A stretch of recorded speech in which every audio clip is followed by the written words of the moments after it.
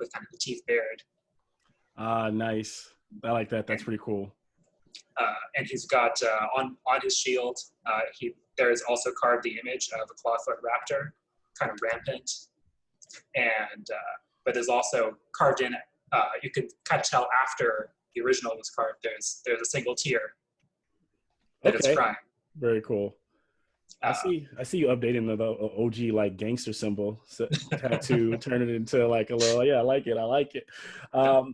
Your miniature will be, while I don't have that really cool helmet, you will be this halfling fighter barbarian, right? So you'll be the orange, you see the orange symbol or base, and that'll be your guy right there. Cool. It's really sweet. So dope. Nice to meet Mo. So as he might have, sorry. No, go ahead. One little bit more, since we've been traveling together, he might have told you during the war he was part of a group of raiders. The Talentaplanes didn't really have an organized military, but he was with a group that was resisting the nation of Sire invading. And part of the reason for the image on his shield is his clawfoot raptor got killed in those raids. And that kind of ended his career in the war. Since then, he's been wandering, trying to he was exposed to the outside world, so he's wandering as a mercenary, taking on jobs, trying to see the world. I got one question.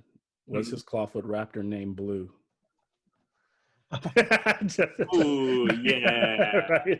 You know, everyone, they're all like, a lot of them are like the color blue, the little miniatures, and Blue is the name of the raptor, the good raptor in Jurassic World. So silly jokes, silly DM jokes. All right. It's teal. Yeah. So why don't we find out a little bit more about Rogue, or about Rogue? Rourke. His name's Rourke Mossback.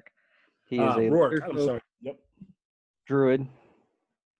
He wasn't necessarily in the war, but he trains beasts for mounts, and he delivered many mounts during the war.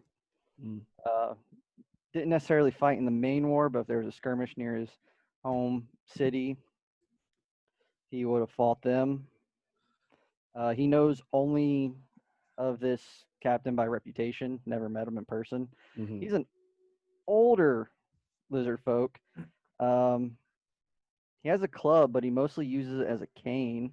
And he's hunchback. He's kind of a hunchback. He's a disgusting creature, though. He has bone parts from small to big creatures scattered all over his body as like makeshift armor. Got it. And he occasionally, this is where it gets gross. Occasionally, the equivalent to remember our new code of conduct. I'm just messing with you. Go ahead. Occasionally, the equivalent to chewing tobacco, he chews on something, and he chews on a plant, and it just like falls out of his mouth, since lizards don't have lips. Oh God, it's pretty nasty. All right, I like it. Very cool. So Rourke, and while I don't have any badass lizard minis, which I'm gonna have to get one. So this guy does not look like who you just described, but he is a lizard man, and he is like druidish. So you're gonna be the green based lizard guy on the board. But I definitely thank you for giving me his visuals there. We'll then move to Pothos. Is that how I would say it? Pothos? Yes. Was it? I'm Pothos. He is the okay. Tell me. Yes, I am Pothos. I am a Fearbog wizard. And Pothos looks like if you've ever seen a Fearbog, they look like almost like cow people. They look like they have like a goat kind of like face, and they have like kind of big like floppy ears. And Pothos has like ginger red hair. He's got like a man bun and like a beard, and he's got like a big open like green like shirt. And he's got a component pouch, and in his component pouch is like a pothos plant, which is like this long viney plant. And the reason why he's probably here is because his like where furbolgs come from, they come a lot from like nature, and they don't really like venture out too far. but maybe sometime during the last war, his like homeland got destroyed in between that conflict. Like maybe like his woods or wherever he's kind of coming from got destroyed. And he's named Pothos because he is very in tune with like nature and plants. And every time that he sees Troy, what's your character's name? Roque, or what is it? It's Rourke. Rourke? Okay. Every time he sees Rourke like chew on like a plant, he gets like a little like freaked out, or like he gets a little like a little like weary of him. But yes, I'm Pothos. Pothos. And what made Pothos? I didn't ask Rourke this either, but what made him respond to this call? Is it the money? Is it something they might need to take back to this? Maybe are they rebuilding his people, or? He's on a quest to find more exotic mounts. Okay. To try and train and actually defend his home, since a lot of them were sent off during the war. Okay. Awesome. And Pothos? Yeah, so why he probably answered this call is to if anything, like he didn't probably have a place to go to after the destruction of the war. So maybe he has a little bit of an ulterior motive to maybe find himself to like settle in this place, or even to like discover who could have been responsible for the destruction of his like homeland. Okay. Yeah. Okay. Excellent. We'll then move to Fallon for now. See how. Yeah, we're Fallon, and we're a halfling rogue, and that's all I know. Wait, I have a question. Are you Apparently a thief. We're a nice thief. Yes. I know what you're about to ask them, because for a second I thought maybe they're about to play that way. Yes. Are you two halfling rogues stacked on top of each other? No, that would be really cool. So our mom is Deborah, and she is in a separate meeting, so we're just sort of playing for her right now. Until she. She is one entity. Okay. So there are three halflings stacked. Stacked on one. Yes, play the three halflings. And by the way, so Aaron, I'm gonna have you play I know this might not look exactly like a field bog, but the wizard in the purple. Sounds good. To you. And then who did I? So we just said Fallon, and so this is going to be Fallon's character right now, the little halfling. And it's a rogue, right? Yeah. That'll be Fallon, and then let's introduce Li Fang. Yeah, I will playing as Li Fang. I am a human monk, but medium build, not really physically imposing. I've trained more for functional strength rather than just like showing off big muscles and everything. Nice. Dressed in like traditional martial arts gi, no sleeves, so my arms are showing because like I'm like super ripped and stuff. You gotta show those guns. Yeah, exactly. Like less than 2% body fat, so I'm like shredded. Yeah, dope. You're like keto diet. Yeah, exactly. No flashy jewelry, other than just some string of prayer beads that I wear as a bracelet around my wrist, and a bigger set of prayer beads that I wear on my necklace. Nice. Think of like Akuma from Street Fighter. Yes. Oh, yes. And then most of the time I'll wear like a straw hat, like one of those rice paddy hats. Yeah. But if I take it off, the most noticeable thing you'll see is my hairstyle. It's unique to my people in the monastery. Basically, it's the front half is shaved, complete bare, but the back half is tied into a long ponytail that stretches down to my lower back. Wow. And this whole time I've been traveling west, just trying to find money. I mostly make a living by using medicinal plants and herbs to treat illnesses and wounds. But every now and then I'll get like a special case where I'll use hallucinogenic substances to help with more other things. So I make my money on the side that way. So I don't know who this snake Nirok is, but I heard there's money involved and just looking to make some extra money for the monastery. Very cool. Well, welcome to all of our players. Last but not least, we have one. Oh, and by the way, your miniature is going to be in yellow when you're trying to spot him on the board. It's going to be some, typical monk Wizards of the Coast miniature there. And last but not least, our Sharon. We have Charon Rugashi, Karen. who loves Porthos's man bun, and as he takes off his full hobgoblin samurai armor, he also agrees with Li Fang's rippedness. If he takes off his armor, he too is like, super ripped. But he does not have the 2% body fat. He only has 3. Hobgoblins got to eat. That's still good. Respect. And he will talk to you later about the hallucinogenics as well. He has served in the last war and knows of Snake. He was actually Snake saved his life before the Mournland, the day of mourning hit.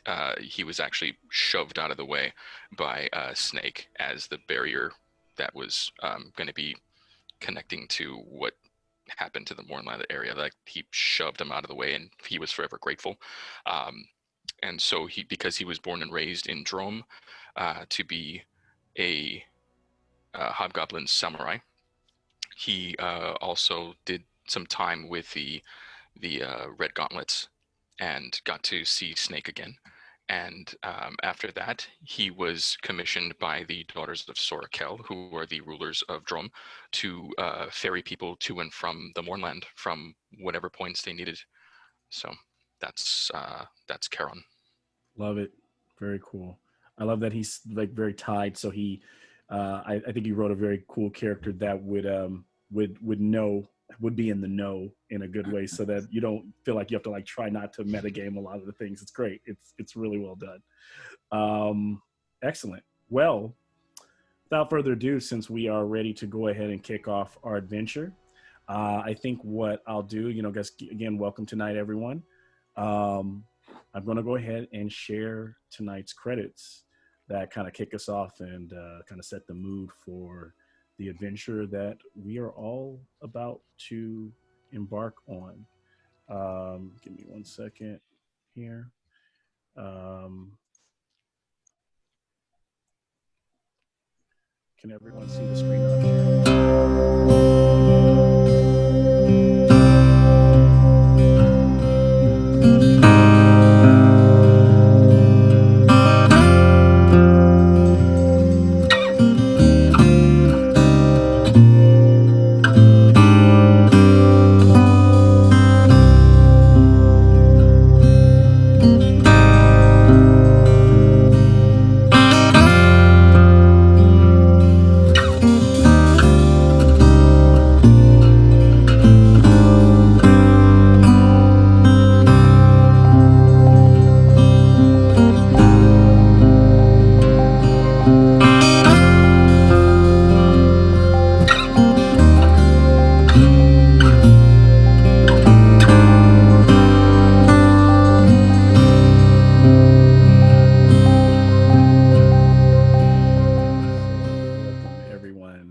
Tonight's game, Last Hiss.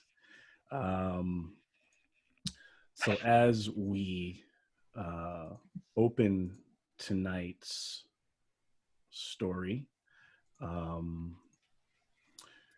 you all are aboard a ferry, not a giant airship, but middle size. As you are, it kind of makes this sound as the elemental ring around this what would look like a vessel that should float in the water, but has an elemental blue ring around it that brings you in over the mountains, where you get your first, true view of the city, or the town of Sword Point, which is where you are supposed to meet this snake, Nirok.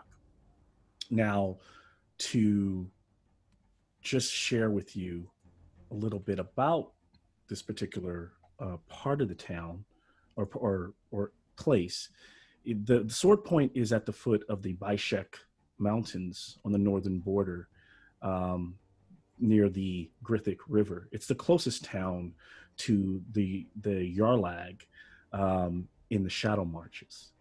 To the west of Sword Point is also the ruin of Sadar Drawl, which is controlled by a Prince of Bones, an ancient troll. The Sword Point receives much of its commerce from the Grithik River, and also from the Crescent Bay. There are many fishmongers here that bring most of their products to the city, and all the establishments are run by various monster races that inhabit the area of Drone. So as you are pushing in on the docks, the ship hovers above, spreading the water around. You can hear the seagulls in the sky, and you can see people in this right there on the docks going to and fro, all the different cultures, all the different monster races and humanoid races. There are merchants peddling everything from chickens to rare wares. There are people going in and out of places that might be taverns and so forth. Ships that are rigging in the harbor and airships that are floating by. You all are beginning to, undock, and we find you all right here in this little section. Now, as you undock, and before I share with you a little bit more about the local area and kind of where you're planning to go next, let's just maybe open with a little bit of role playing. What you guys have, it's been a long journey, or not too long. Maybe you've been on that airship, at least that portion of the ride where you met everyone for the past 4 or 5 hours. So as you step off, what are you guys saying to each other? What are you guys doing?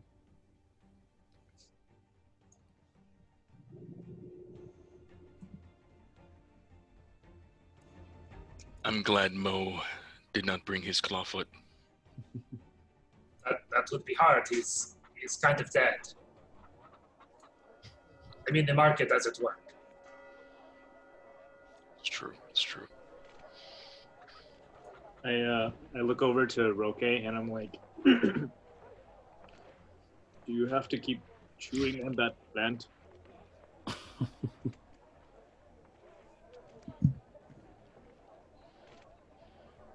Yeah. Still chewing. Yeah, just like shudder.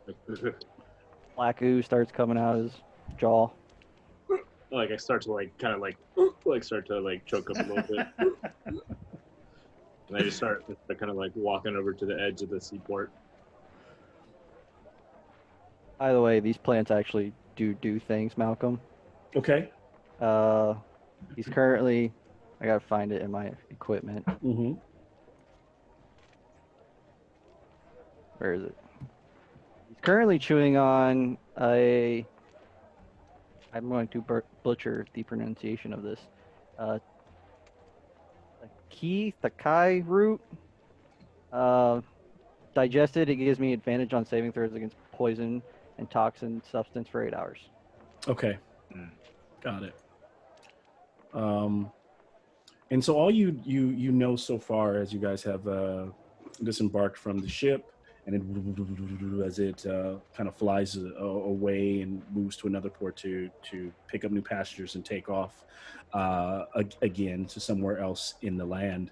Like I said, as you see this busy streets, as you're approaching, there is a gentleman on the docks. It seems to be normal, like human, just, looks to be just a human as he's walking up. And he goes, welcome to the Sword Point. Can I help you? And he, and so typically when you're rolling into a city like this, and actually from your information that was given to you, what was on the info, like once you sent back whatever would have been is like your acceptance to this mission, Snake let you know that you should be looking for a guide named Rotgrim.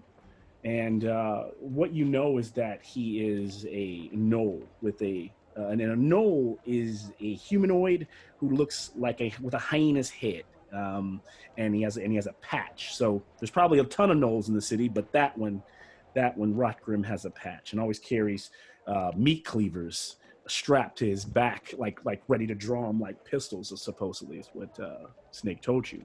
And so as you look around in these busy streets, how do you find this guy? And so this humanoid that's walking towards you, this man is just like, oh, new to the sword point. How can I help you? Directions, anything like that? Just point you in the right direction. Where is the proprietor named Rotgrim? Rotgrim. Not sure I know who you... Here in Sword Point, there are so many names, you might have to describe the fellow. He is of the Knolls. He carries meat cleavers with him. Oh, you'll hear that guy coming anytime. He'll be cackling and laughing. But just because he laughs doesn't mean he is not... he'll cut your... He's also a cutthroat. So, watch out if you're messing around with interesting if you're messing up with someone like Rotgrim. Look, if you're us, we have some cutthroats. And then I point to the halfling. Oh, yeah, look at that helmet. You guys, you all seem pretty well prepared. Charon just pats him. Yes, you look from all over. Pretty intimidating group. You'll find plenty others as intimidating as yourselves here. He says, if you want to get a better view, I recommend standing on the top steps there. You can kind of get an overview if you're looking for this Rotgrim. Outside of that, if you're looking to maybe make purchases down that street there would be where your wares, or if you're looking to see merchants or just, kind of, pick people's brain. Other than that, also, if you're looking for a drink, there is the tavern, which I simply just forgot the name of, which Drome's Pride, of course. This is Drome's Pride here. If you guys need to head there. He goes, but yeah, since I'm not your guide, I'll definitely feel free to, head on. Thank you. What is your name? Sethos. Sethos. Oh, that sounds like my name. My name is Porthos. Porthos. Oh, Yeah. good. I don't see, as often as all of the different, cultures I see here, don't see too many. Man, hopefully I'm not too forward to ask.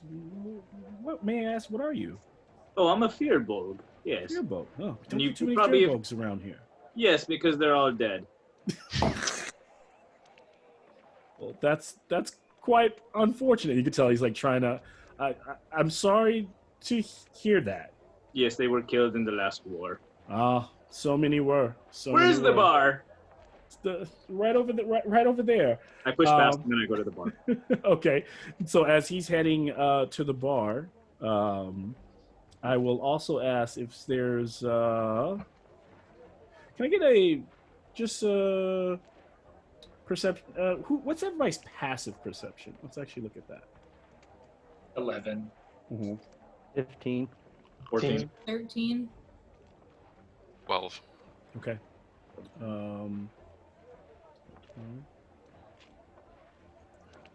So, Charon, I think that was the highest, right? Did I hear anybody else with 12 or higher than 12? 13? Well, actually, 13 was Fallen, right? Fallon? 15 is. Yeah. Oh, 15 is Lee. Okay. 15 Lee. So Lee, Rule it. kind of looking around, you that like you're looking for this particular knoll, but you also remember that you're also trying to find supposedly this knoll will be able to lead you to this to Snake, so that you can have this conversation with him and better find out what is going on. And tell me this. I guess since you rolled higher, I guess you'll ask you a question. You said this. You're just kind of like doing this for the money. Yeah, I'm trying to think. So, what I'll say this is that you actually catch the smell almost of what you would pick up on as a knoll, and it seems to be in that direction down that street there.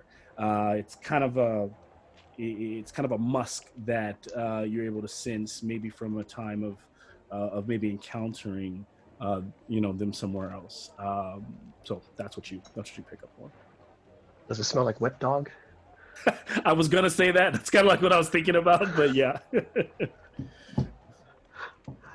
Which direction? Um, I'm catching a weird scent. Somewhere down the alleyway towards the tavern, I believe. If you guys want to follow that direction, maybe ask some questions around, And we can drink. and we can drink. We had a long, long ride on the airship. I think sounds good. Okay, then I guess we'll head on over. All right. And so as you all start kind of walking, so you're heading to take a drink. You said you're going to the tavern. Yeah, let's head to the tavern first. Okay. So everyone is heading over to the tavern that way, and there are so many of you. Definitely not going to be able to put you all inside, but what we'll do is at least open the place up, and kind of see what's going on in there. It's a lot bigger on the inside than that actual small little space there that you see. But as you walk inside, there's a bit of a lute playing, and you're able to get away from some of the outside, noise. And as you're, there's a bit of a crowd. People are kind of talking, give me that. And it's just, the place is just packed, and it's kind of musty. It's a bit sweaty. It's not the most comfortable place. You're kind of like, excuse me. As you were walking in, a big half ogre kind of pushed his way through the front door, halfway drunk. Watch it. And he kind of like pushes off your shoulder, Pothos, and then looks down on Mo, and he goes, "Move it, little one." Kind of continues on past. I walk between his legs. Okay, kind of walking between. You can see behind the bar, there's a half orc that is making drinks as fast as he can, and then walking around, kind of looking with a kind of shirt that's almost about to break, is a giant, big bugbear. Kind of looking over. His ears are kind of back and low. He seems to be making sure everyone's good. Kind of walking around and talking to people at the tables as you walk in. It's like I said, it's very crowded. What do you guys do next? Aaron will take off his helmet, and he's gonna just look at the bugbear and give him like the nod. So as you give the bugbear, he kind of looks over at you and just smiling, just push people out of the way. Welcome. We'll make some space for you at the bar. You seem like a crew willing to spend some coin. Yeah, and he has like one tooth that's a bit longer than the bottom one. He fancies the armor, but he just kind of invites you over, Tyrone. And he goes, move it. There's one guy that's looks like there's a goblin he's literally like passed out. He's been there all day, and you watch this bugbear just throw him off the chair, and then there's, as the camera if it was a camera, kind of pans over, there's several more of his buddies. He just keep boom throwing them all off, let them just hit the floor. And he kind of looks at the half orc like get these guys out of here. And there's enough space for you all to sit there at the bar. Aaron goes to Connie Empire. If you need anything, my name is Ursinik Vlabrin. Even I can't say my own name. But this is my establishment, and I would like to make sure that everyone is well kept and feels safe here in the Sword Point. As you can see, this establishment has been here for quite some time, and I love to be the first, as there are many taverns here in Sword Point. I am proud to be able to welcome those who hit the docks and come off the airships to their first experience of Sword Point, and let them know that we have manners here. And in the background, somebody smashes like a bowl over someone's head. and he's like, and he kind of motions for the half orc to pull that guy out to the street. So you see he's just constantly trying to create this very kind of civilized environment, but the place is always like that, a step away from going off pretty bad. I'll go up to Ursinik, and I'll ask him, we're actually in town looking for a specific gnoll. Maybe you heard of him. Eye Patch. He goes by the name of Rotgrim. Have you seen or heard of him? Oh, Rotgrim. This is go down. That is one of the most terrible guides you could have to the city. Who assigned you Rotgrim of all people? He's friends with business acquaintance of ours, so he's our go-to person. All right. Well, listen, we'll get you started on some drinks, and I'll make sure to make some inquiries and see where this Rockgrim is. And he's typically a good guy, just always a bit late. So what can I get for you all? How about I'll have you? the How about you, strongest- little one? He kind of looks at Fallon. And Charon will pick him up so that he's like level with the bugbear. Are you picking up Fallon? Or okay. Playing a I think it's small a I think it's a she. Or Well, yeah, she's a little curly haired she. So you pick her up, pull her up, and he goes, yeah, thank you. If she has nothing to say, she's just kind of quiet. So he puts her, Caron puts her down. I'm already up on a stool. Like, Okay, so then Mo's climbed up. Yeah. He goes, so is there anything in particular you're looking to drink? don't know what you got. Ale is good if you got ale. Okay. Yes, fine as ale. 4 ales. 6 ales? A pitcher. A pitcher. I will take a tall glass of water. We don't even have fresh water here. No one carries, what is that spell for food and drink? No one carries Purify here, so the water's pretty bad. We've got some, though. It's the same stuff I feed the horses, but I'll get you some. Be right back. Thank you. Hey, Jim? Yeah, I need some water from the horse troughs. Yeah. A pitcher? Pitcher of fresh water? Yes, tall. Good for the tall horses pitcher is of good water. for everyone, right? Oh yes. Those horses are fine. Yes.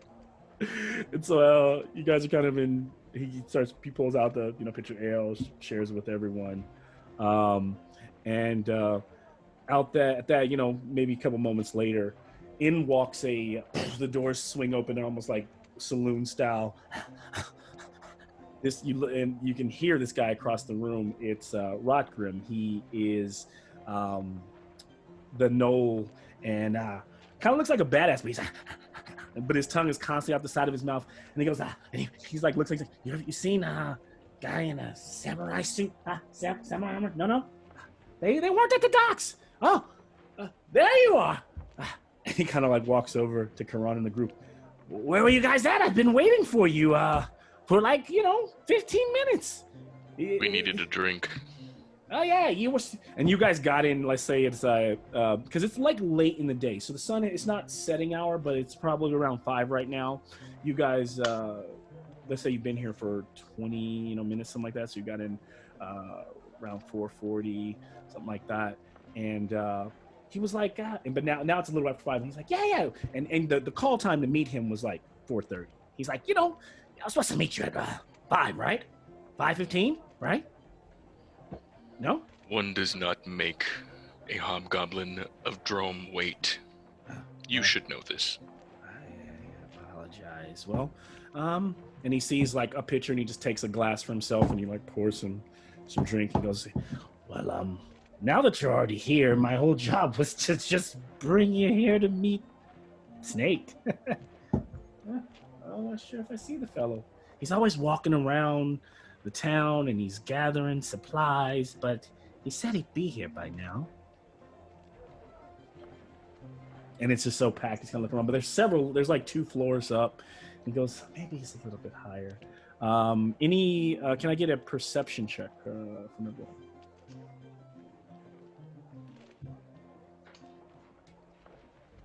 Perception. 19. 22. Nice. 15.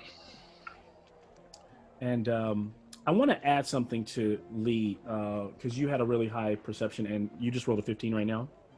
Karen rolled a 15. Lee, what did you roll? 22. 22. Yeah. So you got a 15 and you got a 22. So I want to add that, like, what I meant to go back to is when you picked up on that smell of wet dog. What you also noticed, because I imagine that being a monk, you're very observant of your surroundings.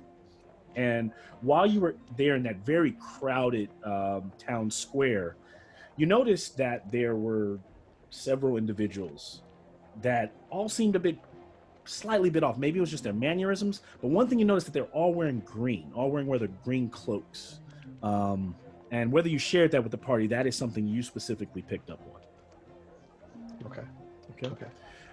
And so in addition to that 22, Lee, you catch a figure sitting at a table in the back corner of the room. Figure in the back of the room.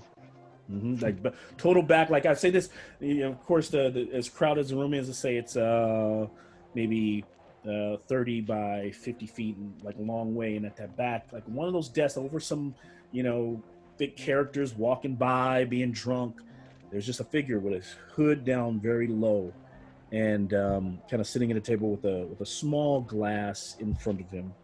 And he moves his hand very briefly, and as you see, very under one arm is completely cloaked, the left hand, but sitting on the table that he caresses his glass is a red, shiny, metallic gauntlet, armored gauntlet, picking up his drink. And you remember that the information or the call to action said that it was a lieutenant of the Red Gauntlets. The Red Gauntlet, in their day in the war, that is like their signature call sign. It's, you could spot one anywhere with that red gauntlet on. And he's sitting by himself. Mm-hmm. Okay. So I'll turn to Rotgrim and this Snake Nirok, I heard he's in a little bit in some trouble. People are harassing him. What's the story behind that? Well, he just hired me to bring you all here, but I'll be honest, between me and you, no one. You either like Snake, or you either trust him, or you don't. You know what I mean? Like a lot of people died under his watch. A lot of people were saved under his watch. It's been a lot of a lot of talk about whether the Red Gauntlets were, did a lot of good in the war or a lot of bad. Like that guy sitting in the corner by himself, is he a member of the Red Gauntlets? I hope he didn't hear me. Snake's pretty awesome. Great guy. We should probably buy him around. And yeah, whenever you guys are ready, just go see him. You know what? I got another group to go meet and take them over to the Tiefling Tail. That's the brothel on the other side of town. And he just kind of like runs out of the door. I say we go see Snake and then perhaps the brothel after. And he takes off his helmet and puts it down. Right, does the rest of the party just how is Mo, Pothos, Rourke? Anything from you guys? How you guys feeling? You guys ready to approach the figure in the corner? Yeah. It's going. All right. So as you guys are approaching, I'd like one more perception check from Lee. He's the one that's rolled the highest so far. So. Ooh, that's not good. That's an 8. Oh, okay. He had to say something. We're on fire. I was blind. I saw some girl walk by. I was like, who's this? So, as you approach the figure, getting close, you're now, I don't know, maybe 15 feet away from his table. Cloaked, dark hood, a dark bluish tint to it. Kind of, you notice, like, he kind of continues to sip his drink, and he sips it again as you approach. What do you guys say? He hasn't said, he doesn't raise, so you see the lower jaw of a very, strong male human. His skin is very clean shaven. No, actually, no, I should take that back. It's actually, there's a bit of stubble. And the skin is very, not very, like a brownish tone. He's a dark-skinned man from what you can see. So as Karen walks over, he makes sure that he has his drink, and then he also has one for Snake, and he gently puts it down and he's said, "Long time no see."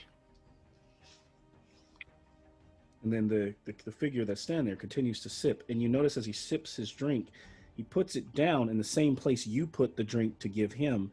And the two drinks collide with each other, almost like a hologram they go through. And at that point, somewhere in the background, in the room, someone goes, "Snake Nirok, we found you!" And a bunch, like 3 or 4 arrows go boom, boom, boom, boom, boom, and land into the back wall, but they don't go through Snake. I mean, they literally go through him, and he fades away. As he fades away, what you see is that pushing through the crowd, there are 3 to 4 figures with green on, and then one of them is shouting orders. He looks like a goblin with grayish skin with 4 arms and 2 mouths. Imagine if someone crushed 2 goblins together and made them one head, red beady eyes, but a mouth and another mouth where like the throat would be. Just one mouth is constantly spouting gibberish as the other one is like, "Get him." Roll initiative. Ooh. Already. Yeah. I don't wanna.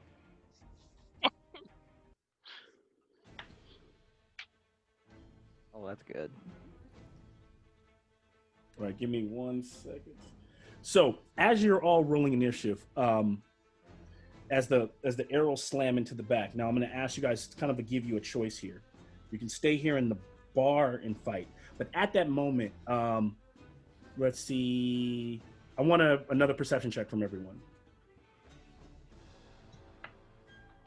Actually, 24. 24. 13. Okay, Rourke got a Okay. 20. So for Rourke, right, as this lizard is like, as you all are trying to react to what's happening, people are being pushed out of the way. There's across from the table in the back room, straight adjacent to you, about 30 feet away, is a stairways leading up to the 2nd floor. A figure is standing. Rourke, you can see him standing in that doorway, and he looks at you and goes, come now." He looks exactly like Snake, the figure that was sitting at the table that just went up in a puff of smoke. But he seems more physical, more real. And he's like, "Come up to the roof now. There's no time." Do you try to convince everyone to go that way, or do you stay your ground and kind of fight here on the floor? Or do you even share them? Rourke would probably try and get Chiron's attention pointed out to him, since he's the one that knows the guy. All right, so role play it out as you're talking to. There's these characters. This has all happened within a few seconds, so you don't have a lot of time. But you're watching these. You're watching them kind of prepare, kind of like try to cut through and push people out of the way to get to you. They're just realizing that their target is not actually, there. I'm gonna Rourke's gonna grab Chiron's shoulder and go, "Yeah!" and move him to that direction. And Karen's gonna go, he's gonna whistle to Mo. He's like, "Up." I gotcha. Can we get a head count of how many people we see in the green robes? Yep.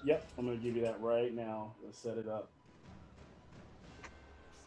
Let's see if I can see.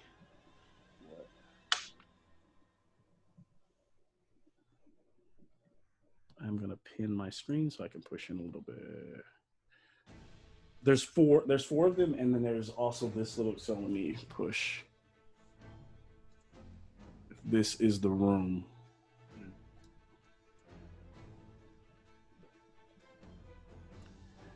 So there's a lot of people in the room, but I'll say that your combatants, the ones their assailants, are in green specifically. And then you've got the goblin in the center that is calling them out, and then our boy who runs the place is in the center of the room right now. Let's get our whole crew in here. It's very tight space. So let's pull her out. In. And the stairway would be like right here leading up if you need be. And then there's our, so this actually would be better served if I bring it up. Actually, what I'll do.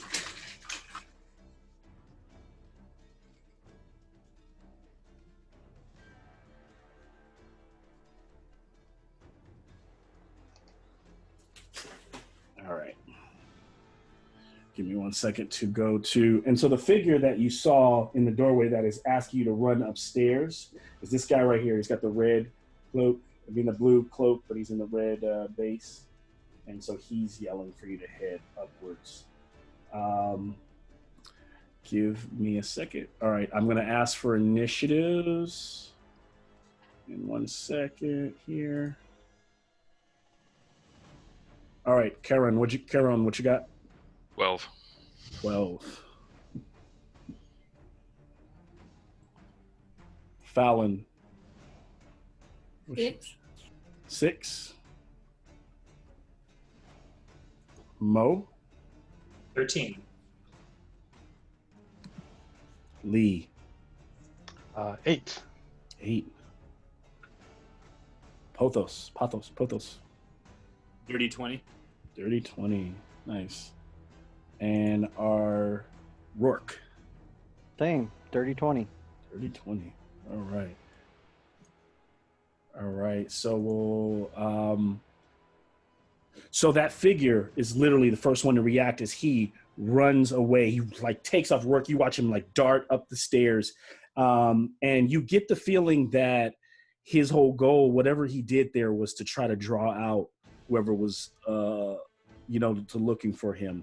After he moves away, Pothos, it's on you. You're right here. I know it's a crowded floor. Don't worry about, in this particular combat sequence, I would say don't worry about the tactics of the floor. Think a little bit more loose in terms of, think cinematically. There's no need to be like, oh, I got to move 5 feet here. You know, it's a tight space. You want to attack, you can get to wherever you want to do. If you want to attack melee, you can get there. You know, if you want to run, you can get up to the second floor. Just what do you want to do? Okay, so the first thing I'm gonna do is I'm gonna use some of my movement to get towards the stair.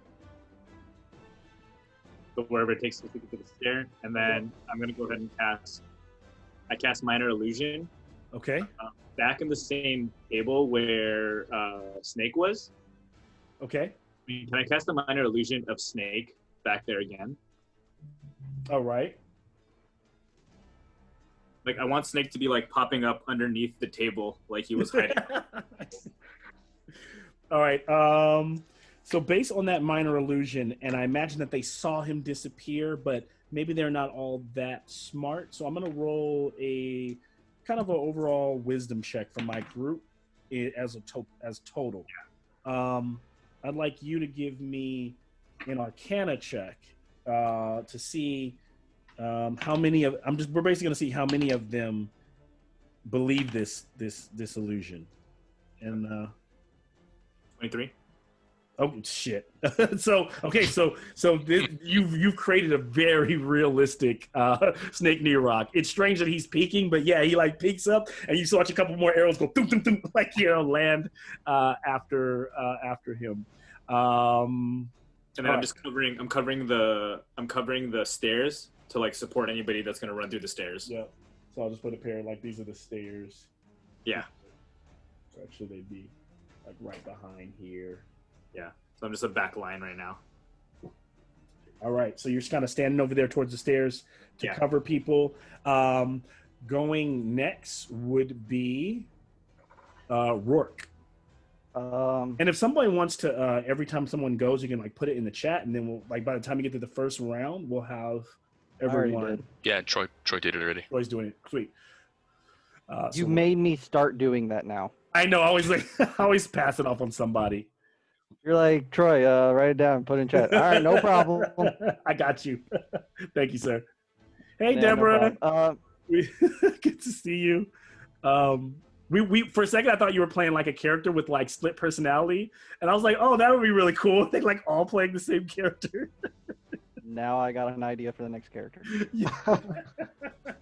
Just 3 halflings sitting on top of each That's other. what I said. That's Trench what's coat. so funny is that's exactly what we described it as. We thought you were like 3 halflings dressed in a trench coat, like. Hell yes.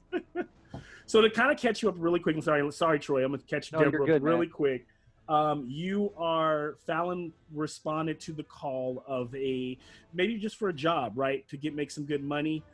This character named Snake Needrock offered you to come to Sword Point, where he wanted to meet a party.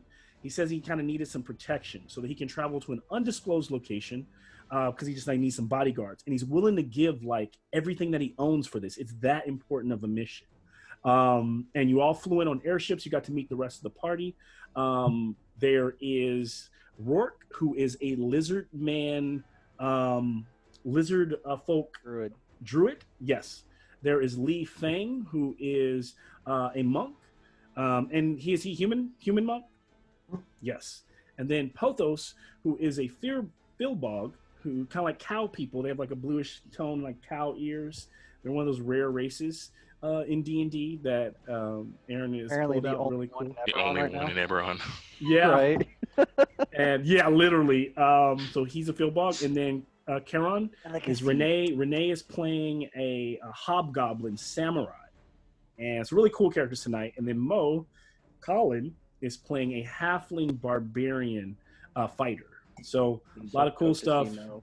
Yeah, and I know we didn't get a chance to introduce Fallon. So like, how would you describe, Fallon, what everyone sees? And you guys have all known each other for maybe 6 hours because you're all responding to the same mission. So what does she, what does she look like? What is she like? What do they know about her so far?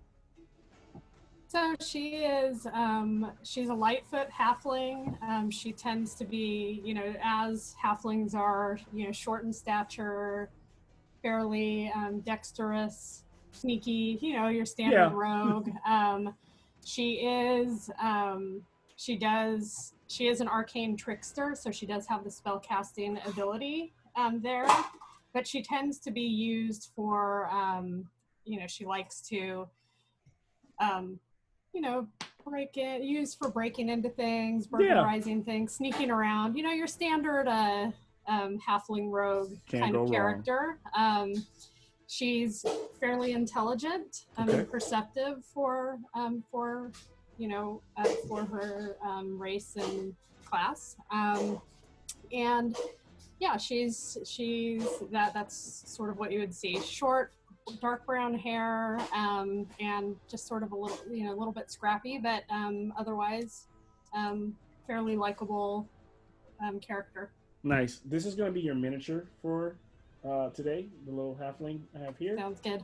And you all just went. You guys arrived on Sword Point, which is a kind of a fishing town, like on the coast there. You guys arrived on an airship. They're on the docks. You met. You guys went to the Drome's Pride, which is a tavern there, where you were looking for this snake to get started on your mission. You guys found him in the corner, and then whoever followed you or was looking for him found him too. Shot a bunch of arrows at him. Turns out he was an illusion himself. He was a minor illusion. He disappears. The real snake comes out and tells Rourke, hey, come up to the roof. And this group is assaulting. Whoever's looking for him is assaulting and sees you guys in the way, essentially. So right now, you guys are just kind of in the way, and we've started some combat. So I think Katarina rolled for you. Not too great, by the way, on your initiative, but that wasn't your fault. Yeah, so we're at Rourke. So back to Rourke. Sorry. No, you're good, man. It's all good. What color base am I again? You're the green, little green. Something green for lizard. I always try to color them based on how far does? Obviously, it cuts off because of the platform, but how far back does that go? Back here or back that way? Yeah. Where the enemies are, I'm assuming, which is right across from us. Let's imagine the enemies are no more than 20 feet away from you. Is there any room behind them? There's a little bit more room. There would be the doorway, and then outside there's some windows around the room. You probably got another 15 feet behind them before you're outside. All right. Well, because I'm a lizard folk and we don't know how to hold back, he's going to take his club and just tap it on the floor, and keep it there. And he's casting spike growth. Oh, now you know you're gonna catch everybody in the bar at this, right? That's why I was like, how far back? How far? Oh, I see what you're saying. You're trying to get, but there It has might be. 150 feet, but Uh-huh. it has a 20-foot radius, so I'm just trying to capture those pricks in it. You mostly. can, but I'm gonna tell you right now, based on what you see, there are people everywhere. You're bound to catch like random people are bound to just catch vines. Shit happens. All right, I'll say you can Care catch a little for meat shields. It's a 20. You said 20-foot radius, so Yeah, but yeah, you're gonna catch all of them. I'm just trying to center it where it's not gonna Where like. it's not. So you're trying to center towards the back of the room, and there's Yeah. like as your Kind of like a people line between us and and them. yeah. So there's, I imagine, some people running into it because they're trying to get out. There's a couple of people walking into the place like, oh, trying to turn around. So go ahead. I'll roll dice to see how many people are caught in it. Just be very random. They should have been wearing armor. All right. Well, the people that are flailing around, running around, will take 2d4 piercing damage every 5 feet they travel. That's terrible. Okay. Food for me, okay? Okay. So then, how about them? How about them? The main guys. What do we need to test for? No, there's no save. It's just Oh, if so they save. move. Okay. Oh, if they move. So there's a vine. So I imagine the floor starts to. The actual wood boards start Yeah. throwing up little sprouts and vines, and then it turns into like a giant mangrove area of thorn bushes. They start catching them, and they're trying to like aim their crossbow. They keep firing them, and some are hitting the wall, breaking windows. And the bugbear is like, "Please, no! Stop tearing up my establishment!" That hurts. And then so a couple of people kind of get caught, and they're moving. So you're just watching a couple of people just get kind of thorns, kind of shredded on the way out the door, or pulled in, and you watch the vines kind of dragging the bodies around on the ground, unfortunately, because they're not very. Some of the weren't. Oh yeah, commoners. Yeah, some of the like. There's a couple goblins that are fighting. Like this goblin here, this little gnome got taken down. This guy over here, this big burly, Viking of a human, is chopping away at your vines. Every 5 feet, everyone takes 6 damage. Got it. So this guy's able to make it out. This guy's kind of pushing through. This goblin makes it out. That guy goes down. We then move to. So one of them is going to go ahead, who's still standing there. Just going to take shots at you. So there's a veteran A and veteran B. So they're going to take a shot. We're looking at heavy crossbows. 16, 17. So they see you casting a spell. So this one right here is firing at the lizard man. I got an 18. The first shot. I really don't want to use it right now, so I will take it. We'll take it. All right, damage on that will be 10 damage. So, and you're able to. All right. 1 second. So imagine it almost slams into one of the bones that are, that you're wearing on you. I maintain concentration. Okay, maintain a concentration.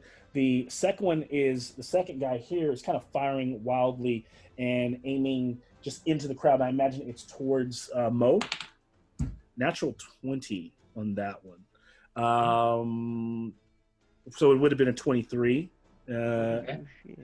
And damage.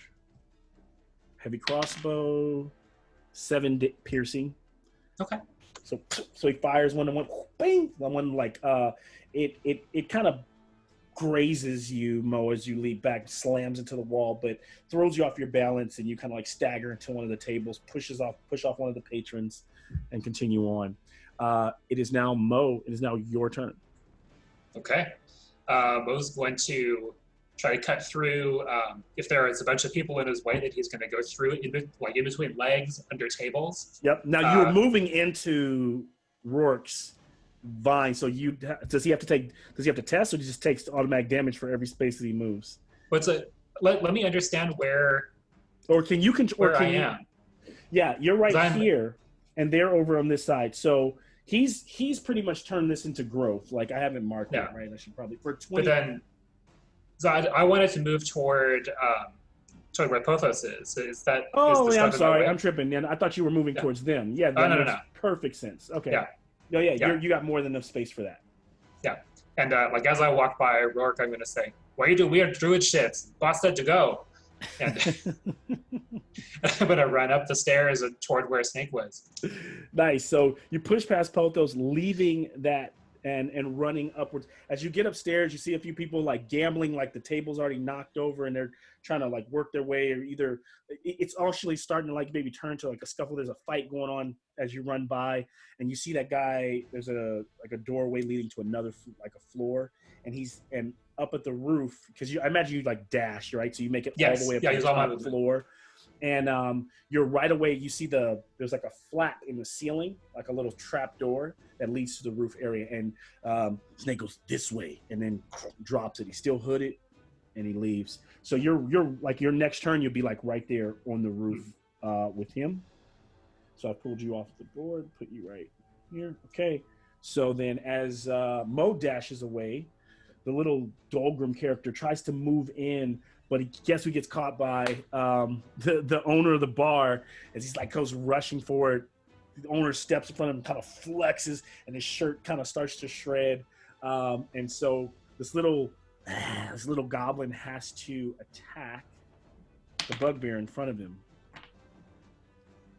So he hits him. Bugbear takes him down. So you just watch them start locking up. These two start squaring off in a dance.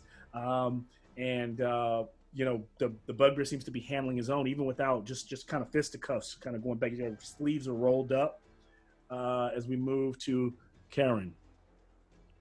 Karen just looks at the bugbear. He nods, and then he's gonna dash all the way up those stairs, following Mo, and he yells at Fallon and Lee Fang. He's just like, "Make it quick."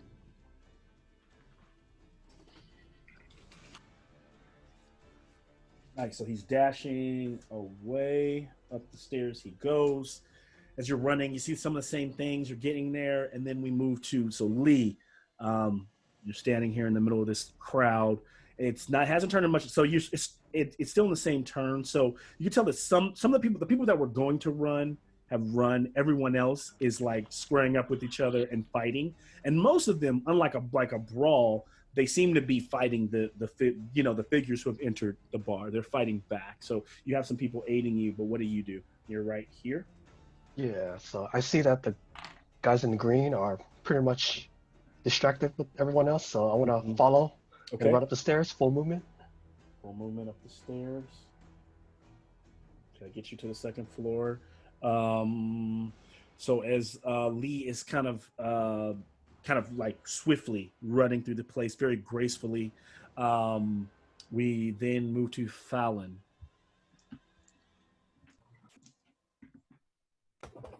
Okay. So where are the vines? All in Like- this half of the board right now. And actually, little guy, he would have took some because he would have moved a little bit. So I'm actually going to give, what would be the damage, Rourke?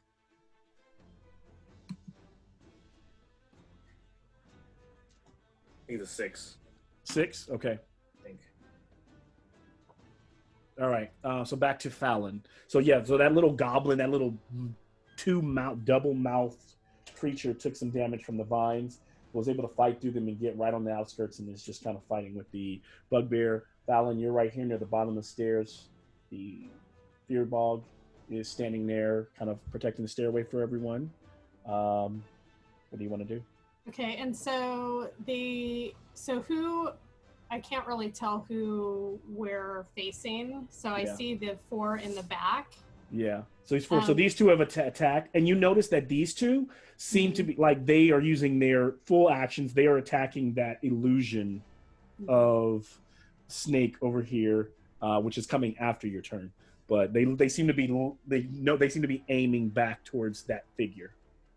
Okay, and then so who is attacking the bugbear here? The little goblin who seems to be the leader of this group.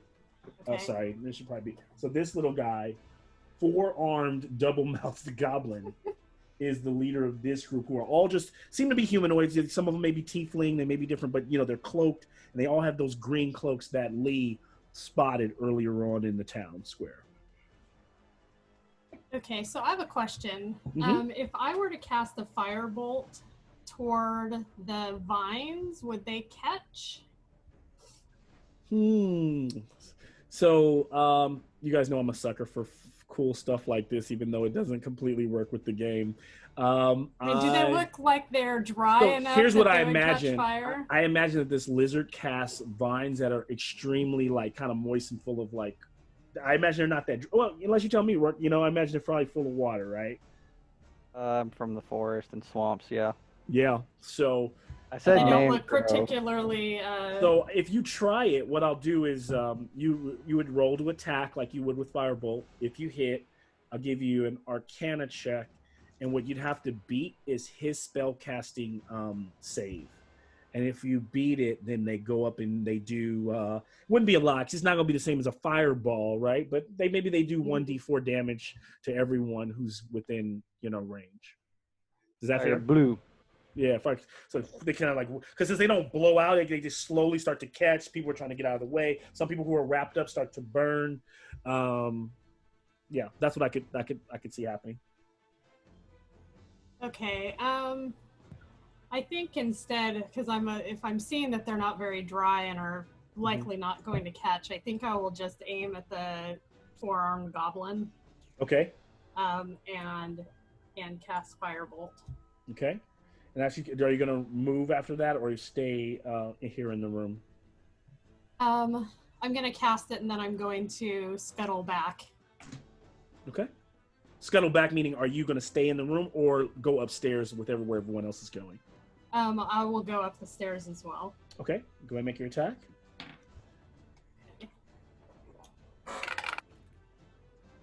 Okay, so I got a 13. That will just miss as it Rats. flies over and slams into one of the chairs that's being picked up and wrapped by one of the vines. The chair going to burst and goes up in flames.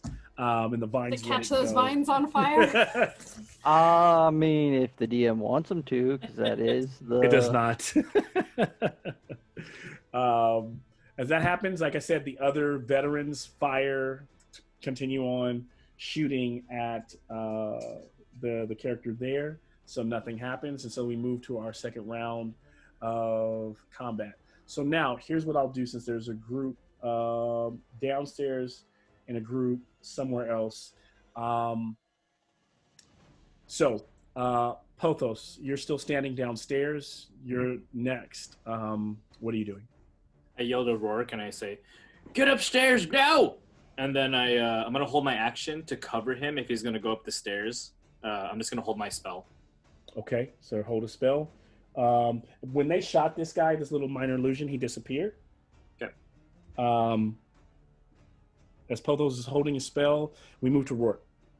I have a question. How far from the stairwell to one of the 2 guys in the bottom right corner? 30, 40 feet, maybe.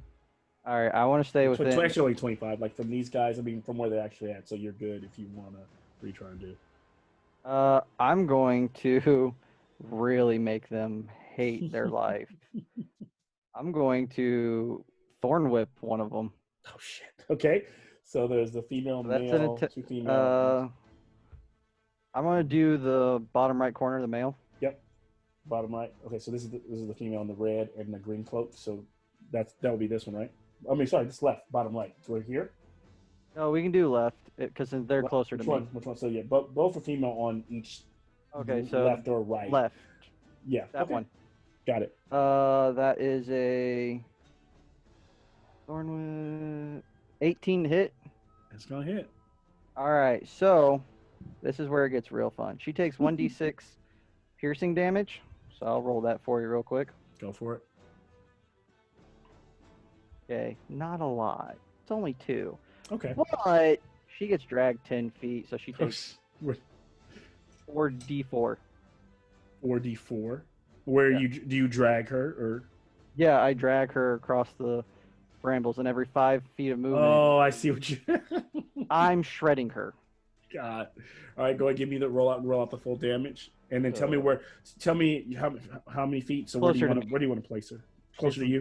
It's literally just closer to me. Okay, so that moves you like 5, 10, 15. So like 3. She moves like 15 feet through the brambles.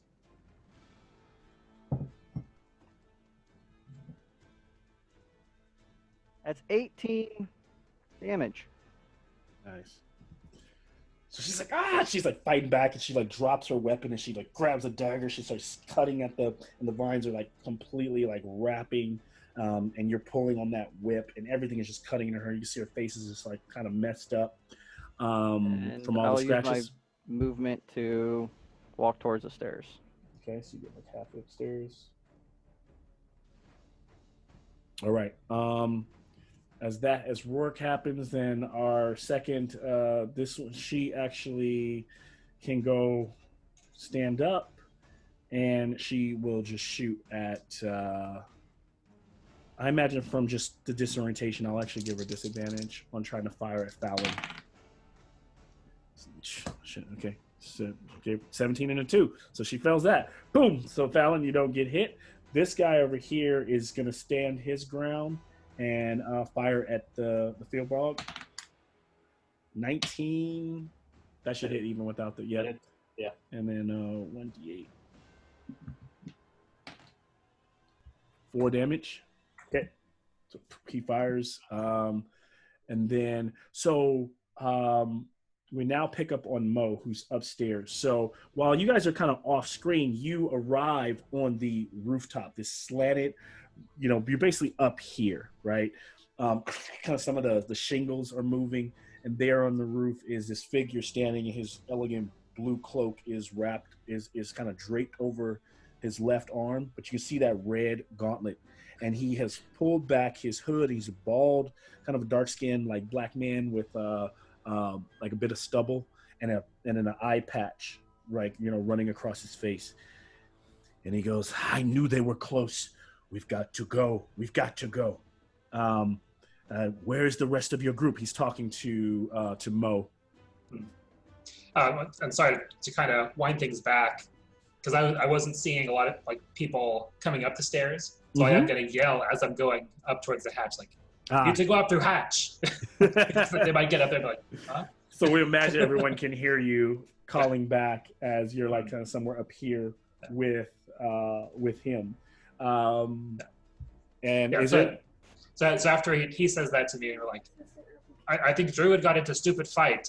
I'm going to cover their retreat, and I'll stand at the hatch, draw my saber, and wait. And if anybody's head pokes up who isn't one of my group, I'm going to cut him. So you're ready to attack anything that comes through there. Got it. So maybe like a reaction is anything that comes through there that's not your group, you attack, right? Yeah. That's your reaction. Okay, that's your.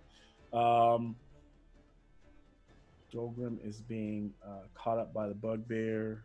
Bugbear gives him damage. Karen.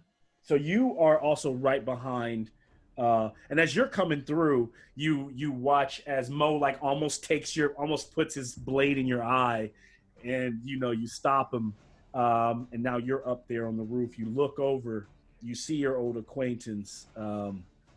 Kind of nods to you. You have a moment. What do you want to do with your turn? You also have a moment if you want to role play or talk to him a bit. Karen goes, "Stupid druid started fight." Oh, yeah, it's not. I actually was my trap.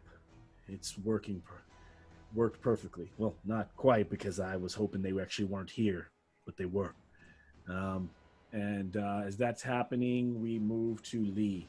So Lee, you're coming up right behind, unless you're turning back, you're kind of right behind Karen, or there on the rooftop. Anything you might kind of like do or role play in this moment?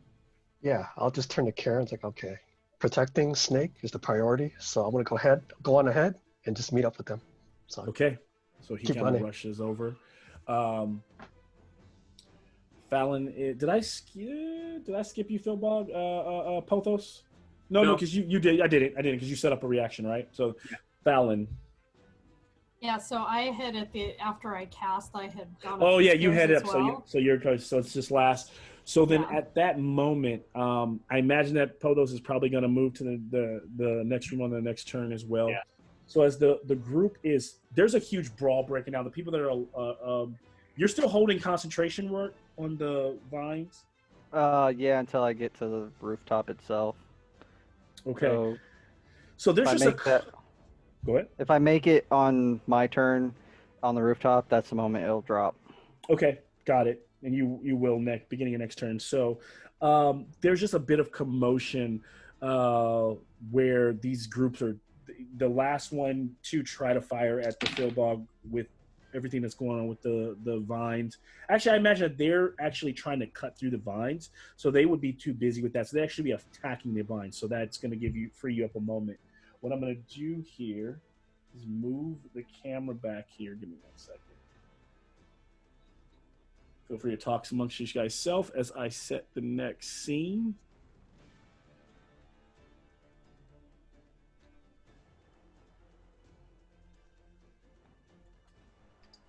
Just out of curiosity, who has the lowest AC? I probably do. I have a 13. Good to know. Yeah. My AC is based on dex, right? Yeah. Mhm. Yeah. My dex is okay, but I'm a wizard, so. Well, I have 14. I got a spell that can make it 16 flat. Yeah, I have other spells too, but By the way, this character is solely based off all the goriness of Saul. oh my god. What inspiration. Hence the spike growth and thorn whip, Oh. flailing in a pit full of needles. Dude, that is horrible. I've never seen that used that way. That's interesting. First Garrick, and now this. I make terrible, awesome characters in one way. They're either really good at talking or really good at fucking someone up. Oh man. This isn't even like half. Like I still have wild shape. Oh, Rene, the look on your face when Deborah asked about fire arrow. It's like, I was like, what? You're gonna burn down my bar? That was great. Do it. What sucks though is if what she rolled was my save DC, so she would have burnt the place down. Ooh, so I was thinking, I'm like, oh man, that's gonna burn everybody in here. that poor bugbear. Yeah, it's Yeah. fine. Like I would have just pulled out a coin, from the sisters of the daughters of Sorkel and be like, here, just send them the bill.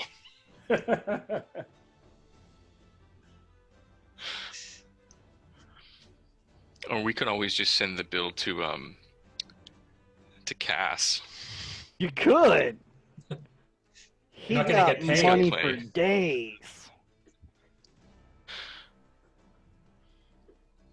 He is loaded. I mean, I also bring that up because I've been in a game where we inadvertently burned down somebody's bar, and felt kind of bad afterward. But it's just a game. My brother did that to the Santa Shack when we had our family game, and he's just like, yeah, so I'm gonna light the chimney. I'm like, are you sure? And all of everyone's like, do it, uncle. And then he did it, and then the whole thing went up, and I'm like, you just burned down Santa's toy shop. Good job. There are many children who are going to be very unhappy. It's gonna be a bad Christmas. It was. Happens. I mean, not for me. I was fine. So if anyone wants their character repositioned anywhere on the rooftop here, you're welcome to. The rooftop slants that way and this way, and there's a little trap door that Mo is covering right there. There's another 15-foot gap to the rooftop over on that side, and Karen is standing closest to Snake. He looks at Karen and he goes, "We can run. I have a way out of here, or we could stay and finish them. What say you?" and then he says that he's not talking directly to Karen, but the entire group. And this is kind of starting a new round, kind of from the top. He is the Snake is kind of top of the round as he rolled the highest, and then right behind him would be Pothos, who's just kind of like come through. He's probably like closest to Mo there. So you guys have a few seconds to make the decision. Do you just try to wipe these guys out right now, or get the hell out of town and talk to this Snake guy? Karen goes. Or Karen, other ideas. Always open to whatever you guys come up with as well. Karen has a start on. He goes, whichever you see fit, Snake. You're paying us. And you hear just like, just like stuff is breaking and glass is shattering. People are flying out of windows, and whoever's going to survive. At this moment, Rourke. God, I forget your name. Rourke's vines have, probably ceased, or they've cut through them at this point. So whoever's about to come through that trap door it's only a matter of seconds. He goes, we can stick as long as we can, but I'm probably poised to run at some point. I cast Longstrider on myself, and I run and I jump across the roof, and I say, "I'm the last of my kind!"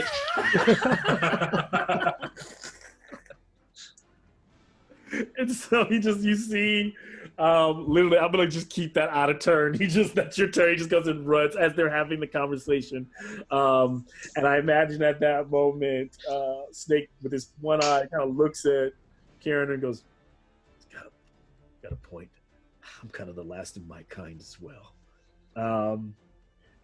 So with that, Snake makes a dexterity leap and leaps over, and he just barely makes it. He kind of like slips, and he's sliding on the shingles.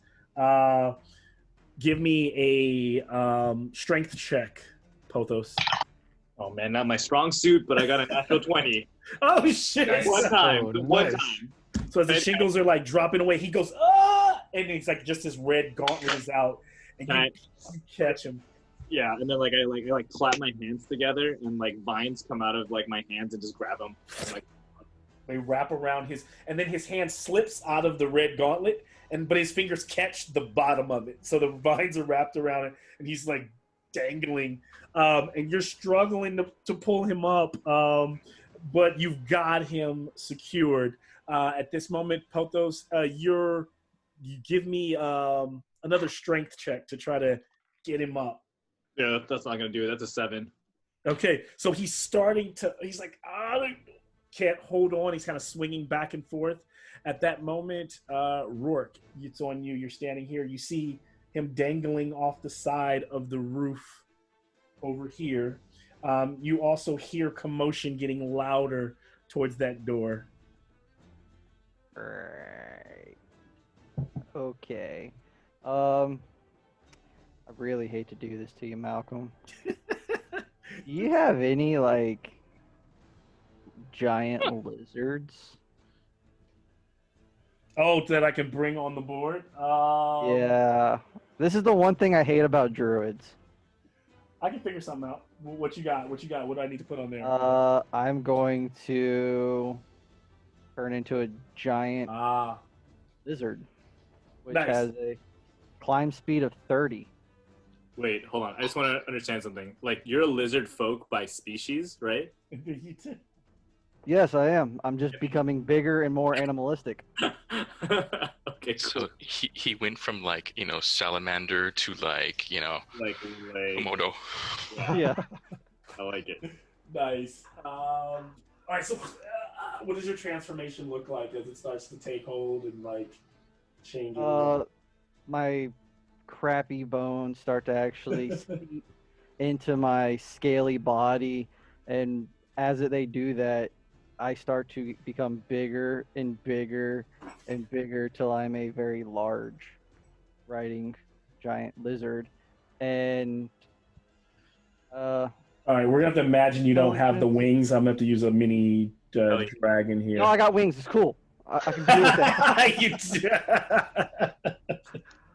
Huron leans over to Mo and Li Fang and to Fella, and he goes, Remind me not to piss him off. So you guys see this happening. Go ahead. He's going to run, not trying to complete the jump, but get to the other wall. So pretty much Hulk from Avengers jumps up and climbs along the wall. Yeah. And he's like, he's leaping to this wall to climb the wall to get to him and get him up. Yep. All right. Give me a acrobatics check in that form. If it's just dexterity, then that'd be fine too. Whatever it is in that. Had to pick that one, didn't you? That's all this thing this lizard has.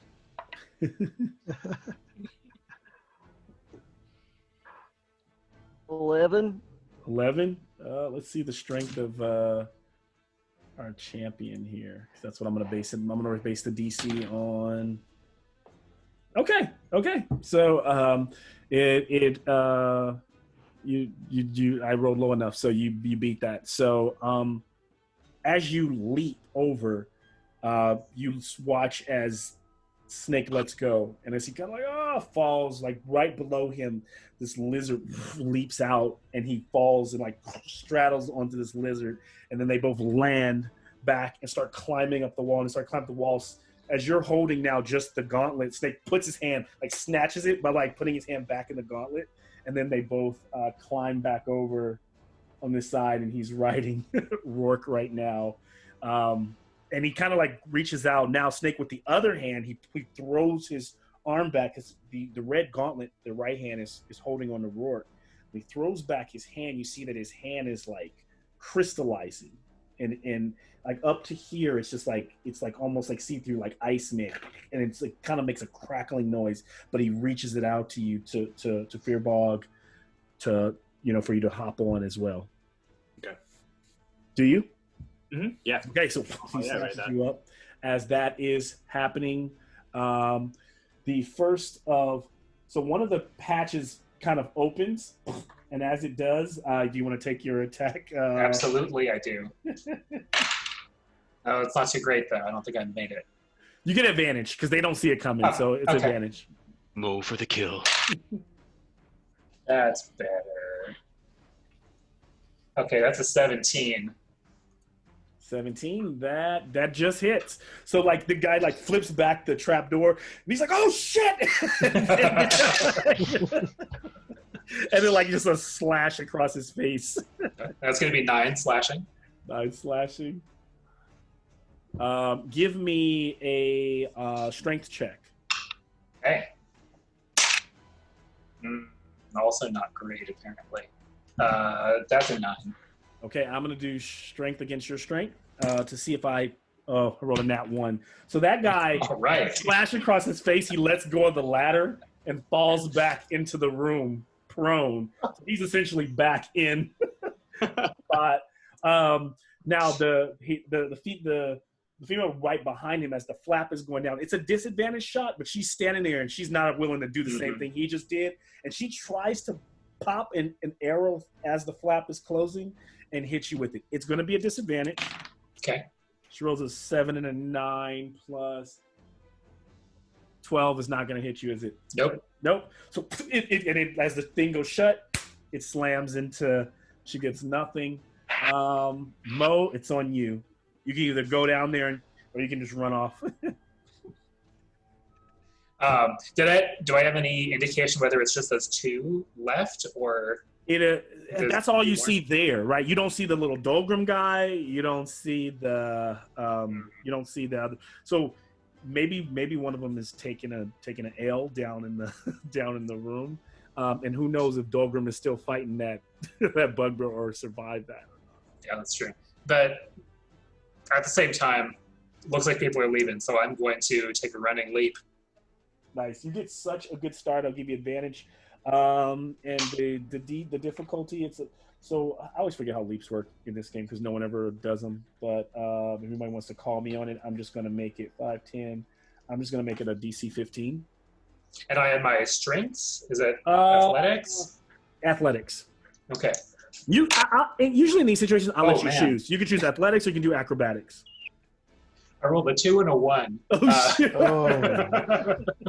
So that's with the 2, it's a 6. Karen, give me a survival check. Just gonna say, I'm like 14. So you, as he's about to jump, you like snatch him and like are holding him like above, just keeping him from going over. Appreciate it. Shall I throw you next time? Sounds good. Karen, it's actually your turn. So can I jump with both of us? Yes, disadvantage. Okay. Disadvantage. Yeah, I figured. 15 is still the check. Or you don't want to toss him? Oh, I was gonna say double cross. 18. 18, nice. So he just he kind of reaches back, tucks this little hobbit, just leaps, and then all that armor and all that heavy, they crash across, breaking some of the the shingles on the rooftop over there. It's like Iron Man, but like in samurai armor, and he's got like Mo under his armpit. Like that's how you do it. Nice. Clinch up, Legolas. So Lee, it is on you at this point. What do you want to do? On me? Okay, so that's Fallon. That's right behind me, right? Yes, it's like Okay. you. It's literally you and Fallon, and then that's really it's just you and Fallon right now. Okay, so I'll turn to Fallon and I'll say, "Free your mind." And like Morpheus, I'll leap from rooftop to rooftop. God. Oh my god! And like, I'll give you inspiration on the jump, and you also gave Fallon, when he says that, you feel inspired, so you get an inspiration token that can be used later in the game to make an advantage check. That's the quote to beat tonight, folks. Yeah. Hands down. You're gonna make you can make acrobatics or athletics, your choice. Yeah, I'll do acrobatics. That's a 15. Yeah, so leading over, and he gracefully, like his foot lands right there on the edge, and it breaks away. But it's like the second foot just kind of takes off right there, and it's very graceful. He doesn't like he missed a beat, and that little shingle falls away. And then he turns back and looks to Fallon as she's got to make this. I do a little head nod. You got this. Yes. So I'm gonna make the jump using acrobatics. And I got a 15. 15, nice. So you leap over, and as you make it, like the monk kind of like steps back with his stick out, and you like grab the stick, and he kind of just pulls you in, and perfectly. Everyone looks at Mo like, she did it. As you all whip around, you see Snake kind of running full out across this way, and there happens to be like a clothesline, right? And he takes like out something, and he kind of whips it over almost like a zip line, and he leaps out, and he just starts zip lining down into the crowd below. And he goes, "This way to the mounts." Do you guys follow? Yes. Yeah. Absolutely. So this isn't a check. Just describe how you all zip line with him. Like, what does it look like as you do it? If so, Karen. He'll pull out like the special cord that he wears that's braided, and he just kind of whips it over and put his helmet is back on, so it's no longer on the side. And as he's you're like full on samurai helmet and flying everything. over the people, you can see people all down below you through these like tight through this like open area of the city, and right And there he spots the tiefling tail. We have to remember they're that. right there off in the corner, and they're right in front of him. There is a stable with 3 large owlbears, like waiting. And Snake lands on his saddle and like cuts the cord, and his owlbear goes, kind of stands up, almost howls and hoots at the same time, and gets ready to go. Boom! Lands down with a bunch of weight. And he goes, "Come on now." He can take, so there's only 3 owlbears. He can take one other on his back. So Karen, would you ride with him? Yeah, I'll ride with him. Okay, so you land on the one that he's riding. So you guys are kind of paired up. We then move to, so then who else is next? So I'll say kind of going down the line, Pothos.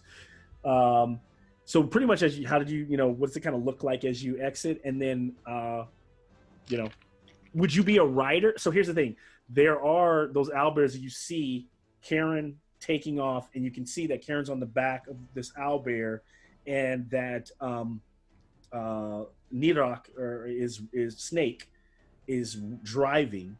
You realize that as after you make it down there, all of you realize this is that there's two more owlbears.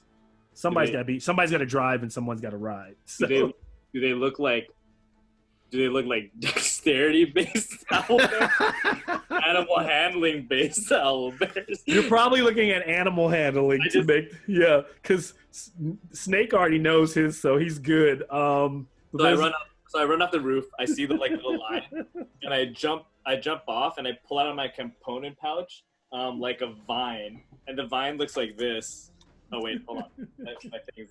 My background's not showing, but I jump off and I jump off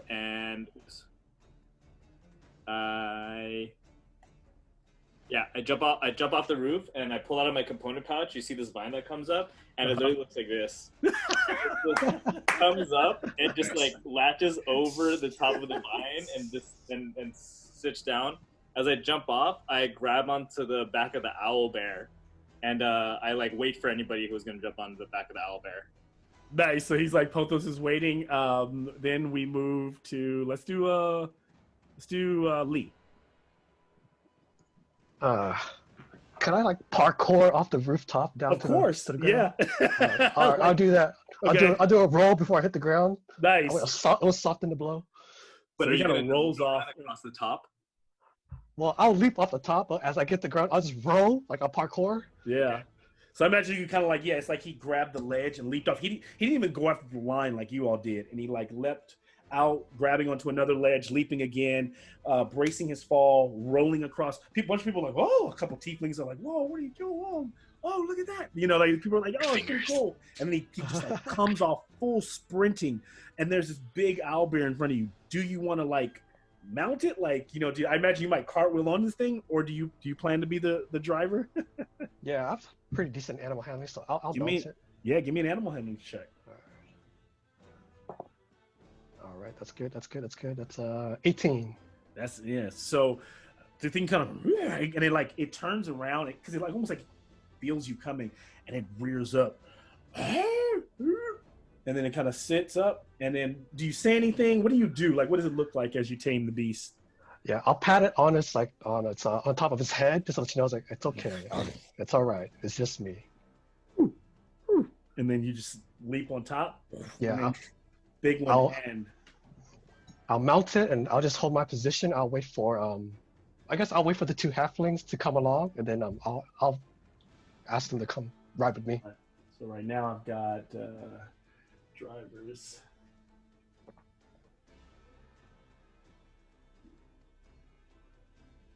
All right, and then who's left? Fallon, where would you probably go? How are you doing this?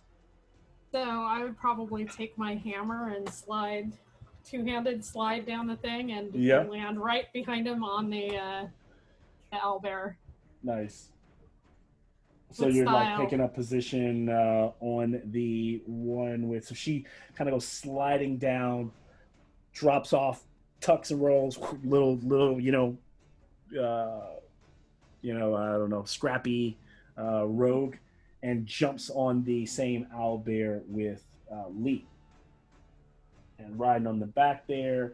You then pick up. Who are we? So I'm the last one, right? Oh, no. Rourke hasn't gone, and Rourke and Mo.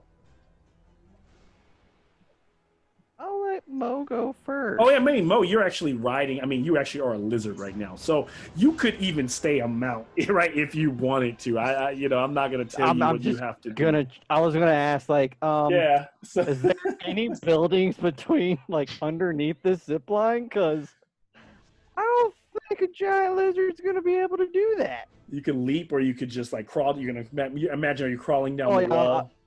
Well, I was gonna, like, depending on the scenario, like if there's multiple buildings, then he's going to crawl on the side of it, so he's not like in the thoroughfare way, running into people and stuff. So he's on the side, keeping away from people, And like once he runs out of real estate on one building, he's going to jump to the other one.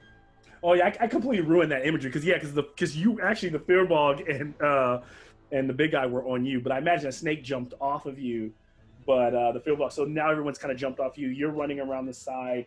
You land down on the bottom there, ready to go, and it's just our halfling and yeah. So you're still transformed, and I know Palthos is still waiting what to do. And so Mo, what do you do? All right, I grab the end of my 50 feet of rope and like put it over, grab with the other hand, slide down, and try to land on the back with Pothos. Nice. So you do that, sliding down. Little guy, you kind of land and you look at Pothos and he's like, you know, I don't know if he's like, you want to drive? I don't know. You any good at this? I like to drive. So, Mo, you want to give me animal handling? I do, yeah. That's a 17. How do you tame the beast? I give it a actually like the 2-finger whistle, so I can try to get the owlbear to make eye contact. And they're like good, looks all at you right? very deeply, like leans in from that very sharp sound that you just gave it. Like, you behave, you be good. And then you hop on the back and the thing just takes off. Yeah. Yeah. So there's this. I guess imagine Pothos has to get on, and so there's this shot of you guys all. Oh, I thought he was on already. Oh yeah, he's on. We're good. I guess we're putting him on, Pothos, unless you want to say otherwise. No, he's on There's like a shot of you guys leaving the city, heading out into the barren wasteland or the barren countryside. And as we watch, kind of like panning across that aerial shot of the 3 owlbears being led at the front by Snake. And then at the right, this just lizard just galloping next to them. And a couple of those green cloaks like get to the edge of the building, kind of drop there. One guy's cut across his face. As you guys ride away, we kind of like Star Wars swipe pan and end that scene. It's about an hour later, and things have kind of come down. There's been a moment to kind of collect yourselves. There's been more than a moment. There's as you guys are riding and traveling, and in this time,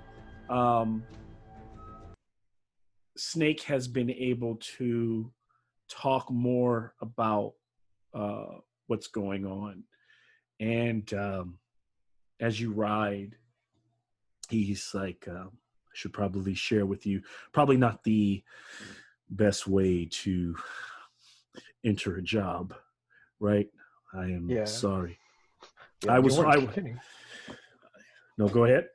Yeah, you weren't kidding when you said there was people after you. Yeah, I was hoping it was not going to go that way.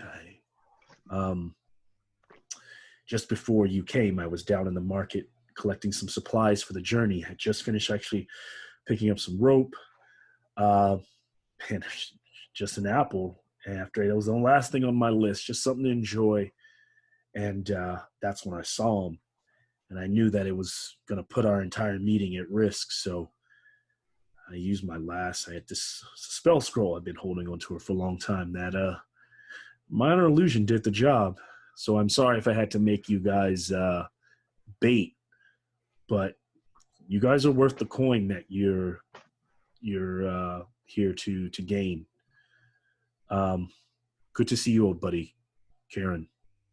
How have you been? Good. Good.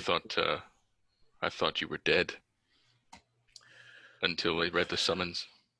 Yeah, I might as well been for many years, drinking myself into a bottle and living terribly. Just recently, most people still, I don't know, I feel like they fear me or they dislike me. And so lonely's not a good life for an old soldier. And then this started, and he shows that crystallized hand. And he goes, what do you make of this? Karen, I am turning into Dragon Shard. And I fear that the only person who could help me is Sora Terenza, one of the sisters of the daughters of Sora. Is it daughters? Gosh, that's where you can correct me. Sorakel. Sorakel. But yes, I fear that the seer, the one who knows all, I would have gone to her before to see what I can do to stop this. I fear for my life that this illness will be my end. And I know that she's a great seer. I know that she will know what to do. And though I am wise and a good fighter, I know that I cannot make it on my own with them tracking me. And so Who chases you? Hey, I've had my suspicions, but it was confirmed today that I am dealing with Klashnar of the Green Cloaks, that goblin you saw fighting the bugbear. He leads a group of them. I am hoping my good friend, the bugbear owner there, actually finished him off. But I'm not sure that is the rest of the Green Cloaks, if you know what I mean. Wasn't it Klasnar? Klashnar, yes. Ursanik is the owner. I'm sure he busted that goblin's head good. Or that Dolgrim. You see they're goblins created by a strange magic, fused, so that they have 2 mouths and 4 arms. Pretty nasty little fellow. But no match for Ursanik, in my opinion. Can I look back into like either history or medicine to know like what the dragon shard does to somebody once it takes over? Absolutely. You want to give me an advantage history check since you're from this world? Okay. Yeah, as he's doing that, can I take a closer look at his hand to see how badly it's been turning into crystal shards? And it's almost like, just imagine like down to here, it's all like a bluish crystallized. It still moves, but it's starting to crackle the more he works with it. And you can even see sometimes when he does too much, it breaks and a few pieces chip off. And he kind of like at that moment stops, and he tries to keep it as still as possible as he can. Yeah, so he shares it with Lee. What do you make of this? And as you guys are all riding on these owlbears. I rolled a 19. And I guess Okay. my questions are like, is it contagious and is it fatal? Whatever curse has felled me is not contagious to anyone else. No one else has come across this. I fear that it is because the last battles that I took part in were in the Mournlands. There was so much chaos and the magic of the mourning. And if you guys would all know this, being from this world, that when the nations were all fighting right during the last war, one nation was mostly what they, to fight on their behalf, they had built these warforged, these robots, almost like you'd almost think like armored machines, but that had, instead of cords inside of them, more like wood and metal's what they're made of. But they have a soul, they have a magical gem that powers them. They were created kind of like in the Clone Wars to fight the other half, who were pretty much bringing back the undead. And it appears that at some point there was so much magic being used, just almost like think of like nuclear weapons being used unchecked. It destroyed an entire country. That's the Mournlands. Where he's going right now is he wants to take you guys to the Great Crag to see Sora Terenza. And it is pretty much heading into the Mournland territory where things get a little weird. Most people will not risk their life to go there. And he shares, that is why I'm willing to give you my all. Because I believe that the only way to reverse this is there. So, and to answer your question, so the dragon shards would be these crystallized they're used to create powerful magical weapons, and the different houses and different governments, they're very powerful, very high potent magic. Anything you want to share, Karen, as you would talk to Pothos about the dragon shards? It's not a good thing. They can be used in magic to make anything, any spell. They can be used to fuel eldritch weapons. It can be used to infuse armor. It can cause a second morning. Second morning. Yes. And if I become one of these, if I become a dragon shard, my body essentially it's like a person turning to gold. I am useful to myself no more, but to everyone else, I am a treasure to be had. And so it's funny to think this old soldier is scared to die, willing to give it all for, and funny to think that I would be willing to rush headlong into battle and to fight and to kill so many enemies, and now here I am begging for someone to keep me safe, like I did others so long ago. What color is the dragon shard? It's like a blue. So he's got this red metal gauntlet and then this blue crystallized arm on one end. You guys are kind of riding. Lee, you were looking, is there anything you wanted to maybe ask about as you were looking at over there, or from what we've shared, is there more questions that you might have about the hand? Or Yeah, I want to ask, so Snake, you have a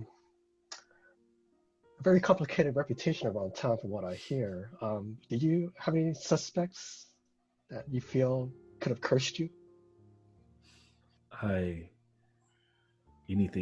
was cursed the day I hit the battlefield. Kind of looks away from you. You, monk, are probably consider yourself an honorable man. I used to think of myself the same way. Now I realize I was a follower of orders. And I'm not sure what I feel about that, but I do feel cursed to some degree. But the only suspects that I know are following me have been the green cloaks. And I can kill a good number, but believe me, there are many more. And so I knew that I needed you here, and I appreciate you responding. I really do. What started off the conflict between you and the Green Cloaks? They want this arm. Hopefully, if I continue on this way, they want my entire body. What I would go for, what you guys understand what Dragon Shard goes for on the black market. Pretty penny. Wizards, sorcerers, anyone, just whether you're trying to sell it, whether you're trying to move it, whether you're trying to use it. Maybe you're trying to bring back another mourning by stockpiling it. I would just be, another goal in someone else's war. And as far as you know, you're the only one that's been afflicted with this curse? As far as I know. Kind of looks at you with that one eye with this patch over his face. As far as I know. And you all continue to ride. Another few hours goes by, and of kind of downtime. Can I cast a ritual during the hour while I'm on the back of the? Yes. Bomber? What is that? I cast Find Familiar. Okay. And my familiar is going to be, actually, I'm going to use a second level spell. I'm actually going to cast Flock of Familiars. Okay. And it's going to be 3 familiars. And I'm like riding on the back of the owlbear while I'm riding it, like my legs are crossed.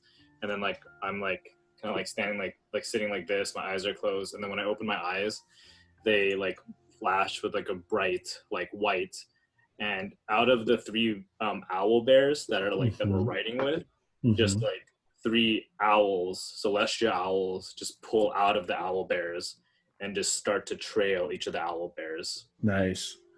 And so as these little familiars appear, like little fluorescent owls in the sky flying, they start to look around through the darkness.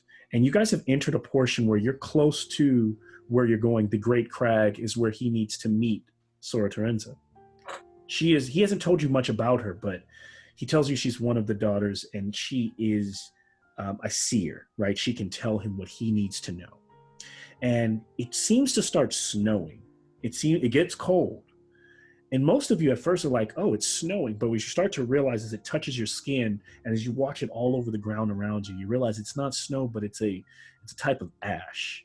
You are entering the Mourn lands where things have been in the state that they were forever. And so things are, while it's cold, there's still ash as though something is burning.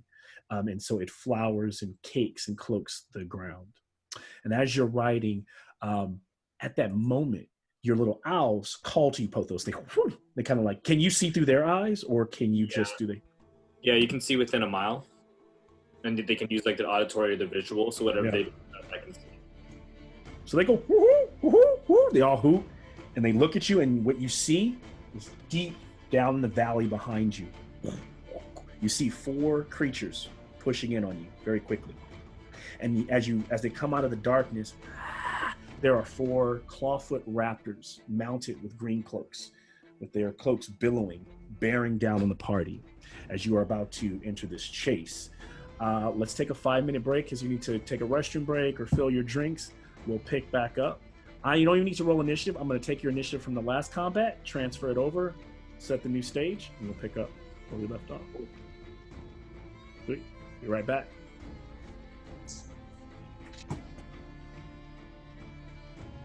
Hate you, Rene. You're amazing, DM, but I hate you.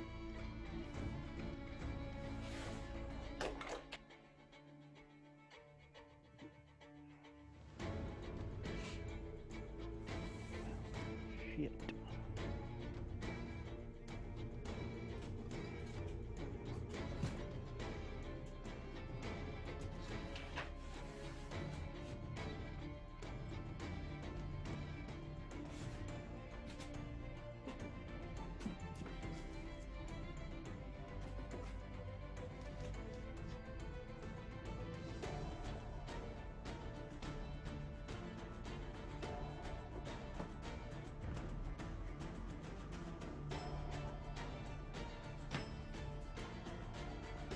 Hey, Troy, if you're still there, did you drop are you still in lizard form, or are you now just riding with the group? I don't know if Troy's there. Oh, okay, he's not there. We'll wait till he comes back. Very cool ad with the owls. Thank you. I was debating on. I was like, should I turn them into ravens and then just Oh yeah, and just make Malcolm like have to create another web? Oh no, another web. I was like, nah, I'm gonna be good and I'm gonna separate it. No, it's fun playing a gas wizard. I'm glad I was able to jump in. I was like, I had like the stuff I had to do today, but I was like, you know what? Man, I know how it is, man. You never make me feel bad if you can't make a game. I understand. Man, I understand. As adults, we probably play way too much D&D as it is. Yes. Don't get me I know. But it's like these are the things that are like enjoyable, and like you just gotta enjoy life, you know. Like you can't stress about all that other stuff, you know. It's like I don't know. I'd rather enjoy it. Now, let me take a short break too, though. You got it, man.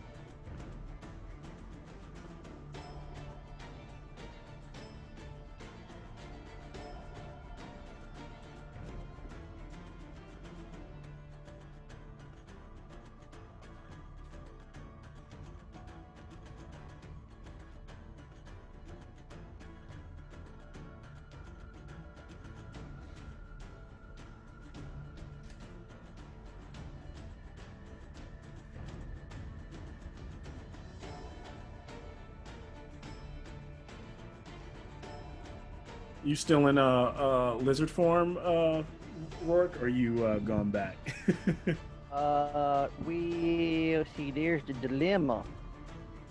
So a few things actually. While I was in lizard form in the first hour, if it's cool with you, Mm-hmm. I would have liked to grab 3 goats out of like town. Full eat? goats that were about to. You're gonna carry them or what? Yeah, just keep them in my mouth, like by the legs. Okay. They only have 3 hit points. My bite does 1d8 plus 2. I rolled. It was a 7 plus 2, so it's 9. I kill all 3. Here's the thing, though. Okay, what I'll need from you is a survival check to see if you find those goats on the way out of town. Oh, okay. I'll roll a survival. I'm not even gonna make it. I'm just gonna roll, and that's gonna be my diff. I'm gonna roll a dice, and I'm gonna add +3 to it. I rolled a 19. So you got a 20. I rolled an 18 plus 5. Okay, so you find your 3 goats. I'm a druid, damn it. I can't stand you sometimes. I know you hate me. I know you do, and I'm sorry. Rene got the one character that sucks at everything besides talking. All right, so this is our chase sequence here. And to be fair, with this chase, I had to blow my second wild shape because the first hour was fine, but once it passed the second hour, which is my max, I would have came out of wild shape, and then I would have wild shaped back into just this time. What do you want? Yeah, you want to be something else? What are you this time? As a faster. I have a grizzly bear. I have a. What are you doing? I said a wolf because it matches. Wolf. Yeah, we can do wolf. Yeah. I like wolf. It matches with the owlbear speed. Okay. All right. Let me get my wolf. I'll be right back, and I need to fill up my I water. hate doing this to you. Hey Mel. I can hear you. Love What's it when up? somebody tries to break the game. Hey Mel. For Yes. I do that a lot. I love it. I love it. Long jumps are your character can go the amount of feet that your strength score is. So if you're 10, you can go 10 feet. That's just a long jump, as long as you have 10 feet of movement to run. Okay. That's the rule. Okay, so you can just move 10 feet and make the long jump? Yeah, so like let's say a chasm is 10 feet, and a character's strength is 10. The jump They is would based just on the strength score. Gotcha. They would just make it. Okay, it was a 15-foot jump, so they would say that. So then what would they need to make the 15-foot? So they have to make a strength check of like the DC I guess is a 10, but it depends on how big your cat. And then the other thing is if they land, they also have to make a dexterity check to determine if they land on their feet or not. Gotcha. Yep. Yeah. So it's Okay. Like future games. Sounds good. Sounds good.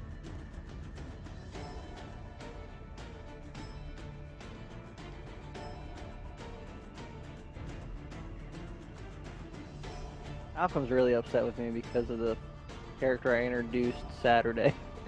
Why? What happened? I introduced a barbarian of all barbarians. He's the guy who's behind you, right? Mm-hmm. Oh, That guy. Is that a what's it called? A giant or not a giant? Goliath. Yeah. Goliath, barbarian, warrior totem, bear, eagle. Oh yeah.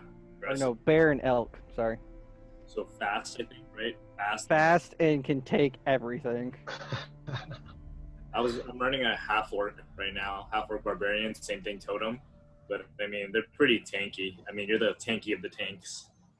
Well, my weapon is a glaive, which has 10 feet movement, or 10 feet range. So I also have Sentinel as my level 4 feet stat, and I took Sentinel for feet. And yeah, nothing gets away from me. Nothing gets by you at all. No. Yeah. I take what you can dish, and I give it more. What's your wisdom modifier? For that character? Yeah. Let me check. Not high, but I think it might be the 3rd highest. Was that an image that you created, or did you just find it online? No, okay, so before I played D&D, a little backstory on me. Before I played D&D, I'm huge into Magic the Gathering. Okay. and Okay. that's an actual playing card. Oh, okay. His name okay. is Garuk, the Apex Predator, and he destroys everything. One of his Oh. abilities is literally tick him up 1 point, and he can destroy anything on the field. I was reading up on him after our game because I'm doing this sketch after. Oh my God, man! He's fucking You amazing. are horrible. Yeah. Oh, is that new character you're playing for Curse of Strahd that I can't stand already? See, that's why you don't like me right now, okay? It's not this character. It's another one. This character, you're probably going to be like, I'm killing it. I'm killing Troy's character. And I'm cool with that. Fine. It's the Curse of Strahd character you hate. You guys actually think I'm out to kill you. As you know, I typically don't try to kill them until I just Unless this is an alien campaign. It's at the moment where my fed up meets the story. That's when if the story somehow warrants your death, you're in trouble. Like you're just like it's like is everybody here that doesn't know about it? Okay, it's like Eddie, one of my other players in the Curse of Strahd, is walking around with that. Strahd has him wearing his armor, and he loves it. He has an armor class 20 in every combat sequence. But at some point when he fights Strahd, and because the funny thing is when he fights Strahd in a one-on-one, well, I hope that he'll actually accept the duel. He'll have disadvantage on all his attacks, and he won't know why, because the armor is like moving. And then when Strahd tells it to, if Strahd gets into a tough situation in the fight, he's gonna break all of his limbs. He's just gonna make him make a constitution, like a difficult ass constitution check, and snap his legs at the armor's just gonna like contort like Eddie into like a ball. It's just like wreck him. God. It's gonna be really bad. Let me know when that is. I want to spectate. I want to spectate. He loves that armor. Do. But We all do. I want to spectate. By the way, Angus, so that we have a Strahd game, which is Curse of Strahd, but we have a hero party and a villain party both playing at the same time. Oh, really? The group that serves Strahd or like works with Strahd, and the group that's against him. And so I tend to share Strahd's secrets with them, and they laugh about it, and they literally like ambush the other party. They've like TPK'd the good party before. It's a mess. It completely breaks the game, fun. but it's fun. It's like Civil War, It sounds right? so fun. Yeah. That sounds so fun. We still have an opening for villains. We do. They're still like one. They just keep and people just keep joining their ranks. I think they're at 5 players now. They're about to be at like once they get to 6, we'll have to cut you guys off. But I'm sold. You don't need to say anything else. I'm sold. They're doing tryouts.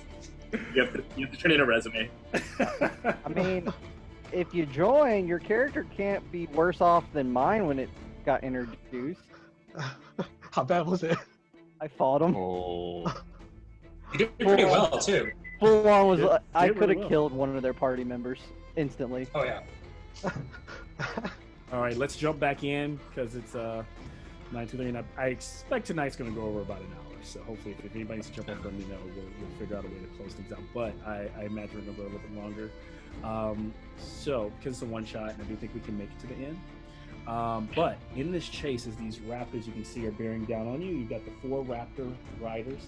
They all appear to be green cloaks. And then here you all, if you're on the bottom, then you are essentially you're the driver. So I've got the monk as a driver.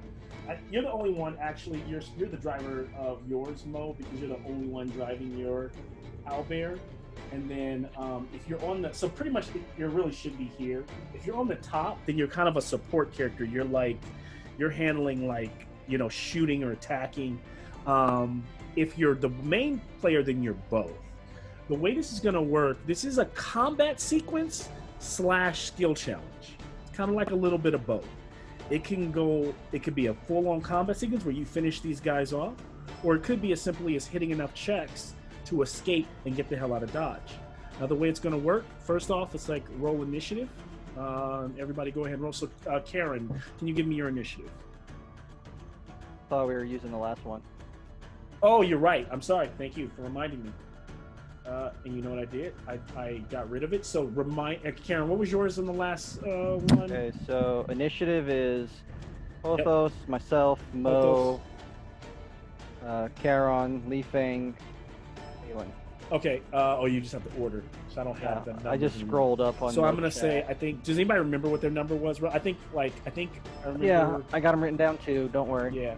Yeah, I was an 8. Porthos and myself had 20s.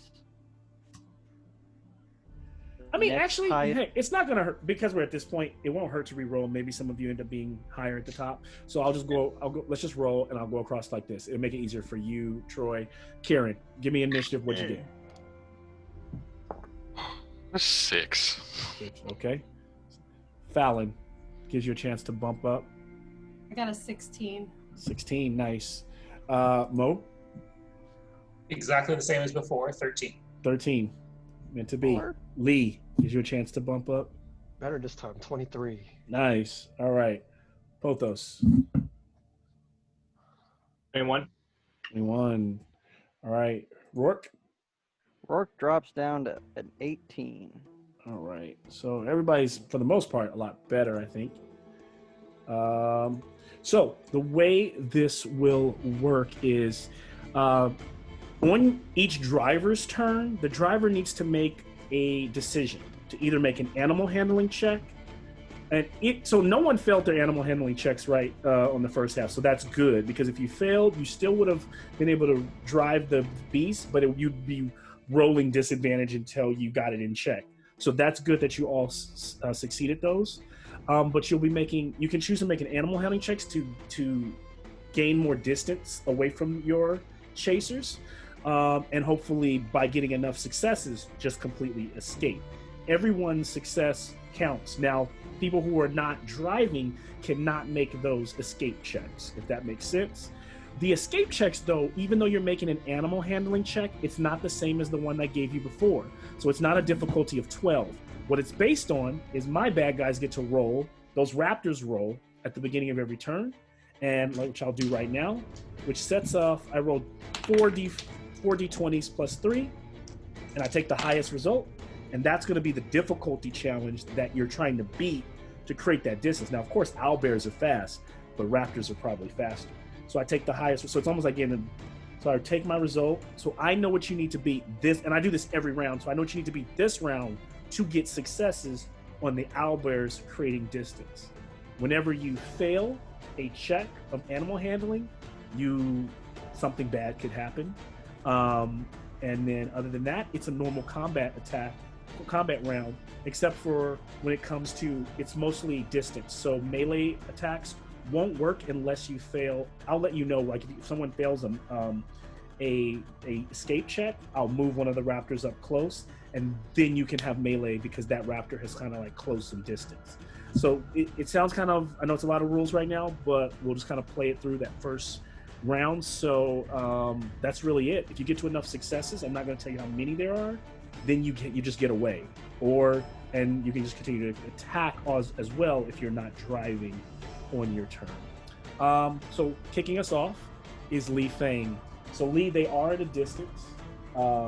You are driving this owl. You can also switch with another player. It takes an action to switch. If you want to switch driver and and fighter, you can do that as well, but it does take your action to do that. What do you want to do? Fallon's with me, right? Mm-hmm. Okay, so I'll turn to Fallon. Fallon, do you have like ranged weapons at all? I do. You do? Okay, I can perfect. cast spells and I can shoot. Okay, perfect. So I'll take over with riding the owlbear, and our priority is basically we're gonna protect Snake at all costs. So Malcolm, Snake is the one that's up front. He's the one right up front. He's riding, and Karen is on his back doing the attacking. So he's right here in the red. Yep. His owlbear is a little bit leaner and a little bit faster. He seems to be like, yep. Okay, perfect. So I will control the owlbear to stay on its lower left side, kind of like a blocker. Okay, I like that. So what I'll do is you can make an animal handling check.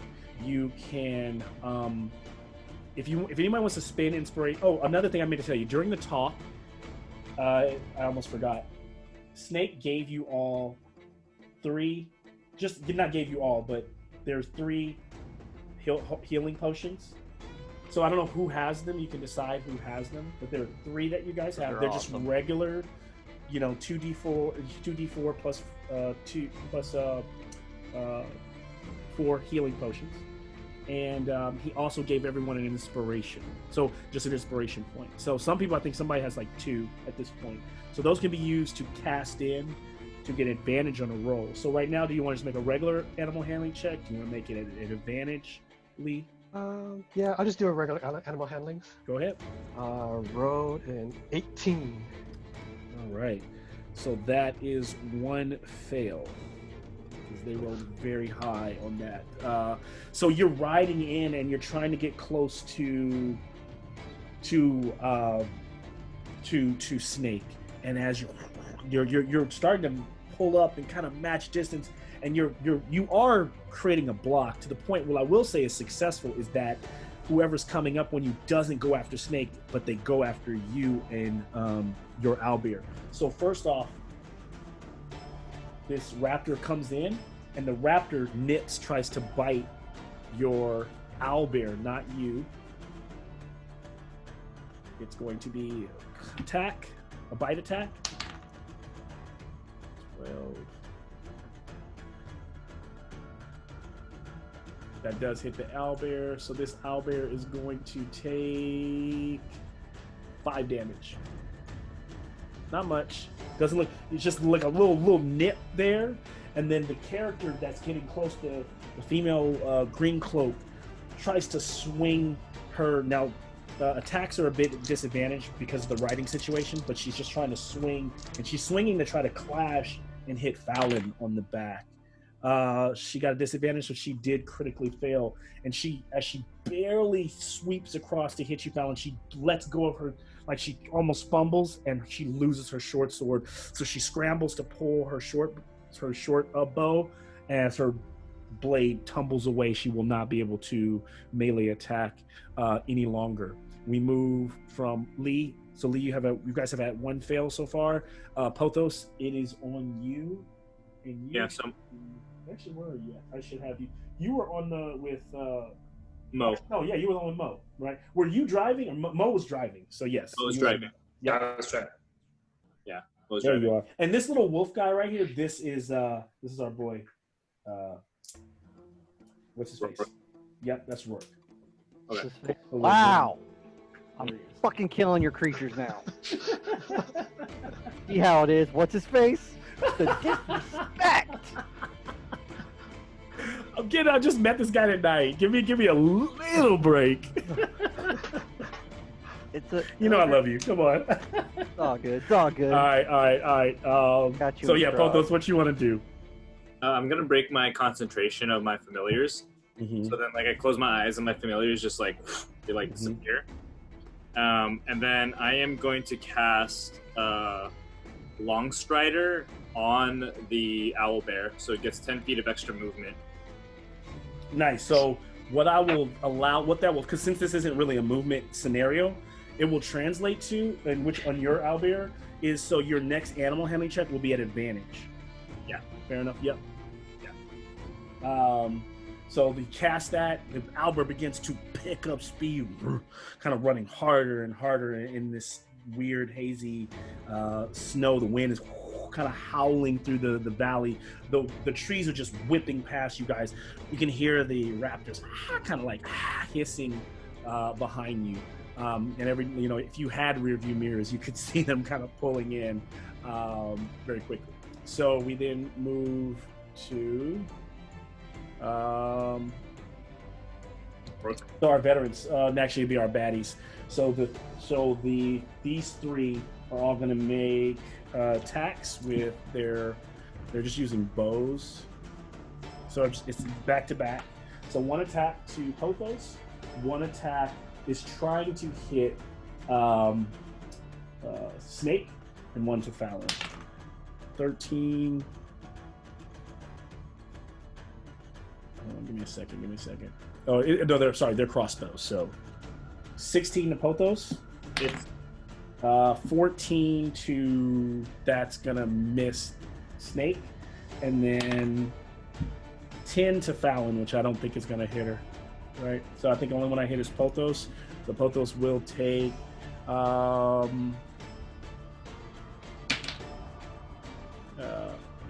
8 damage.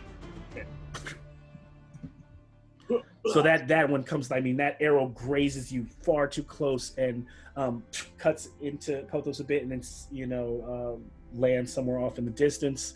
As he's kind of thrown back, we then move to Rourke. Wow. So Rourke, you can actually make mount checks so those would just be dexterity checks for you. They would just be acrobatics checks for you, I guess. If you want to continue to help the party gain distance, or you can also attack. I'm a wolf. I'm going to attack. Of course you are. So as my wolf, I'm going to attack the one that's the raptor directly behind that one that I was in front of. So I imagine as you're pulling ahead of everyone, you would kind of like swoop around and start to drift back, and then like run back towards everyone coming towards you and start running through the pack, dodging under people's legs, and then. Now this is going to take a little GM finesse, so it's up to you. Okay. I would like to target the mount. Take The actual her clawfoot off raptor. No, not the mount. I mean the driver. Sorry. Oh, the driver. Take the driver off the mount. Okay. So it's like you're a wolf, so you have the pounce attack, right? So you hit me, I take damage, and then I make a Constitution or a Strength check. If I fail the Strength check, I fall. If I fall prone, I fall off the. Okay. Yep, I also have pack tactics, so I get. But you don't have any. But you don't have any pack. Oh, you no. mean like wolf because allies? I know. Keep my intelligence, my wisdom, and my charisma, so I know who my allies are. Right. I get it. But what I'm saying is because they're running away, even the owlbear is running away. It's not quite helping you in a pack attack, right? It's not like wolves closing in, so I won't give you the pack attack rule. But I will definitely give you the the pounce that could knock the rider off. +4, so does an 18 hit? That hits. And then I need to make a strength check. What do I need to beat for a wolf? I rolled a... Easy. 11. Oh, I beat it. So I still take the damage, though. Yeah. You take... So you grab her arm, and she starts shaking, and she kind of, like, takes the back of her bow, like, bashes it into your nose, and you let go. 10 piercing damage. 10 piercing. She'll take all of that.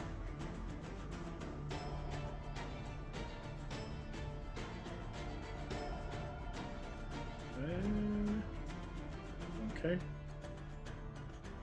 You got it. Okay, so then we move.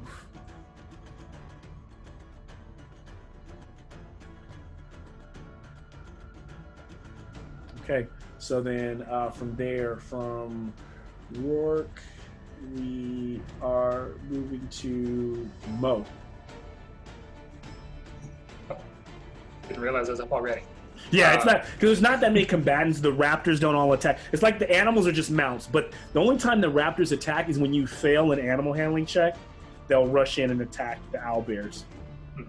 Okay, so I'll kind of like say like, oh, I was hoping for a fight, but it seems like you want to keep distance. No. You want to fight? Let's fight. Yeah, you guys do what you want to do. You want to fight? Let's fight. Let's fight. Okay. Words to my ears. So I would like, if I may, why is it not letting me film the video? There we go. I would like to bring my owlbear closer to the one that, well, I guess that's kind of crowded at this point. Well, I can see. Can I get close to the one that that Rook just missed? This one? Yeah. Yeah. So you're kind of like, you guys are kind of pulling back and getting close to these guys. Yeah. Yep. So if I am guiding the owlbear, am I allowed to attack as well? You are, but it's at disadvantage. Okay. Yep. It's so you remember the green cloak came in and attacked, but disadvantaged melee because she's also trying to ride. So whenever you're trying to ride and do both, you just get disadvantage. The other folks do not have disadvantage. So yeah, you can do it. And you said it's an action to switch. It's an action to switch if you guys switch. So you guys can you can spend that action and switch with Pothos. It wouldn't take his action; it would just take your action to switch with Pothos. I'd be willing to switch so that next round he can do something. I have plans. So Okay, take reins, and I'll actually like climb around you and kind of grab on your back. Okay. We switch. All right, so you guys are like moving around. The owlbear's like, woo-hoo, like, what are you doing on my back? Like moving around as you guys switch over. As this happens, kind of camera like sweeps across the field as everyone is running and galloping, and picks up on. I'm sorry, I skipped Fallon. Fallon, you were ahead of Rourke. I apologize. Go back to Fallon. You're right there on the back. What do you want to do? So how close together are these raptors? Like, would you say, are they within 20 feet of each other? They're within 10 feet. They're like running like in a pack, so pretty close. Okay. I imagine if you're trying to get, depending on like the radius here, like you probably, if it's a 10 or a 10 foot or radius, 15 foot, you might get, Yeah, the so 10 foot, you I'm- might get 2 of them. Yeah, It's I'm 15, going you might get to, all of them. I want to cast Sleep, which Mhm. has a 90-foot range and a 20-foot radius. So, okay. And I want to cast I it didn't on even know the, sleep had a that, radius like that. For some that reason, yeah, I that's thought what I was it thinking it was said. a- That's Makes what it sense. says. Yep, so 20 foot And so radius. I'm going to try to target the raptors in that group You can get all 3. to see if I can make them go to sleep. So they will stop. All right, running. so you're rolling the amount of hit points that they have. Yeah, so go ahead and Yep. roll, and we'll see. Okay.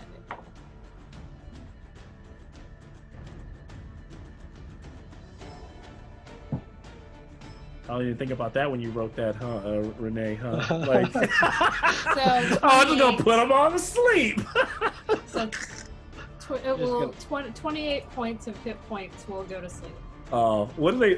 So what more so like, what does it look like when you cast sleep? Is it, what does she look like as she like weaves this spell?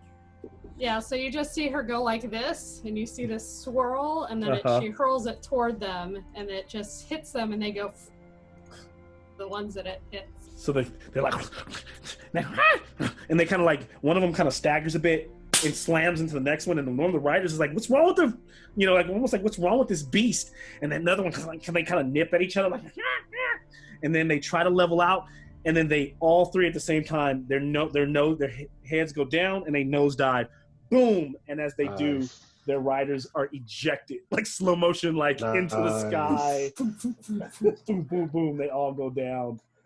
So remove see those that. guys from the equation.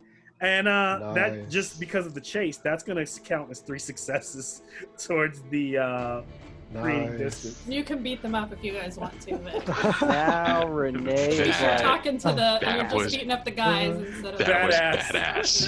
badass. Great job, Fallon. Awesome, Fallon.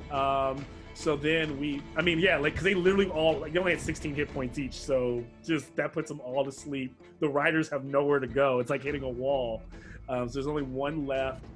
Mo has gone. I think this bad guy gets 1 attack, and Karen. So my guy, she just has her bow, which is so close to try. So because it's a chase, and you guys can, I'm gonna make the ruling that I don't think there's no like real opportunity to attacks because everyone's kind of like moving and adjusting. So she's kind of like hits the brakes and kind of drops back enough to take a shot, and she will shoot. It doesn't mean you guys can't close back distance. And she's gonna shoot at that wolf that just Here, go to the wolf stats and everything. 18 to just hit the wolf. Yeah. Yeah. It's a wolf. 5 damage on the wolf. That's cool. I still got 6 hit points. Let's go. And then she's gonna make another attack. And I spoke too soon. 16. She's gonna Yeah. do My natural armor is only 13. that time. Not as much. She does. Knock me out of it. Do it. It's 6 damage on that one. Perfect. I am. So actually back- more than that last one. Yeah. I am back to Rourke. Okay. So you're like running Exactly on foot? Nope. So as you get So it's my turned into turn. rope, as you get slammed, as the arrow hits you, you immediately start transforming.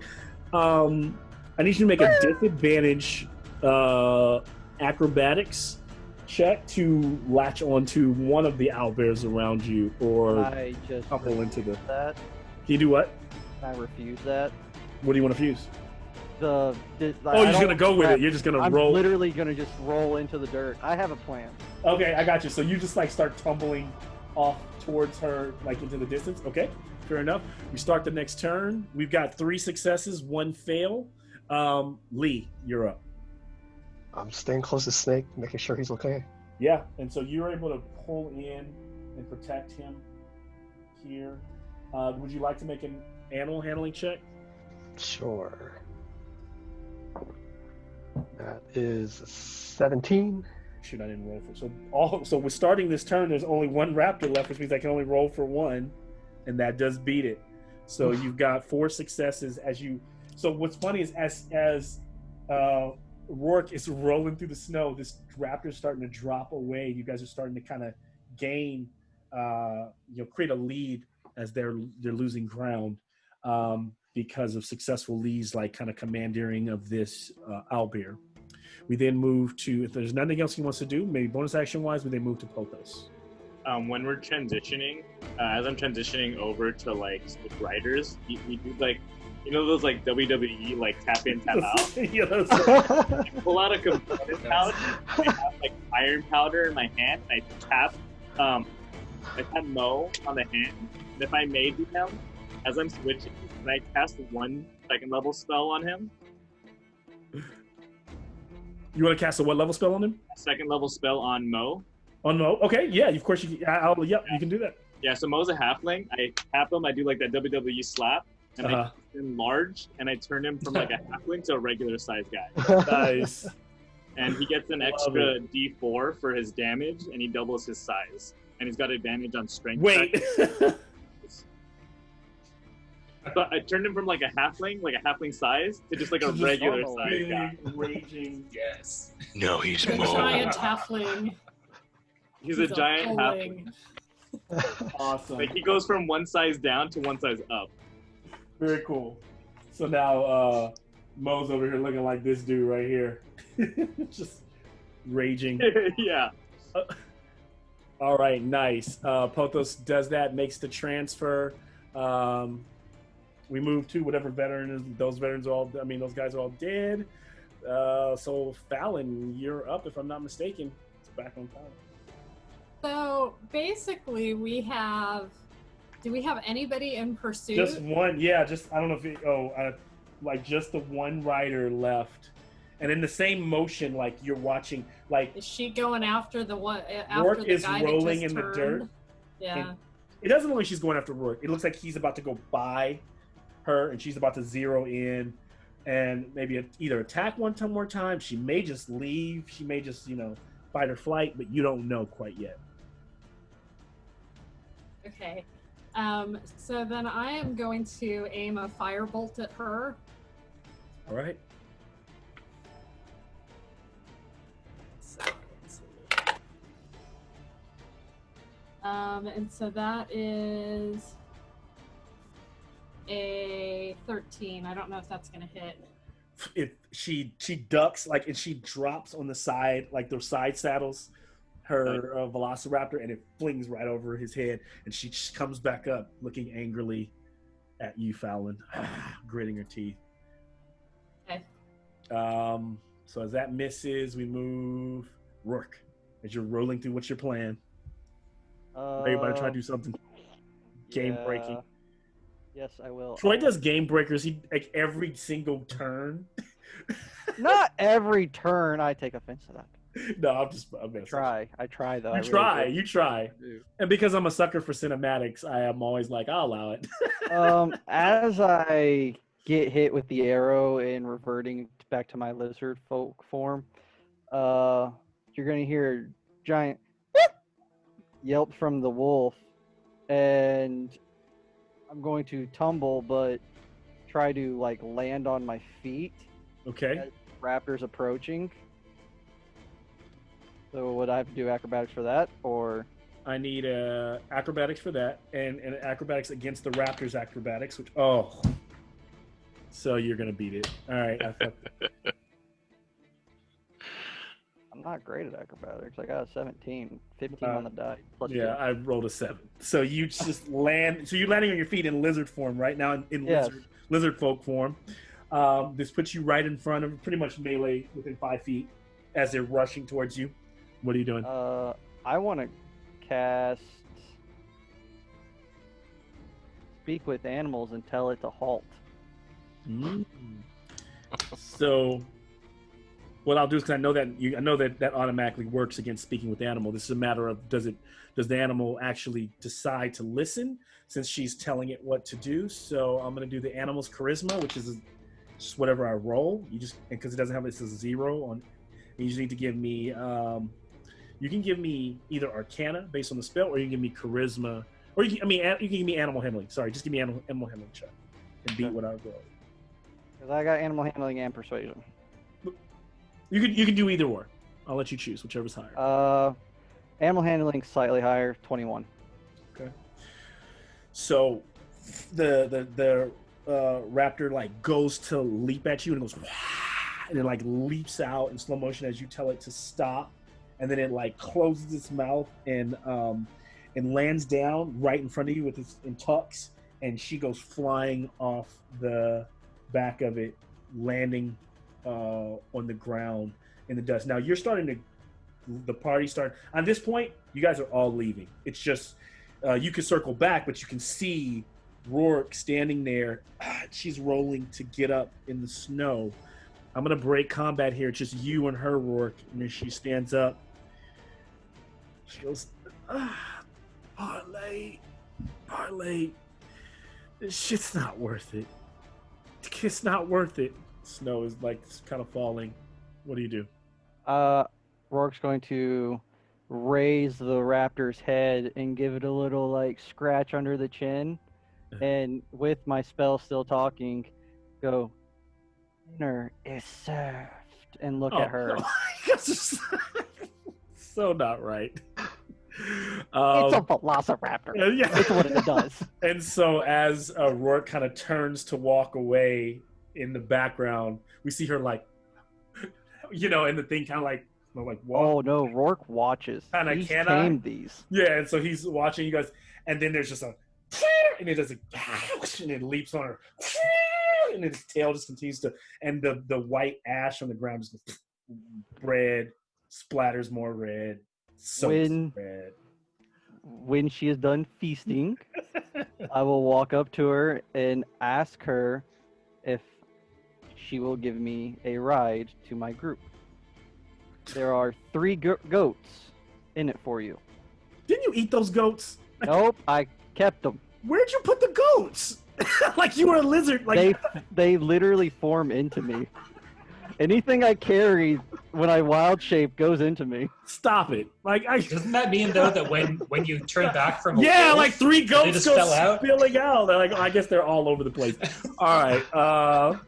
Just wandering like meh. Yeah. No, they did. They only got 3 HP. I've looked it up. So, you made the Jurassic Park comment earlier with Blue. I'm just living up to it. I did. So you end up getting your goats, collecting the bodies of your goats. I imagine the rest of the party waits up for him as he collects them. Does the raptor allow me to ride it? It does. Okay. Yeah, I'll join the party. I'm sorry, I was tripping out for a second. I swear I could hear somebody whispering. It wasn't me. Is it the music? I don't think so. Maybe it was. Maybe it's the music. Okay. Can you guys hear music? Okay. Yeah. Yeah, maybe. Okay. Just making sure. Yeah, same here. I was like, who the fuck is whispering? I think it was the music. My own music, like probably not that low. You're like, who's doing that? Okay. That was like, cool. I don't know what subliminal message you're giving me, Malcolm, but I'm not catching it. Yeah. So a little bit of time goes on, and now you guys, whatever damage you're taking, there's been no time for. I will say that you guys, if you needed to, you could take a short rest if you want to, but no time for a long rest. As you ride with Snake, you are nearing the Great Crag. You come up over a hill and you see this fortress in the distance. And Snake is is like, that is it. We are almost there. And it's this huge, glaring kind of, it's like a fortress kind of built into the side of a mountain. And you guys are riding your owlbears, and I'll allow you guys to role play amongst each other as you are approaching right now. I turn to Fallon, still impressed about what she did, and I say, "You can be my wingman, woman, anytime." Yes. Sounds good. We will sing praises of what you have done this day in the Dakani Empire from now until the end of EBERRON. She just smiles and thinks that that is just great. I turn to Mo and I'm like, how does it feel? How does it feel to be big? It's weird. It's really weird. How do you do this all the time? I don't know. I mean, I thought it would be enjoyable for you to be, taller. It's good. I was hoping for more fight. But Rook take care of things, Fallon take care of things. Okay, next thing we fight, I promise you, we fight it. Sounds good. And I'm just riding away. I'm pretty sure you're still taller than me, even though I'm enlarged. Yeah, you go from small to medium. Like, you go like one size up. So as you all approach this this fortress, you notice there in the side of the mountain, Snake is like, "You have entered the Mournlands, and I must let you all know it gets much more dangerous from here on out. But I thank you." And you already notice as you're getting closer, there are along the walls there are armored soldiers that are lining the two towers. They line the walls. You can even see them in these little alcoves protected. And as you get closer, you realize they are hobgoblins like Karen, but like completely decked out, not in a samurai armor, but a very like medieval war armor. And the two front gates slowly begin to open as two guards stand there.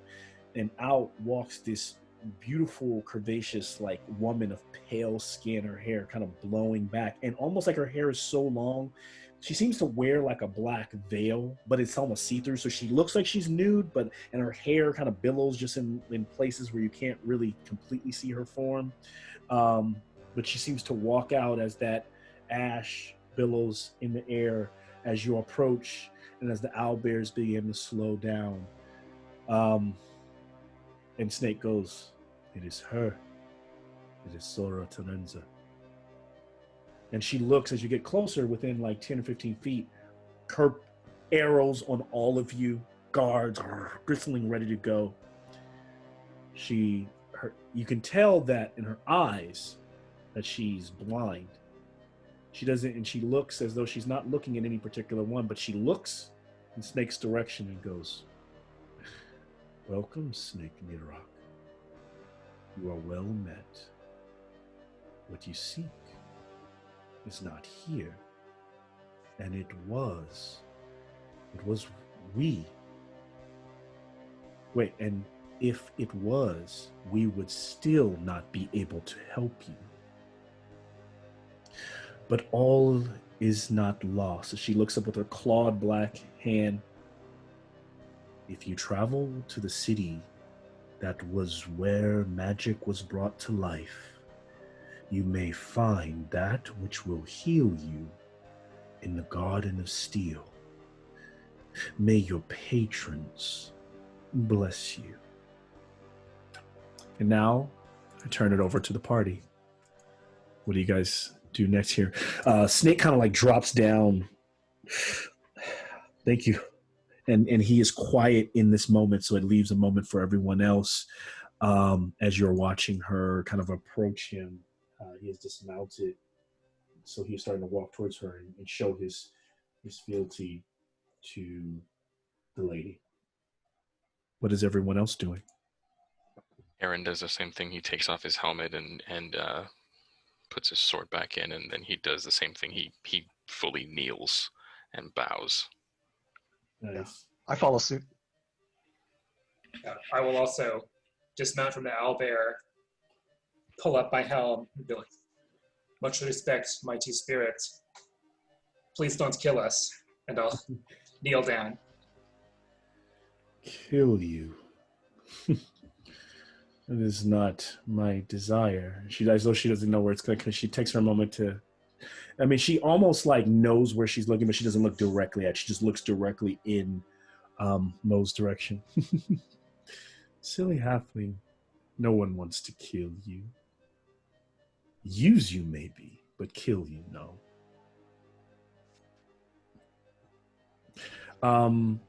Can someone give me? You can only one person can do this. I'd like one person who we can choose between the party. A history check. Can I make the history check? Yes.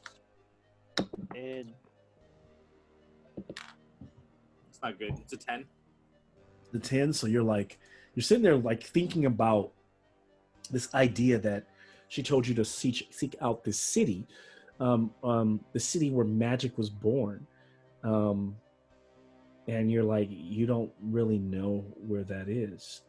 So I will allow one other person to make a history check. Let's see, I'll do it. Or Karen.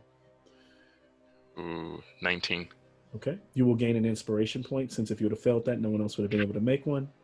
And Karen, you do know the city Eston pops into your head. You remember that it is in the Mournlands. It is deep.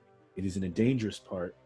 But in that city, you've heard the stories that before the House of Cannith ever created the Warforged, that it was there that at some point there was you've heard the stories of a machine of them doing diabolical testings, doing things to human flesh to turn it into dragon shard. That is, and as you even think it, the lady turns to you. Yes, Karen. That is the place. The machine. The dragon mutatus. The draconis mutatus. That is what will save. She touches Snake's bald head. That is what will save him. That is the only thing that will save him. I can give you safe passage if you like, since you have sought me in all this way. Charon looks back at everyone and he goes, where we must go, we may not return.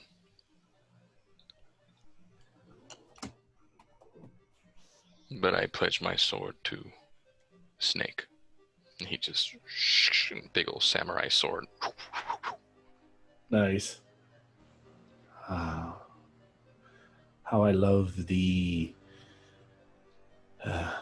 bravery of warriors willing to throw their lives away recklessly.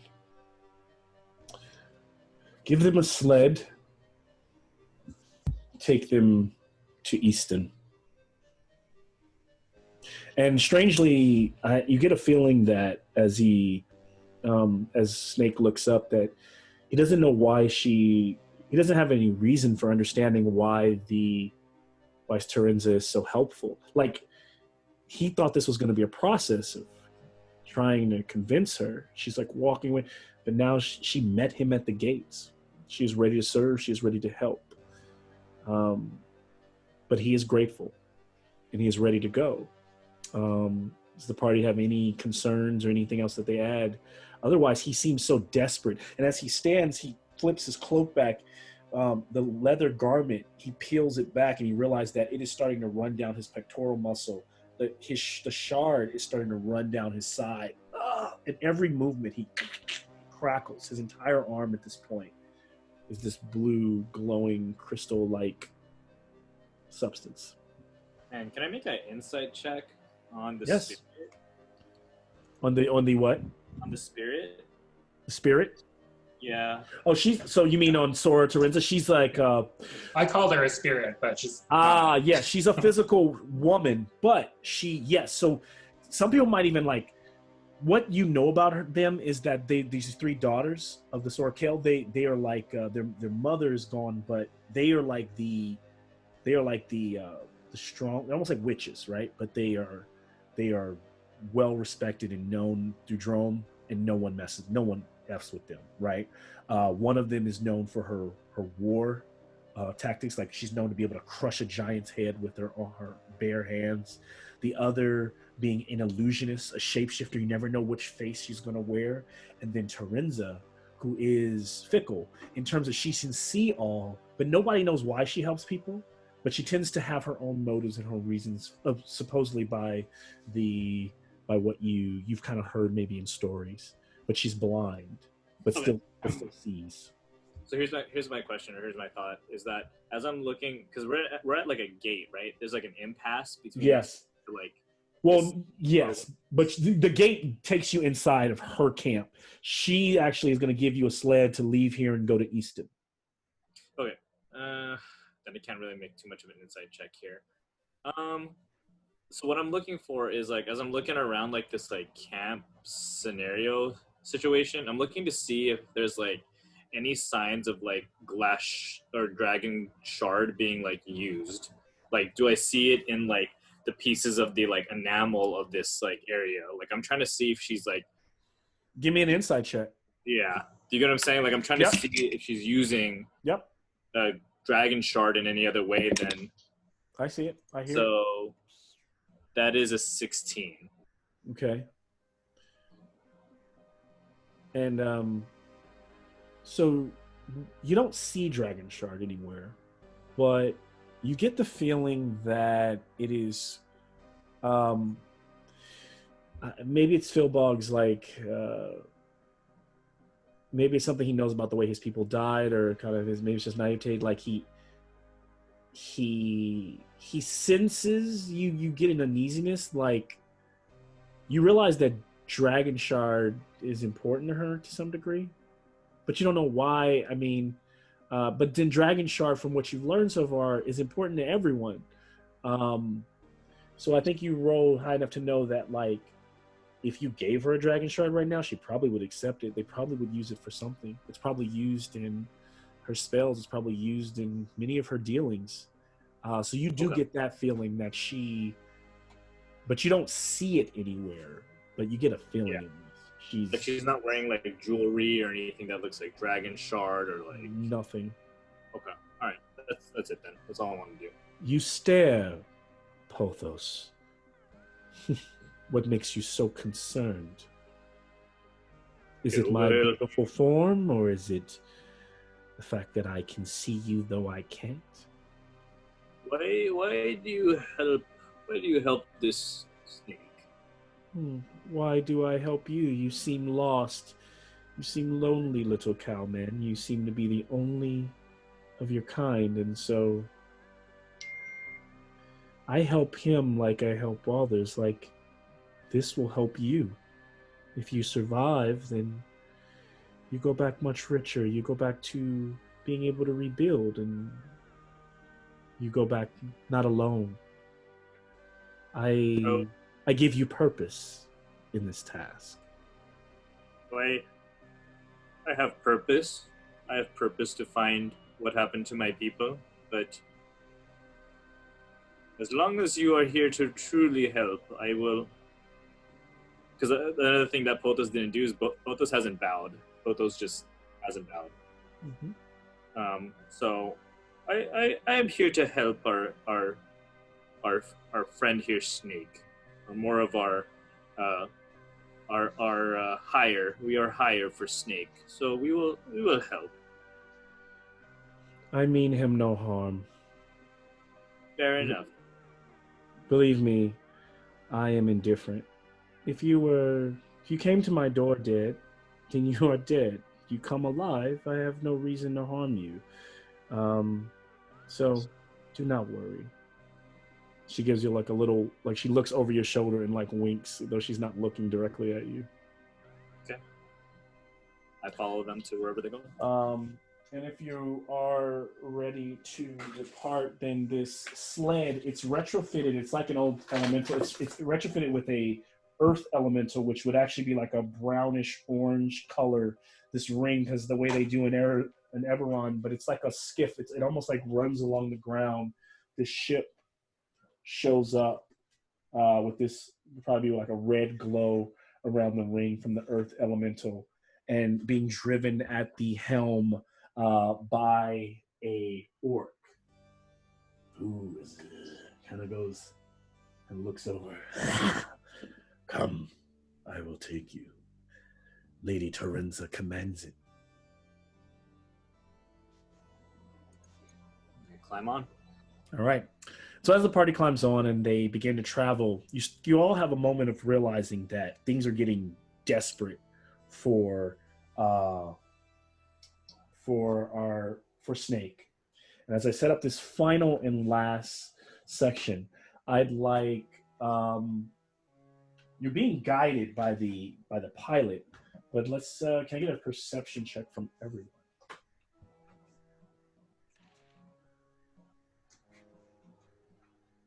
Oh, 8.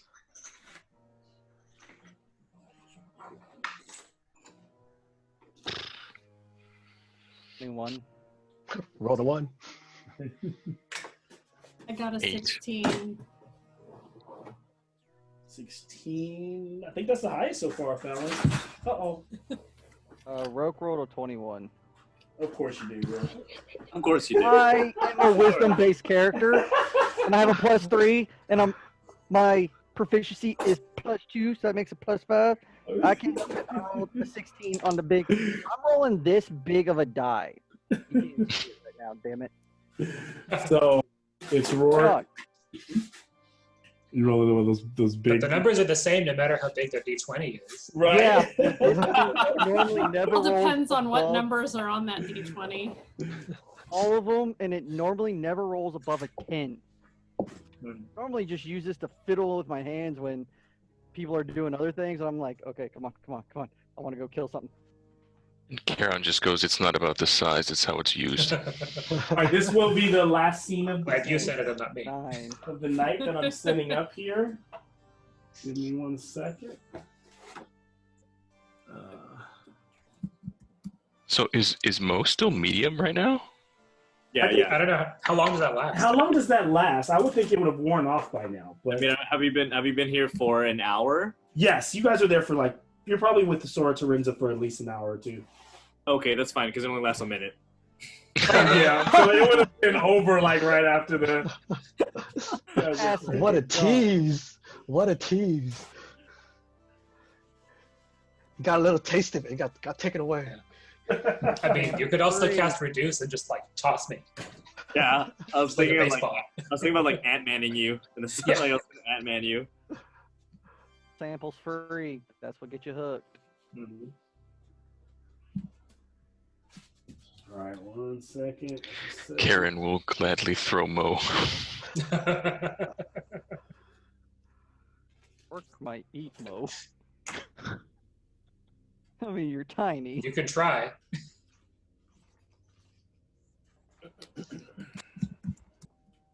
So Another good he's chance if so you need to take a quick- so Rourke is not just like doing the lizard lick. All the entire time, he's just been like any person like in the bar when someone died, he was like, he eats raw meat. He's a lizard.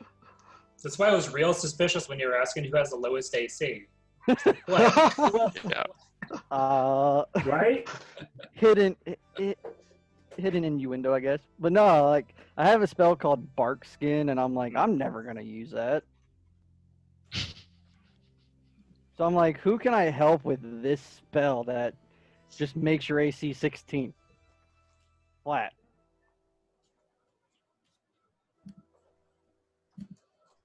All right. The cool part about this last sequence is that there is a timer built into it. So Not cool. yeah, it's cool and not cool at the same time. So What? it will at least put a time frame on completing it. Give me 1 second as I put all the characters here. Well, another self-sacrifice. Here I come. Another Oh, come on. You've seen Escape from New York, right? In 21 hours, the summit will be over. Escape from LA, all I gotta do is type 666 and everything goes back to normal. Okay. Just look at everything as like, Fist of the North Star. Time to die. I'm close to that since I'm 10 HP down. I think I'm the only one that's gotten hit. I got hit. Oh, did you? Yeah, I'm 7. No, 7 down. Was it in the bar fight or the raptor fight? Yeah, got hit by an arrow. Yeah. Oh, same here. I'll be okay. Who has the potions? Rourke definitely does not. He's been in animal form for 4 hours. He's definitely don't got no potions. Yeah, So I it's think it's between just like you. group inventory. So if you want to just take one, go ahead and just take one. Nah. Yeah, I because still have Karen's got full AC. He didn't get hit at all. still got 5 spells and a lot of healing spells in there. Did we do a short rest? I thought there was a short rest on the way. Yeah, I think on the way in, because we're just chilling on the Yep. sled. I mean, I will totally roll some Yeah, good no. dice if we had a You can short take rest. advantage of a short rest if you need to. All right, so you see the bottom corner there. You're welcome to pin that because you probably will be looking at that most of this. This will be our last part of the session. I'm going to roll a dice here really quick. And, yep. Okay, so what starts to happen is as you're searching, your driver finds you're flying through the Easton. The East, when you get to the city, the Mournlands, first of all, is the strangest place. Over the next hour, as you guys are kind of like hovering above, maybe only 30 feet from the ground, you see the strangest things. You see soldiers that come out of the fog like, help me, like with their guts spilling out, and then they disappear and then reappear 10 feet behind, walking forward, doing the same motion over and over. You see soldiers and aren't like a warforged who are like a blast is going off and they seem to be trapped in like a time loop where that blast continues to happen over and over again. After you get through like a section that feels like you just walked, like you just literally traveled over through no man's land, you arrive at this place where there are all these cathedral, almost like imagine the industrial mix of a Gothic cathedral systems, but like broken down all around you. Kind of reminds you, kind of like if you all know 40K, like the way the buildings look in Warhammer. And off in the distance, there's a giant warforged, a giant, like what they would probably call a titan, a colossal titan, is like on one of the arms is gone. It's big enough to be a dungeon of its own, like kind of collapsed against the side of a mountain, its head, kind of like Iron Giant peering up towards the sky. And there where like its hand is at the bottom of the, like where its hand is open in front of you, right beside it is a cathedral, like a cathedral type structure that is untouched. It's what you see before you. And these sigils or these kind of glow on it. And as they get close to it, Snake starts to feel a certain way. And he's gotten slower. He's starting to breathe heavier. You're starting to watch the crystal starting to head up the side of his neck, his veins. He goes, I don't have much time. And as he holds his hand out, the symbols on the runes begin to glow and his arm begins to glow. This is the place. And he turns, as you guys are all walking forward, he turns, stops, turns back, he looks at all of you. He goes, promise me, if the time comes, you finish it. Because I will do the same for you. He spits out a bit of dragon shard, throws it on the ground. It's in my lungs at this point. It's like glass. And he turns and begins to walk, throwing his cloak back. Does everyone agree? I mean, what he's asked, if he needs to be. I've rolled, and you guys have 3 minutes before he actually turns, which is 30 rounds.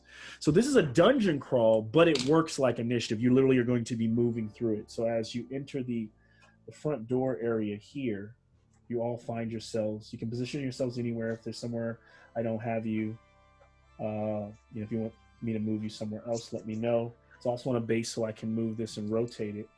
But here's where you're at. And when you get inside the opening of this cathedral area, there are stairways leading to the left and to the right, down just about 5 feet, and leading off in both directions. Both seem to be similar. You can hear the clockworks of the ceilings are high and vaulted, and every now there are like cogs that are still turning.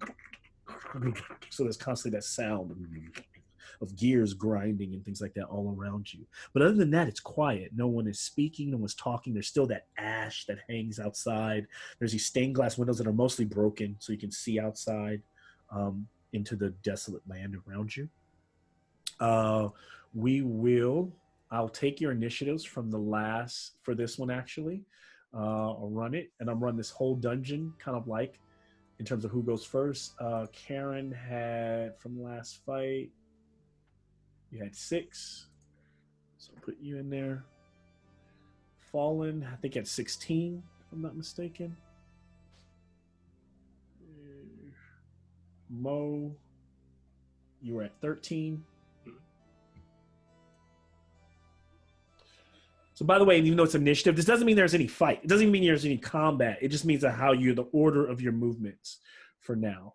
Lee, I think you were 21. So you'll keep that 21. Pothos, you were...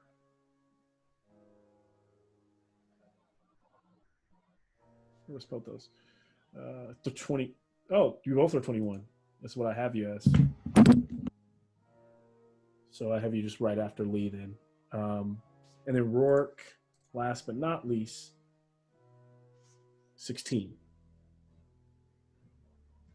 All right. So kicking things off, the 30th round before, and by the way, Snake will be number 15. So Lee, you're at the top.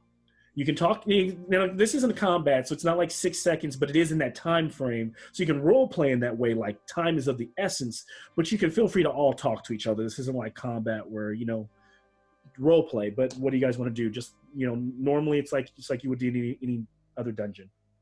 Okay, yeah. Well, the first thing I want to do is just check for traps, make sure nothing is booby trapped. Mm-hmm. So I imagine like with anything within 30 feet, you could move around and check. So you want to give me a investigation check? Ooh, that's a 7. Okay. So as you're looking around, you don't feel like you're, I know you, as a person, you feel like, oh, I got a 7. But you don't feel like you're failing. You're being very conscious. You're looking at the panels on the walls. Everything seemed to be smooth. I imagine everything up to 30 feet in both directions. You've walked around very quickly, observed, and it seems to be clear, at least up to 30 feet in either direction.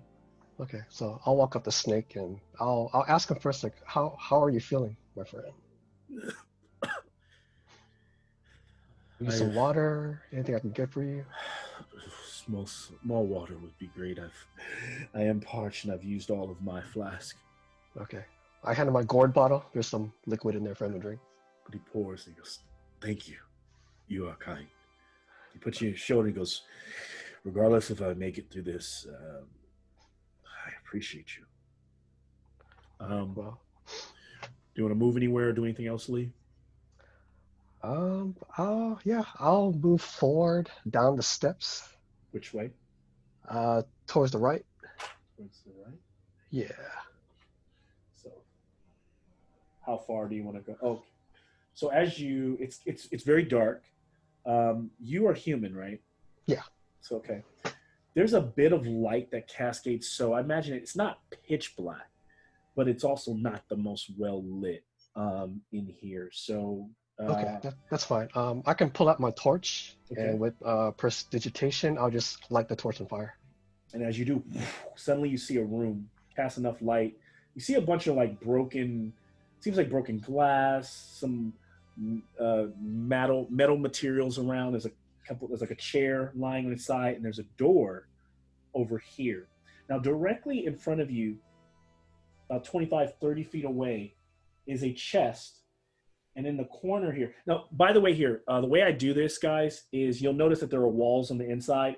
If there's, I do this so that, because when you use minimum walls, sometimes you can't see. So the walls on the edges are still walls. Does that make sense? So this is still walls.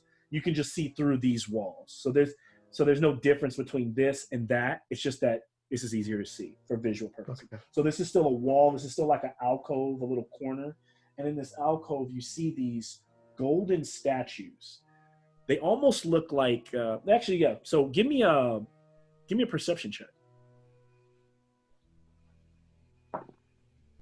Okay, that is a 15. So the statues, while still, very still and quiet, they look a lot like Warforged, like the soldiers that were used in the war, but they're standing completely still. And there's a treasure chest on this mound of rock right there, and then there's a door here. That treasure chest looks like bait. So I'll ignore that, and I'll walk towards the door. Okay. So you're okay. And because you did a bit of role playing, I'm gonna assume you spent some time talking to Karen, and then moving up to 30 feet. Well, I think you can move up to, as a monk, you can move more than 30 or 40. 40. Yeah, that's what I thought. So 5. So you get right about there, and you can move and without. Normally you could dash, but I imagine you spent that other part talking. So you're done as we move to Pothos, and I imagine you guys are probably like watching him walk off into the dark. Some of you, both Pothos take over. I go to Mo and I go, let's find something for you to fight. Sounds good. Mo, where do you want to go? I don't know. He already went in that direction. Maybe we follow. Oh, okay. So then I go down a little bit, and then can I get as far as to where I see the treasure chest? Well, so you. Oh wait, where am I moving? I mean, moving you. Yeah, just give me as far as I get where I can see the treasure chest. This is 30 right here, so you can see the treasure chest right here with his torch up. Yeah, you see that treasure chest right there. Then I turn to the group and I say, "Hey, there's a treasure chest there."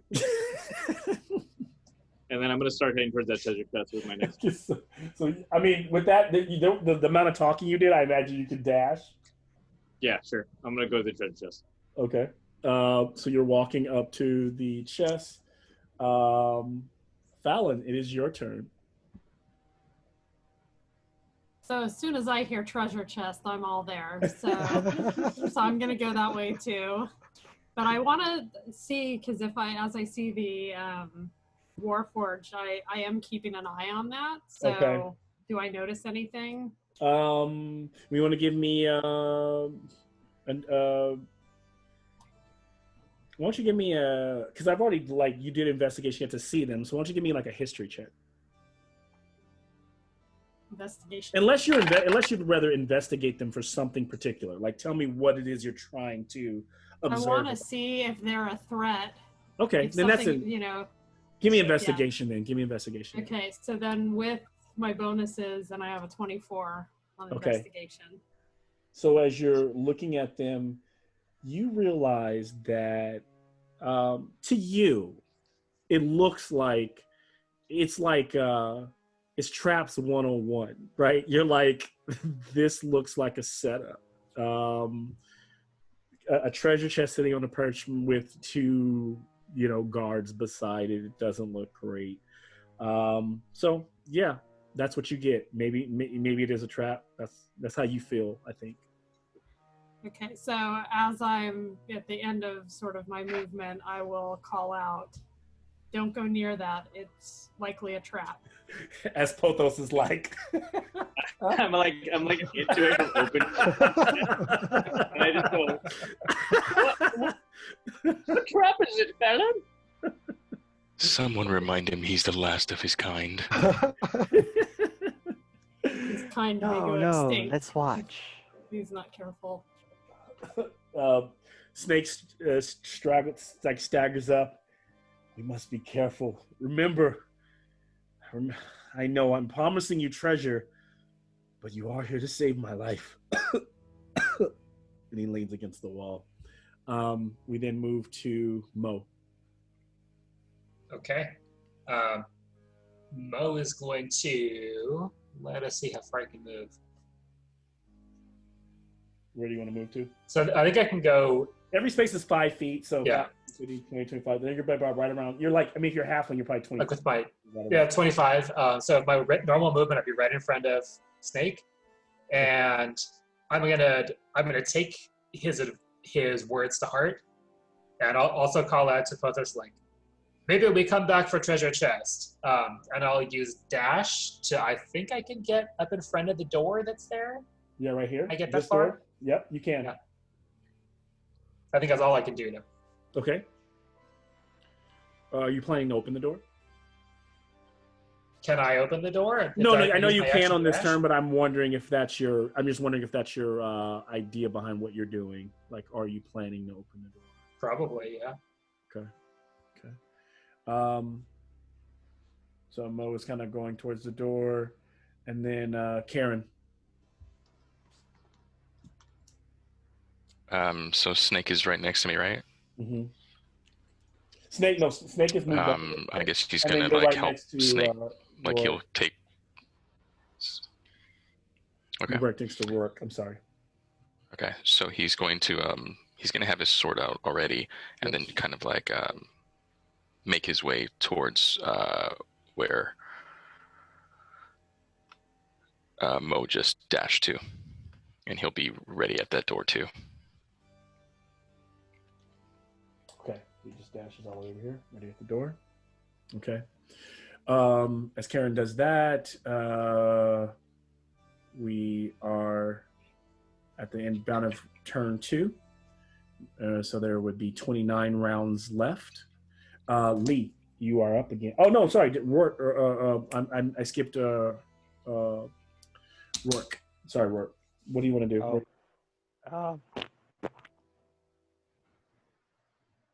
Follow the group, I guess. I mean, I know, like everybody seems to be down here, so you're just kind of dashing down here. Anywhere I'm you- really fighting the urge to go down the other tunnel, honestly, but I mean, you can. That would leave the party a chance to see what's going on over here. You can do that if you want to investigate it, or at least you want to even stand here and light. Or if you have dark vision, you could probably see what's down there.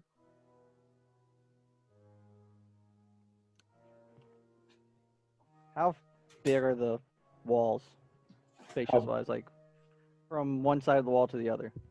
What do you Only mean? 10 feet, or From here to here, or yeah, like the hallways and stuff? the hall? So this Is it hall all- is 10, 20, 30, 40, 50, 60 feet down this hall.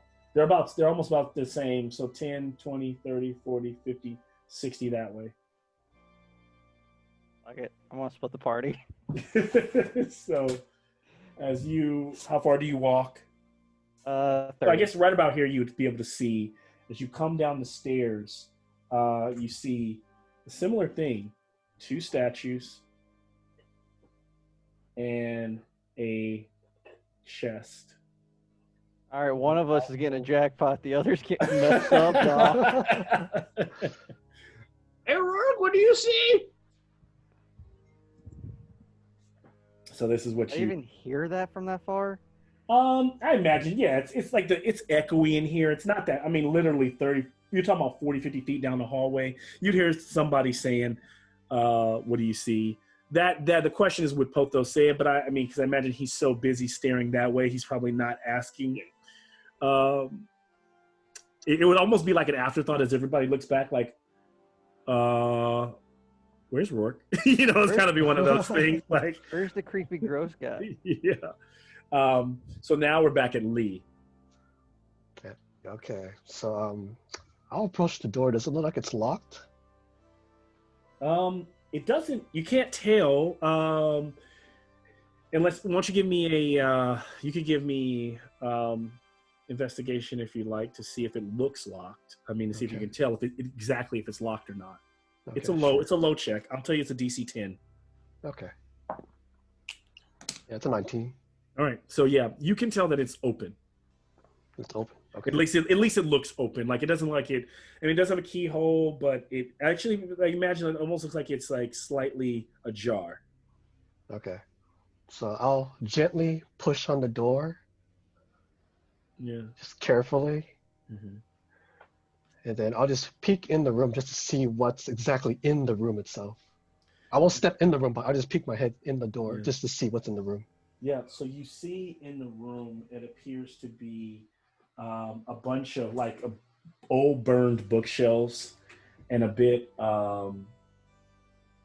They're seem to be burned up, maybe some type of fire. So all worn, scattered pages all over the floor. Nothing's there. I mean, you could. I mean, that's what you see. I don't want to misconstrue by saying nothing's there because that is what's there, and that could be investigated further. But it's just literally like the room is in disarray. It looks like it could have been like a library of some type. Okay. Manuscripts. Okay. Yeah. So I'll enter the room Okay. and I'll walk up to one of the bookshelves to see if there's any kind of books that hasn't been burnt. Okay. So you'll spend your time in doing an investigation. Let's give me an investigation check to see what you find. Okay. It's also a 19. Nice. So what you find is that these were all spells. A lot of them were like spells, but they're burnt. Like a lot of the books are like burned beyond recognition. It could even be that because the spell books is some of the magic that was in them. And then you also find some scribing that seems to like show like drawings of men's like men and women's like form, kind of like how you see like the diagram, different like weird arcane sketches on them, and then like this idea of transferring energy. And then you find like a sheet that shows them turning into like a shard. And then the sheet behind it, you find it says it's a spell, and it's burning hands. But it says living spell of burning hands on it. But it's halfway burnt off. So it doesn't seem like it might be useful unless you had a really good wizard maybe to make it work. Okay. So I'll grab that, I guess that paperwork that shows the dragon shard you said. Mm-hmm. I'll grab that. I'll bring it out of the room and I'll walk it over to Snake. See if it's useful for him. Okay, so I imagine you're done there with all that you've done so far.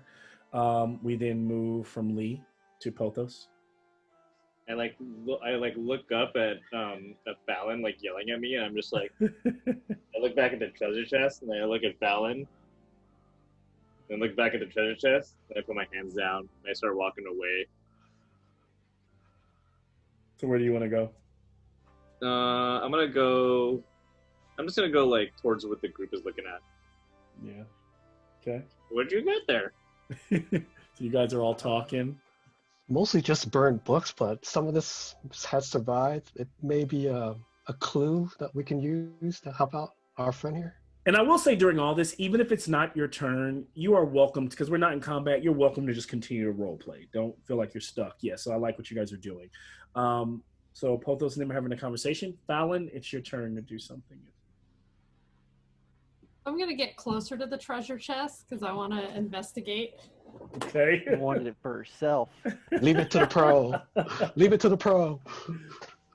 She's gonna touch it. And like you like I don't think you see this. I don't think you see it, but like as you're walking towards the treasure, like behind you, Snake is like, "What are you doing?" Go ahead. I'm trying to be as careful and stealthy and investigative as I can as I approach this treasure chest and looking at these Warforged. Do I notice anything? Do I notice anything happening as I'm getting closer? Yeah, being a rogue, is there a particular skill that you would rather use on this that what I would probably prescribe to you, since it's your expertise? Like, how would you do this? Are you just investigating, or are you trying to use Let me see. history to your advantage? Otherwise, I would just say investigate to tell me if anything. Yeah, probably investigation. I'm just looking. I And you do have expertise in investigation, Okay. but yeah, that's probably it. Let me see if I can use any spells now. Yeah, so yeah, I would just be investigating. Okay. What about that scroll? So this time I got an 18. You got an 18? Okay. Yeah. And so as you get closer, I think what you're able to decipher is that those statues, as you get within 5 feet, you're like, you stop and you look up at them and you're like, they are not statues. They're literally warforged that have been still for a long time, maybe shut down, maybe deactivated so that they become like statues. Maybe they were on guard. You realize they look a bit rusted. They look a bit, but there's no glow in their eye. And what you do know about that time is that this place could have been before a time before the Warforged were actually sentient, before they actually had any type of soul. So these Warforged might have just been commanded to protect and kind of be there to do things, for this place. So you do, I imagine that she's like, this treasure looks good, but she runs the risk of these things. I think everybody in the room knows they could activate, but it's like, are they able to activate is the question. Are they still operable? Has time gone on long enough for these things to just be bullshit? Do you call bullshit on them or? So if I get a closer look at, say, the Warforged on the left of Yes. the treasure chest, do I notice anything? Does it move? Does anything happen as I get closer? It is dry. It's like walking into an auto body shop from an age and an apocalypse ago. The cars are there, the lifts are there, dusty, musty spider webs. They don't seem to. No one's been in here. You can clearly no one's been in here in a very long time. So I think that you just, for all you're not sure. But I think because of how high you rolled, I would say you have a high probability that they don't work anymore. At least these two. Okay, so of course I'm gonna look at the chest. I'm looking at Renee's face right now. He's just Stop like, looking at Renee's face. Renee, you're giving away everything right now. But my character would look at this. So I'm going to get closer to the chest and peer. Is there like a keyhole? Yep, there's a keyhole. It's very decadent. It's less like a treasure chest. It's more like a toolbox. It seems like it was maybe set here. Maybe like it was something that whoever worked here, they could come here for tools. It has that feeling of industrialness to it. It has the house, Okay. Of Drome and all that is kind of carved into it. So while I say treasure chest because everything that is a chest is a treasure chest in a dungeon, it doesn't necessarily look like it just holds gold, but it holds something. And what are we looking for? And in it this dungeon? seems like the little tab on it seems open, so that it seems like for you it could be locked, but it wouldn't take much to just open without, if you wanted to. I think you're looking at it and you go, oh, I got this. That's how you feel. Okay. And And what what you're- specifically are we looking for in this dungeon? Because could it be in this? You're looking for a machine that can transform, that can stop the mutation that is happening. This is a So good question. Machine. That can stop the mutation that's happening to Snake. And it's a Okay. very specific, and it is, this place did this to people. It turned people into Dragon Shard. What he's trying to do is hopefully use the machine to turn him, make sure to get rid of it, to kick it out of the system. Okay. Okay, so I'm gonna take my dagger and I'm just going to poke it to see if anything Got happens. this. You got this. All right, so you kind of give a little Just to touch it to see if tap. anything happens. I'll give you I'll treat you as like a rogue because you're using your. Do you have a set of I do have these tools? tools and I'm So you get proficient in advantage. them. So that gives you proficiency in the sleight of hand check that you're going to make for me. Okay. You can do it. Okay, so I got a 17 on sleight of hand. All right, so you're able to tap it. Doesn't do anything. You slip in your little knife or whatever tools you do into the keyholes, and it pops, and the whole thing goes, and it goes, and it like hisses, and a bunch of smoke spills out, like almost like what do you call that? What do you call that? Ice. Dry ice kind of like pours and rolls out, and it feels cold a bit to the touch, but and the chest is now popped and just ready to be opened, but nothing else happens. nothing at else. this point? Nothing Okay. else happens. Do I have time still to? Yeah, for your Pop the action, lid? you still have time to pop the lid if you want to top the lid. I just want to Sure. see if you pop the lid. So as she kind of like Renee's face. opens it up. I'm just wondering if it's big enough to hold a predator, because at this point I'm like, Right? It's like I feel like we're playing Alien Alien. Like, comes out. man, there is it's Ace empty. Hugger pops out. It's empty. Nothing's inside. Oh, that's a bust. I know. It's like nothing in there of That's not good for me. you find a few like metallic cog rings at the bottom, like old tools, but nothing that you could like use to your advantage. You're like, this is bullshit, And As- no like false bottom or anything weird like that going on. I It imagine looks that like you have to it's check really- on your next turn. Okay. So as you move away from that, Fallon, it is our Rourke.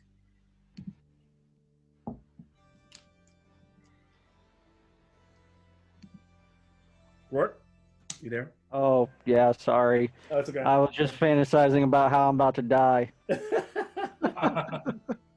So Rourke's going to move within range about 30 feet of said chest, Okay. and I'm going to cast Thorn Whip on it to bring it closer to me and possibly rip the lid off. Give me an Arcana check to whip the lid off. Very low check. DC 10. Natural 18 on the die. Nice. So, bling, like the whole thing just goes ka-clunk, ka-clunk, clow, and like falls over, and it goes, and just like hers over there, opens up, and there's nothing inside that one as well. Just going to poke at it with his cane, aka his club. Just kind of like see if there's any. He's just going to tap on it, Yep. see if there's a hollow spot. But as he's tapping on it, This is what I'm waiting for. these two statues start to move, Found it. springing to life as these Warforged have enough life in them to activate. As they are coming to life and beginning to move, what is he doing? Like kind of freaking out and backing away. And I can't. While this is happening, we Do we hear hear the chest anything? banging, right? You guys hear some of that banging, yes. Now, as this is happening, this chest that you just opened, Fallon, you're like, then you see a bread light glowing, and then suddenly two hands spring up, flaming up like inside, out of the box, and you could tell that the box itself is casting a spell as this giant red hand Oh my god. appears on the board. Going Oh back. no. Going All back. right, ready to rumble, boys and girls. Let's do this. Rourke, imagine you've done your action, so you're just watching these things activate. We move to our champion, who is Snake, who's just like, God damn it. Looking for a machine. Mo, it's on you. All right. Kill it, Mo. So I see this thing emerging. I'm like, you just said not to open box, and you open box. Why? I didn't open it. I'm talking to Fallon. Oh yeah. And I run up. I think I have enough movement to get in range of the Living burning hands, I only assume. Yep. You have enough space. I will use a bonus action to rage Okay. and attack that thing with my longsword. All right. Go for it. Okay. Let's remember my bonuses. That's an 18 to hit. That will hit. Okay.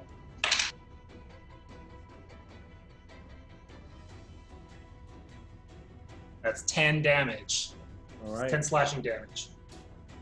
So he runs over and slashes the thing, and it kind of like flows through the hand. The hand tries to catch it, and it slices through, and you take some of the damage, and it kind of does this, like, but it, doesn't make the owl sound. And so as Mo cuts it and is able to hurt it, it looks like it slowly shifts, like it might fade away, like it might even almost be gone, but it's still there holding on. Mo, that is when the first Warforged over here rushes. Also, sorry, Malcolm. Yeah. Because I'm getting used to these features too. I haven't played a Cavalier. Yeah.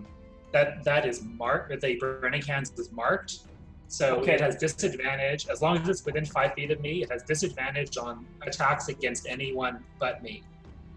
Has disadvantage on anyone but you? On attacks on anyone but me. Got it. And if it does damage to anybody else, then I get to do a bonus action attack against it on the next turn. Oh shit! Wow. Okay. Wow. Good shit. Cavalier, no joke. Mm-hmm. So I lost one of my Warforged. I don't know what I did when I was That's Warforged. cool. Many, Yeah. but one of That's them fine. actually It's okay. stores- Yeah. Defeated it by. And, It's attacks- off the table. Oh wow! You can see there it rolled a 3, Warforged 1, and it makes 2 arm blade attacks. So the first one, 5. I know that one misses. 11 plus 5, so 16. Does that hit you? Troy, work. No, I have an armor class of 17. Jesus. Okay, so that second one moves up. Lizard folk, natural armor. Yeah, double 2 at the same time. Let's see, got 12, 5, 17. That one should hit. So that these both should hit. 1d6 plus 3 is. What was the second one? The second one is a 13 and a 12, but both plus 5. Okay. Yeah. So 2d6 damage. So 6 plus. So you take 12 damage between both attacks. I don't like that. No. So there's this like shot of like Rourke, like this lizard folk fighting both of these Warforged that have activated in the room, and you guys can hear that at this point the clanging is very clear that there's a fight going on down the hall. We then move to Karen. Is the Battletoad fighting? Cowabunga? He's going to get as close as he can to the burning hands with Mo and attack. Yeah. Okay, go ahead and make your attack. Let's see. Oh, nat 20. Oh, Nice. nice. All right, go ahead and do damage to the I burning love the dice you sent me, Malcolm. That was on that. hand. Of course, All there. right, so damage. Burning Hands doesn't even get a chance to attack back. Probably not. And 10 damage. 10 damage with a slashing attack. Is that with critical? That's all your dice doubled. Did you roll two of the? That was the first one. Let me do. Yeah, Oh yeah. and 7 more. 7 more, so 17 So, total. 17 total. Okay. So whoosh, you slice into this burning, and it splits again. And both hands are like it's like 2 separate hands. I know the measures is one, but they're like they keep trying to come together and like clap, but like they keep getting cut, and they're starting to fade and fizzle. They look very weak. They look like they're flickering out. The magic source is dying, but they are still there.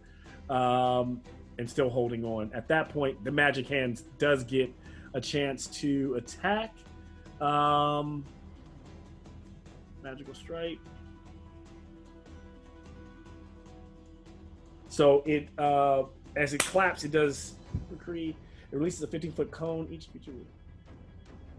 So it kind of claps its hands together and does a cone damage out for 15-foot cone. So I imagine all three of you guys right here are caught in it. Give me a dexterity save. You need to beat 13 or more. No. 19. You're good? I had an 8. Wow, I rolled really low I on got a damage. 13. Oh, you know what, though? Do I have... No, I don't have that. Never mind. Oh, wow. I literally rolled 3d6 damage, fire damage, and rolled a 5. So okay. you either take 5, or if you failed...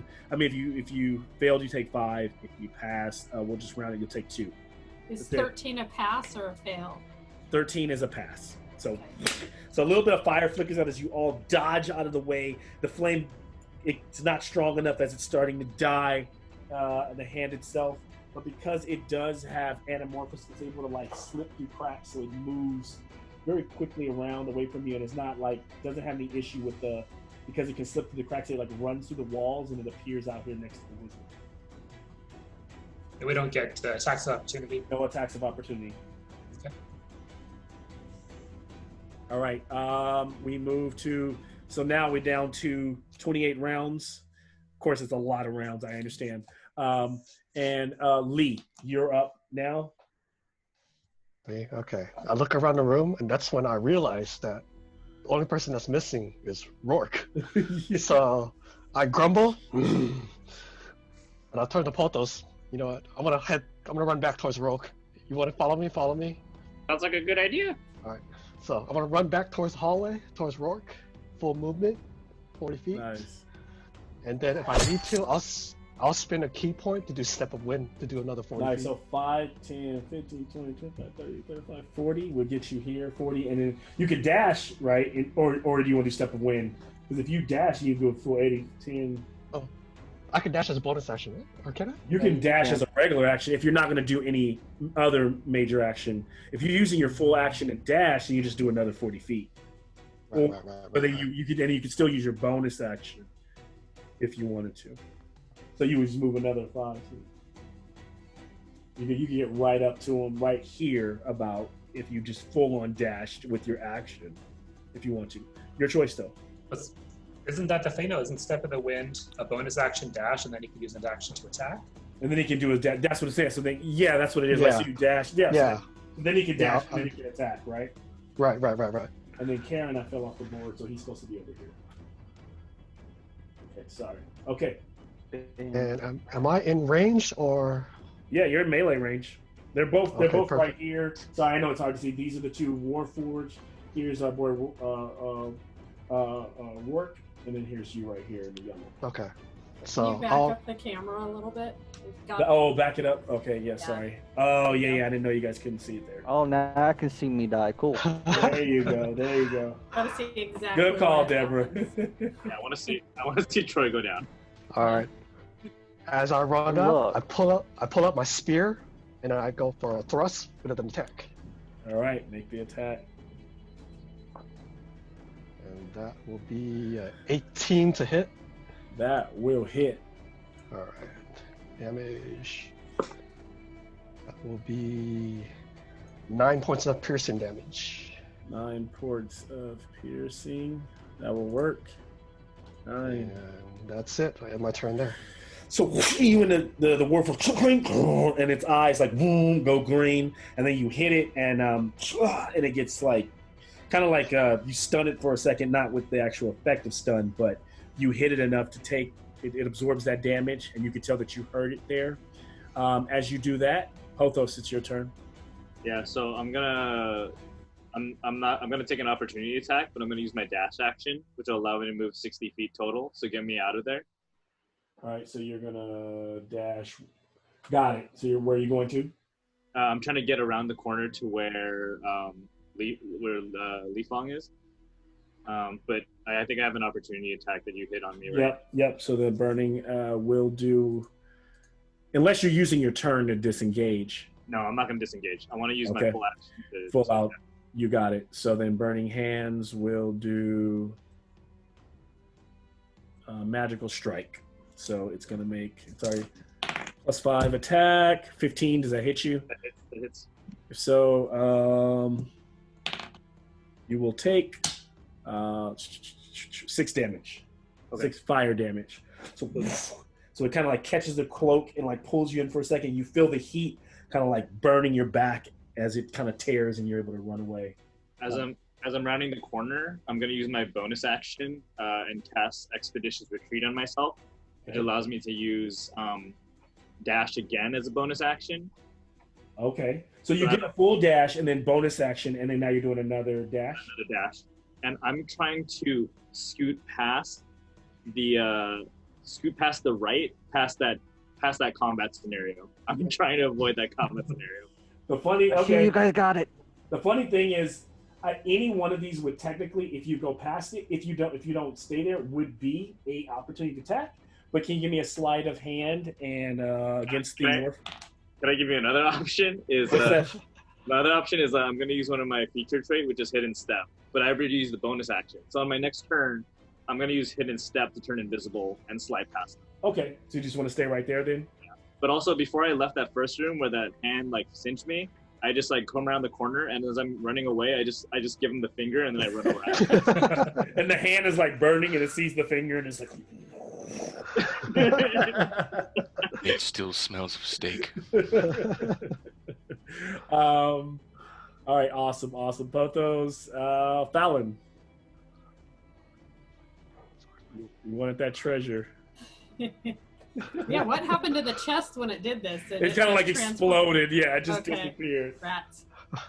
Okay, so I guess I am going to, I don't think anybody's staying to fight the hand, it seems. So I'm going to make my way down the hall as well. You're going to run. For everybody else. So I don't know how fast that I can go. I think you're at 25, right? So it would be 50 feet, right, for you? 25 feet of move. So if you dash, you probably get like right there. And then yeah. So then we move from Fallon to Rourke. You're back. All right, I'm not going to make you keep fetching miniatures. No, you're good. Yeah, whatever you want to turn to. If I got it, I got it. If I don't, I'll just mark your for the sake of time. Getting hit and it hurting pretty damn bad. He is going to look at these two mechanical creatures and start pounding his chest. And as he does that, his mouth extends and he starts to grow canines on the bottom and top. And he is going to wild shape into an ape. An ape. Nice. I actually have that miniature momentarily, but yeah. So he's changing into that, and so can he attack in the same turn? Yes. Okay. Go ahead and make your attack. I get 2 fist attacks. Okay. I don't have my ape here right now, so what I will do, I will use this stand-in for the old what do you call him, Wendigo or the Abominable Snowman. We'll use him. So that one hits, hopefully. I rolled 21 and an 18. Are you hitting at the one that's already been hit or the new one? Whichever one was like right in front of me. Okay. Yep. Go for it. You did hit. You did hit. So damage. On both? You hit one, right? So I get multi-attack. Okay. So you hit the first one. I get 2 fists, and I rolled a 18 and a 21. Oh, yeah, on both. So, yes. Okay. So go ahead and roll them separately, and I'll just give out the damage. 6. That'd be 14 bludgeoning. For both of them, or what's the next one? Altogether, total. That's both of them. It's 1d6 plus 3 for each attack. Okay, so they both take. I'll give them both 7 then. Yeah. So wham, wham, he just starts wailing into these things. The Warforged start to back away from the strength of his attack. This clearly is not right. Snake begins to run. He's just going to kind of move him quickly over here. He's doubling to try to stick with the group. Mo is up. Okay. Mo is going to pursue that living, burning hands. Yep. I'm going to say, "Do not get away like that." Yes. And he is going to take his regular action attack and the special bonus action attack. Because that thing hit other people. So. Yep. So his regular attack is going to be a 15 to hit. That hits. That hits. Okay. And that's roll 1 there. But then I'm raging, so extra good stuff. That's 7 damage. And the bonus action attack was a critical. Okay. So let us see what we're rolling there. That's 15 damage on that one. Okay. How do you kill it? I'm just like, this is an angry halfling, so he's just running up and like, "You not get away!" So as it takes 2 flashes. it was just middle fingering, you just like chop the finger off and it like hisses, and then you just tend to hack into it, and it slowly begins to fade away. Now, as it is dying, it is gone. As this begins to happen, it's the end of another round. Snake begins to cough. The party loses 4 rounds.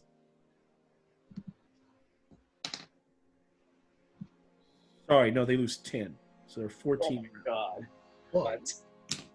As his body starts to, like he steps and his leg, it like locks up. And he's like, no, this is happening faster than I thought.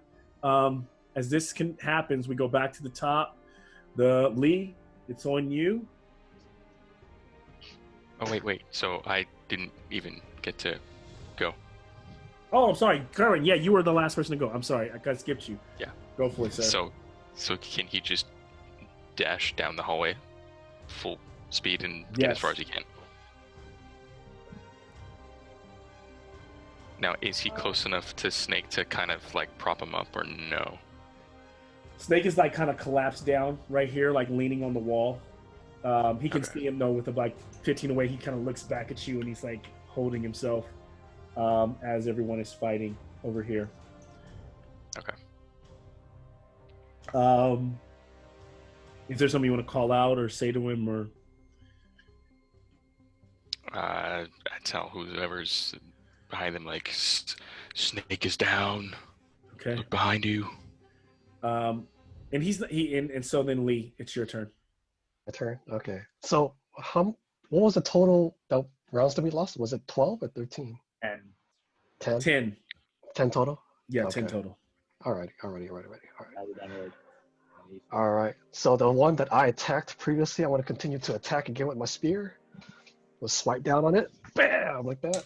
Okay, go for it. That will be 14 to hit. 14. That just misses. Do you have another attack or no? Yeah. Bonus action, I'll do flurry of blows. Spend a key point. Okay, you go for it. All right. First attack. Oh, that one sucked too. That's a 12, so that misses. It misses. Second attack. Oh my goodness. Low again. That's a 10. That misses. So you punch and are you fighting with your staff or your fist? I have a spear equipped. Okay, so spear. So as you're fighting with your spear, like you and him dancing, you like are able to parry and like knock his blade out of his hand. But then he like goes fisticuffs and he like grabs your spear and pulls you in, and you guys just start kind of like going to blows for a second, where you're blocking, he's blocking, and you're trying to like recover your spear, but nobody gains any upper hand there. As Lee is fighting with the Warforged, Pothos, it's your turn.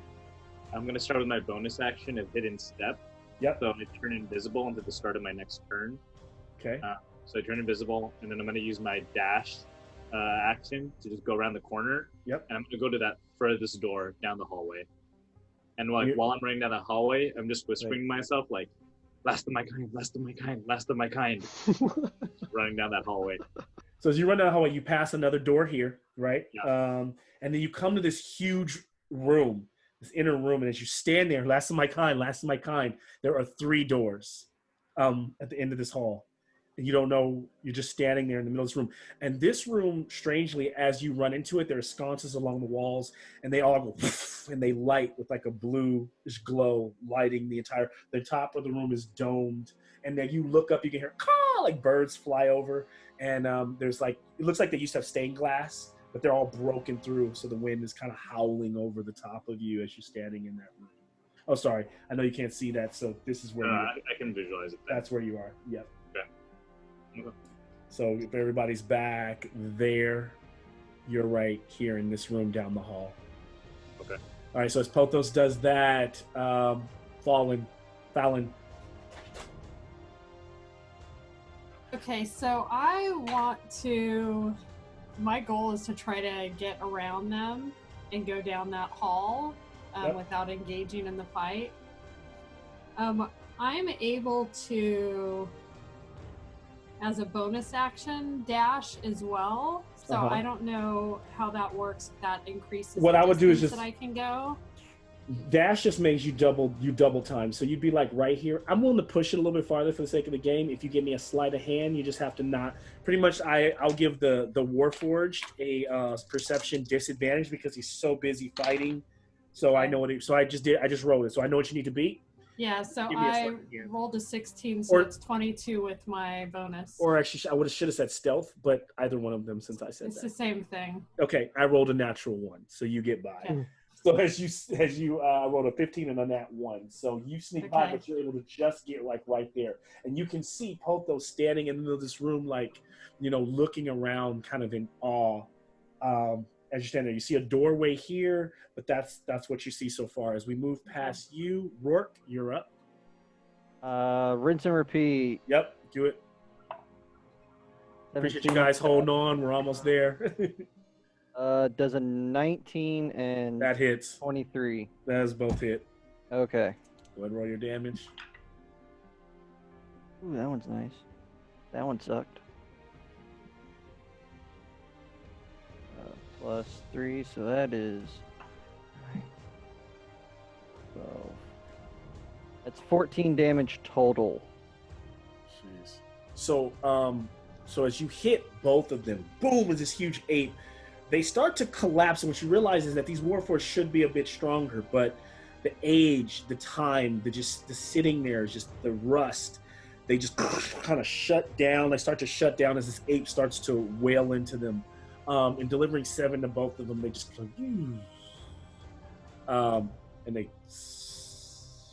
and one of them crumples over and falls on his side, and the other one just stops mid, trying to punch back, and just freezes. So this one goes down and bursts into pieces, and this one just freezes.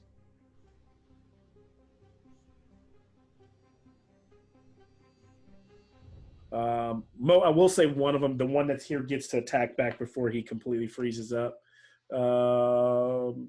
Just for his 2 to you, because I want to. So that'll be 18 and 16. Do those hit you?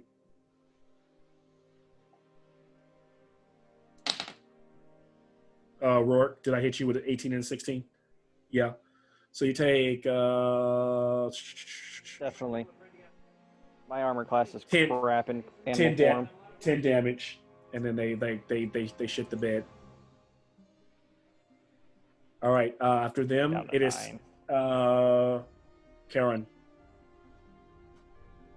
So he's going to go over to Snake and kind of prop him up now. Yeah. Since you're taking care of him, he's like, let's just keep moving. Help me. And And then move whatever, however much we have left to move.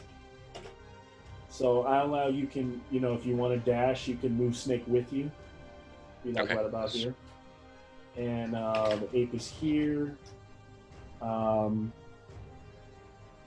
So starting a new round, because I think I didn't miss Mo. I didn't miss, Mo went, everybody. So we should be back at the top at Lee. We're almost there, says Snake. It must be here. This place isn't big enough. All right. I think you so- did skip me, didn't you? For the last round? You went Did foul you at the Tavern. kill? Did you kill? Did I? So Lee, Pothos, Fallen, I killed the burning hands or- and went to Lee. Oh, you're right. So then it'll be you right now. Yeah. Then Which all I would do is just use all my movement to to get get over there. back, So you know. yep. So we'd be like right around here. Which Yeah. since there's no villains, it doesn't matter. I can put you guys up. You know, you're just like right about there. Cool. Continue to count down the rounds. So thank you for reminding me. I felt like I missed somebody. Lee, you're up. Okay, so I will move down the hallway and go towards the door that's on the right. This one. Oh no, Yeah. that's left. That's left. Oh, So I'm sorry. Yeah, I'll You do pass this that one. Yep. Pass yep, that yep. one. 30, 5, 10, 15, 20, 25. So this door? Yeah. All right.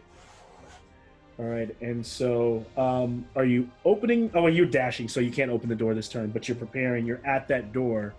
As you're at that door, Pothos, I kick open the door in front of me. this one right here. All right. Pothos, as you kick open the door, I need a dexterity save. That would be 16? yeah. All right. Nice. So as you kick open the door, you almost stumble into what is a pit going down about 20 feet. And as you stand there in the doorway, completely open, what you see down there in the pit, it just looks like there's bubbling acid. That would have done at least 12d10 damage. Yeah, as I kick open the door and I like stumble forward, I said like, "Oh no, still the last of my kind." And just remember that if you would have fell, Rene would have wrote that death for you. Yeah. I'm expecting. So 12d10. So you're like, oh, and as you stagger away, and in the putrid smell of old acid, of toxicity just kind of hits your nose. You're like, oh, I'm the last of my kind. I'm the last of my kind. You think? Yeah, and I push away and I go like, "Don't go in there." So he turns around. Don't go in there. You can clearly move. You have more movement if you want. Other than that, Yeah, I'm gonna go to the. Let me see. Is there the door? Is there another door? Sorry, this is the door. This is the door you open. I realized that no one can see this room, so I gotta like move this. So this is the door you open. You said the door that was right in front of you. So there's a door that the monk is at, and then there's the door. I'm gonna go ahead and run towards that door. Can I kick that door open? This one? Yeah. Your action's already done, so you can't kick it open, but you can like run over there. Oh no, I'm gonna go to the opposite door. This one right here. The double door. Yeah, and I'll just hang out there. All right. You know what? For the sake of time, I'll let you to give me a strength check. If you pass it, you can kick it open. 17. So he's just on a roll. He's just like trying to kick these doors open, get them open, and as you do, bam, the door goes up, and there inside this particular room is a small room there, and there is a machine that looks like you can strap a human inside, and there's all these like working mechanical and what's funny is what's sitting, it looks like where a human could sit on it.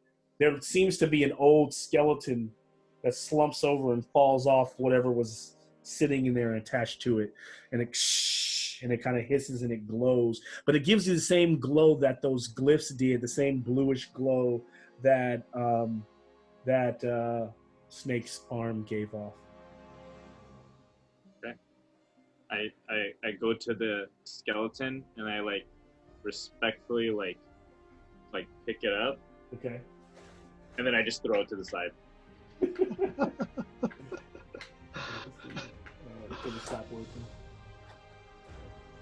Could have been a relative. The skull actually falls off the neck first before you.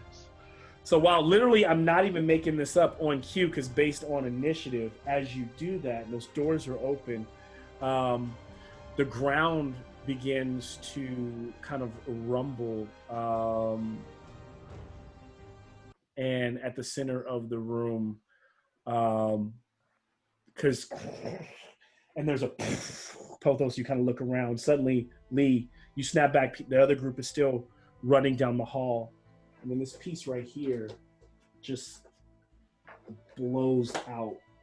Chunks of rock fly everywhere, and as it this thing, whoosh, you hear this zzz, the hissing as this Warforged begins to crawl its way out of the ground and into the room. If I can get it to stay. All right. So if you guys, so here it is. Oh, sorry, I realized no one can see it. Let's go.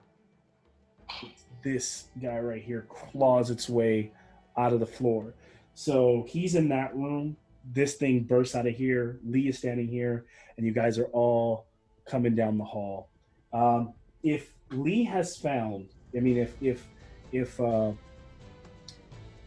Pothos has found what you the Dracos the Mutatis, then that's where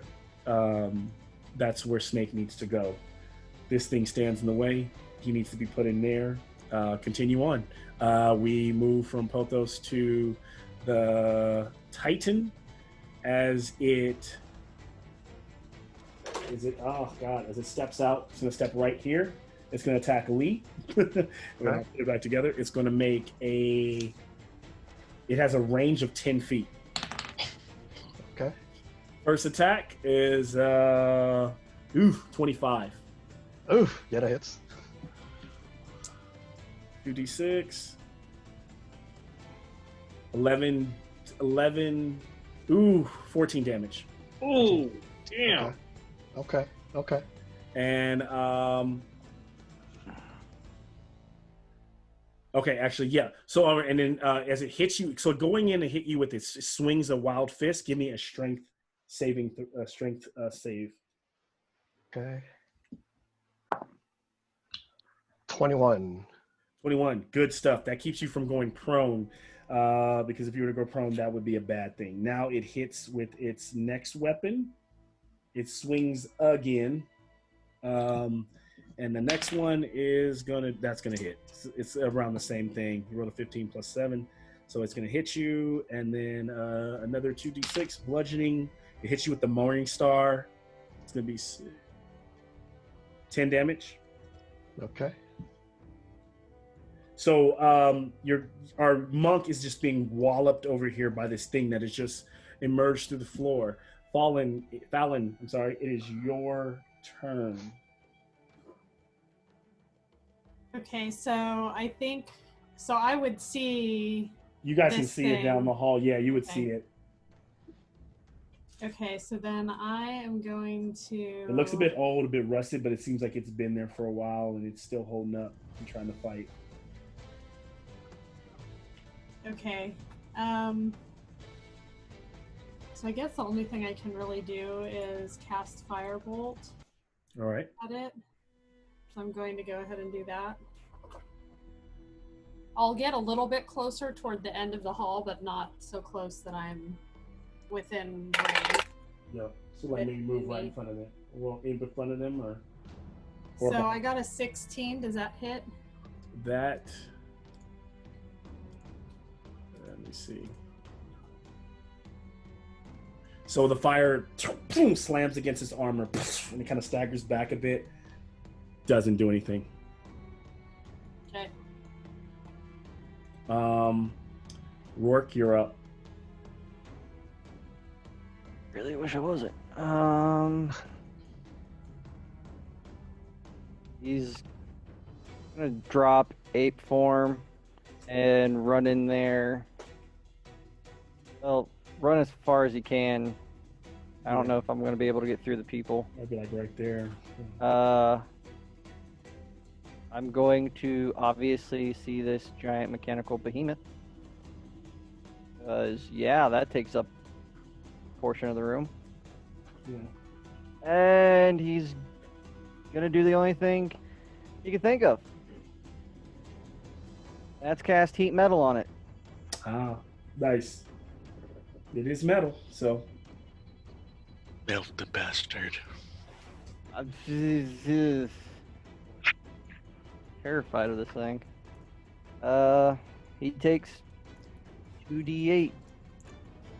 2d8 damage. Go ahead and roll it out. I'll take it. That's 10 fire damage. Okay. I'll take 10. And that's my turn.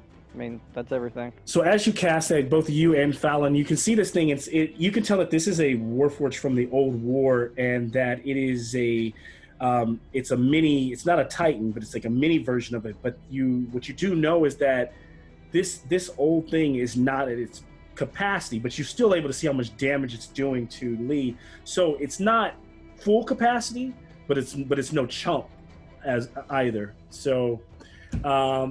Rourke from there, what's his name, sees this and rushes forward, leaps over and tries to attack it. He's just like, kind of like appealing to his spirit of war. He is attacking and smashing into this thing with where he can, breathing heavy. He does not hurt it though. He does attack twice. Mo, you're up. Okay. Way back there, I know, down the hallway. So yeah, I'm pretty far back. If I used my full movement and a bonus action to dash, how close do I get? Use your full movement, your full dash. This is 30. That's dashing. You got something else? Yeah. I mean. Yeah. Yeah. Let me. Yes. Action surge. I'm gonna action surge and throw my hatchet at it. Okay.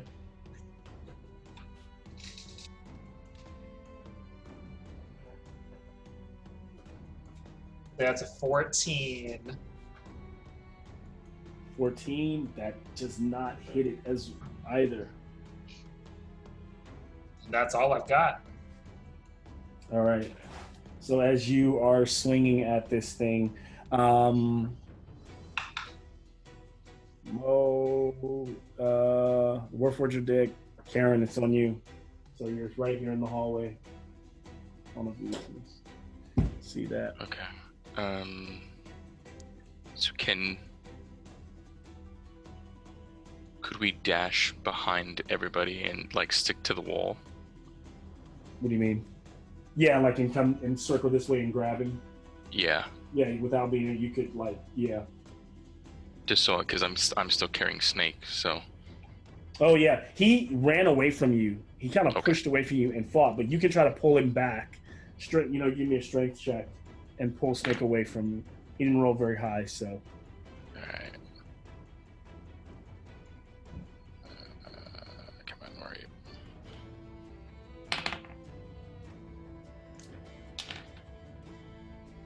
Ooh, 9. So you are able to pull him away. The problem is it takes an opportunity attack and it punches Snake and it throws you both kind of against this wall here. He takes 20 damage because it was literally a natural 20. But and after I rolled the damage, but he's still alive. He's still okay as you're able to move him into the room. Once you get into the room, what you realize is you're trying to deal with some kind of like machinations from a long time ago. You want to give me an Arcana check to figure out how to work this thing? I'll give you advantage if Pothos is helping or trying to aid. But Pothos, if I do that, then your next turn you would lose because you're spending trying to help them. No, I'm gonna run out the room. Okay, so then you have to make that Arcana check alone. Then, if you want to make that. For sorry, getting names here. For Caron. Okay. Yeah. Remember, you guys have inspirations. No one's used. You guys have. So that's 12. And then. Okay, so like trying to guide, like kind of being led by just your own wisdom. You're just like it based on the way things look. You're locking him in there. You're putting his hands on one side. You're just like, come on, and you're like believing in your old friend. And then suddenly you hear Sora Terenza. You hear her voice, and like almost like soothing you, like I'm guiding. And at that moment, the machine grabs Snake, picks him up, kind of locks him up, and starts to lift him up. And it starts to cover him on all these little tentacle, like orb kind of magical energy surrounds him. And then all these little machines start going to work, and you realize it's working on him. you're now free while it works on him to finish off the creature. As a surge goes off, it kind of lights up the room for everyone, and as he's locked inside, it hits the machine almost like a magical EMP, surging slowly, and it starts to move much more slowly than it was attacking before, and you realize that surge of magic has rippled through it and almost shut it down, but it is still attacking. At that moment, Karen, if I didn't miss anybody, then Lee, you're up. Okay, so I'm just gonna attack it with my spear. Yep. I know you're like right behind it right here. That's gonna be 17 to hit. That will hit. That will hit. All right. Now that it's going to weaken. That's gonna be 9 points of damage. All right. Is it bludgeoning? It's piercing actually. Piercing. Okay. Yeah. Okay. Then piercing will take that 9. And then as a bonus action, I'll spend another key point to do flurry of blows. Here comes the monk moment. I knew the monk moment was coming. First attack. Oh shit. Okay, that's 11 that misses. That misses. Yeah. Alright, second attack. On Master Imp. 9. I still have inspiration, right? That's right. You can do inspiration. You can cast that inspiration in. Okay. 16 to hit. It just misses. Shit. Just misses. But it's slowly. It is like looking weak. But the first blow, you punched it, you bent its arm all the way back. So now this arm is like staggering, and only the Morning Star is working right now. All right. I spit some blood to the ground, and I wipe it off. Yeah. I just get ready. It's your turn, wizard. I come out the room because I'm trying to like buy them time, and as I come out the room, I pull out of my component pouch some like clay. And I start to like make like a little makeshift hand, and then I like take the hand and I push it forward, and I'm gonna use my last 2nd level spell. I'm gonna go ahead and use Maximilian Earthen Grasp. Out of that 5-foot square, like let's say the 5-foot square to the like left of the creature, is like a hand just like comes up, and it's like an earthen hand that just comes up and tries to like grab him. So it just like comes up and grabs him. Make a strength saving throw. All right, it's pretty strong in strength. It's +5 to strength. Wow. 13. So I don't know how this works because the save is a 13. That means I beat it. You save, okay. So it's almost like whenever you're rolling against, roller always ties for the roller always win is the way it works. Yep. Cool. So you just take half damage. You'll take 6 bludgeoning damage. You're not restrained or anything. All right, how much damage? Half 6. Of 6? Yeah, 6. So that earthen hand starts to rip and starts to punches it, and then grabs the Morning Star hand and starts to pull against it. And you can see the creature starting to kind of spark and slow down, looking a bit troubled in this moment. And after you, Pothos, it is the creature. So it will move, it kind of pushes past, snatching away from your hand towards Mo, and attacks. Wow, critical 1 as it latches away and misses on that first Morning Star strike, and then it tries to, with again, that one hits with 17, 18, 19. So yeah, like 26. Oh yeah. Damage. 15 damage, 15 bludgeoning. Okay. Give me a strength check. Strength save. 17. 17. Whew, you guys just hit that. Because if you fail that, you go prone and then you take another 2d6. So good shit. So you're blocking him. He's swinging away madly. Fallon, it's on you. This is your creature's really low. It looking really sparking, kicking up. So I'm going to draw my short bow and I'm going to shoot it. And he's engaged with somebody else within 5 feet, right? Yes, he is. Okay, so I'm going to technically do a sneak attack with my bow, which is sort of weird, but I can do that. You can. Okay. I imagine you're aiming for in between the metal, the weak points, Yeah, so I will... Let's see. I'm not used to attacking with an actual weapon. So I got 18 to hit, That hits. and then he will take. Let's see.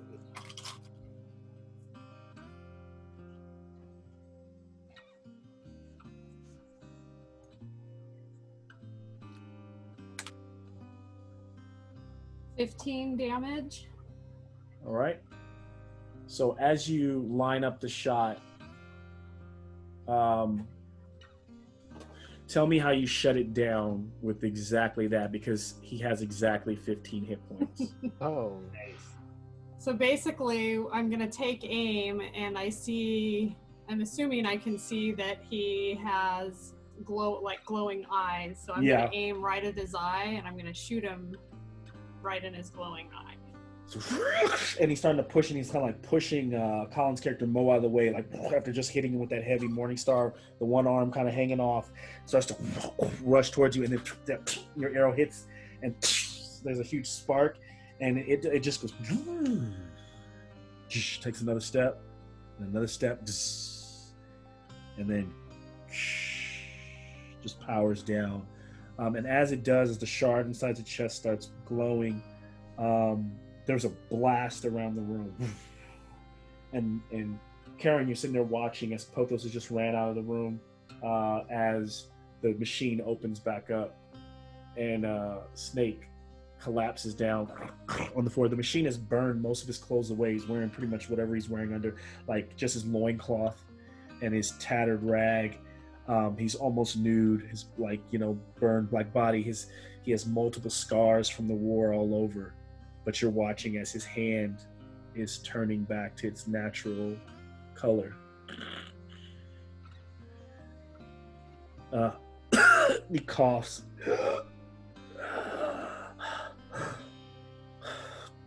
My God, I haven't breathed like that in months. Looks up. You're a great friend. Help a lieutenant to his feet. And what's funny is the one thing that did not burn away is he's still wearing his red gauntlet, of course. He grabs it and he's just like, I thought you were dead. I thought we all were. I thought I let you on a suicide run for a second there. He walks out, kind of draping himself in what's left of his tattered garments, looks around. Here. And he gives you like a key and a little booklet, and it's like his hometown somewhere in the swords. He's like, when you get back to the sword point, he's like, go to this place and turn in this, and he's like, you have everything that he's like, I'm gonna wander from this point forward. I think I'll be okay. I don't really need the money. I've got something to hold on to hold me. But he said, there you should find everything I had left, which is about all my treasures worth about 2,000 gold. He says, yeah, I really appreciate you. And at this moment, I guess it's a chance for everyone to share how they feel right now, anything they're talking to him about, how they feel about their character, where they're at. Yeah, so I'll walk up to Snake. I'll put my hand on his shoulder. This is your second chance to a new life. I hope you spend it well, my friend. Yeah, thank you. Thank you. I know that what I've offered you is not worth the risk that you've taken. You are an honorable man. You would have been, it would have been great to have you by my side during the war. Though I'm glad you didn't have to experience that and become the man I've become. So he talks that to Lee.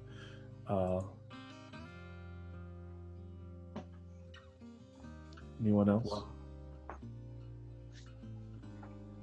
Aaron looks at him and kind of takes a knee, and he pulls out he has a samurai sword, so nice. And he's like full on, like, gives it to him, and he says, if we ever meet again, I want to know what a soldier does when the wars are all over. And he just like bows one last time and like steps back. Is he giving him the sword? Giving him the sword. He takes it, She's it. He says, and then like we kind of move forward as you guys are walking through the dungeon and what's left of it. And on the way out, Fallon has even found a few things that were some of the rings, some of the ringlets, the things inside the Warforged might be worth, like they're gold or bronze ringlets that are like, because no one's like, this kind of Warforged is probably really special. So just even taking whatever you can out of here could be scavenged, could be used, and could be sold in the market. And as you guys are exiting the structure, they're standing in the Mournlands. He then responds to what Karen just said, and he goes, "When the wars are all over, that's funny. The wars will never be over." And then there's a moment like a light in front of you, and out of the fog, you see a bunch of heavily armored hobgoblins come and stand before you. And as they split, Terenza is there with her hair flowing, billowing. And she says, "You have done a great service to me." And she walks up to, she goes, "You survived. Fate has another plan for you. Because if you failed, I was gladly going to take what was left of you." But then she kind of walks around in her clawed hands and kind of goes into like a little metal pouch and hands each of you a dragon shard of a different color that you all, if you accept, you take with you. A dragon shard, very powerful. Who knows what power it actually holds. Her guards actually walk over also, and in a box they open, and each of them has 6 eldritch cannons. These are handheld cannons, essentially pistols that they give to each of you for what you've done. Strangely, like, again, I imagine that Pothos wonders why she is willing, why she's even here and why she's giving you gifts. But again, for what you've done, she gives you these gifts. And so with that, she also, with the 500 gold pieces, the 2,000 that you're going to find back at the tavern, we kind of move along, and in the scene where some time has gone on, you are all back at the Drome Tavern, and I'll allow everybody to go around and share just their last moments as they're sharing this moment with each other, maybe feeling a little bit more rich, maybe having had this experience, and where maybe what they plan to do with themselves in the aftermath of this. I'll walk up to Karen, and are we at the tavern? Yeah, you guys are back at the tavern, so some time has gone on. And Snake is not there. He's gone on his own walk. It's just the group. All right, I'll bring on like a mug of ale. I'll sit right next to him. I was like, "What a crazy adventure, brother." So, what was life after the war? Always hard to come back to civilian life. I can't imagine what it's like for you. It's like Snake says, the war never ends. I feel that, yeah. I mean, long war happened, but things still sometimes bad out in plains. You have to keep vigilance always. The tavern is being like reconstructed. You can tell it's only really just you guys in there, and Ulrich Erznick has allowed you guys to come in like pre the place being reopened because of what you've done for his good friend.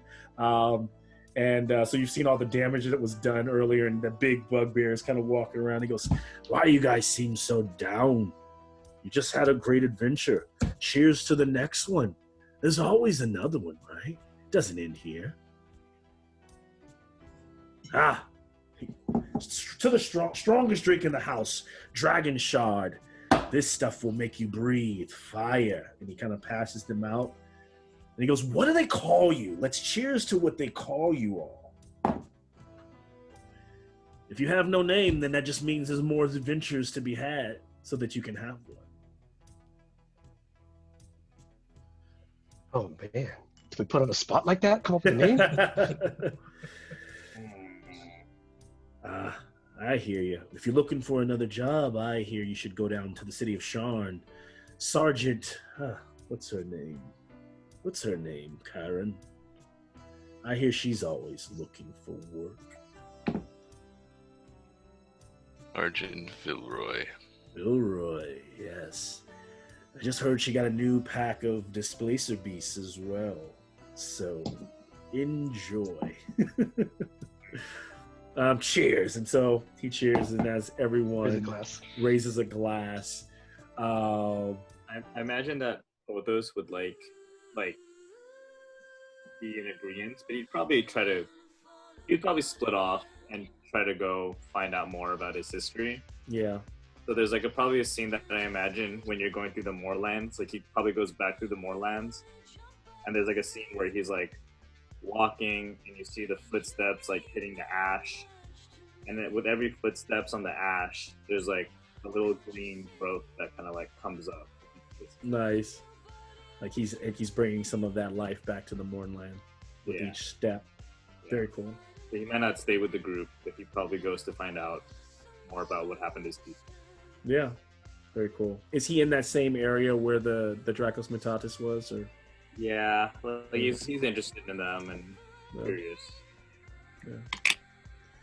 And if there's no one else adding anything to that, as Porthos walks off, we kind of like fade to black and end with our credits for the night.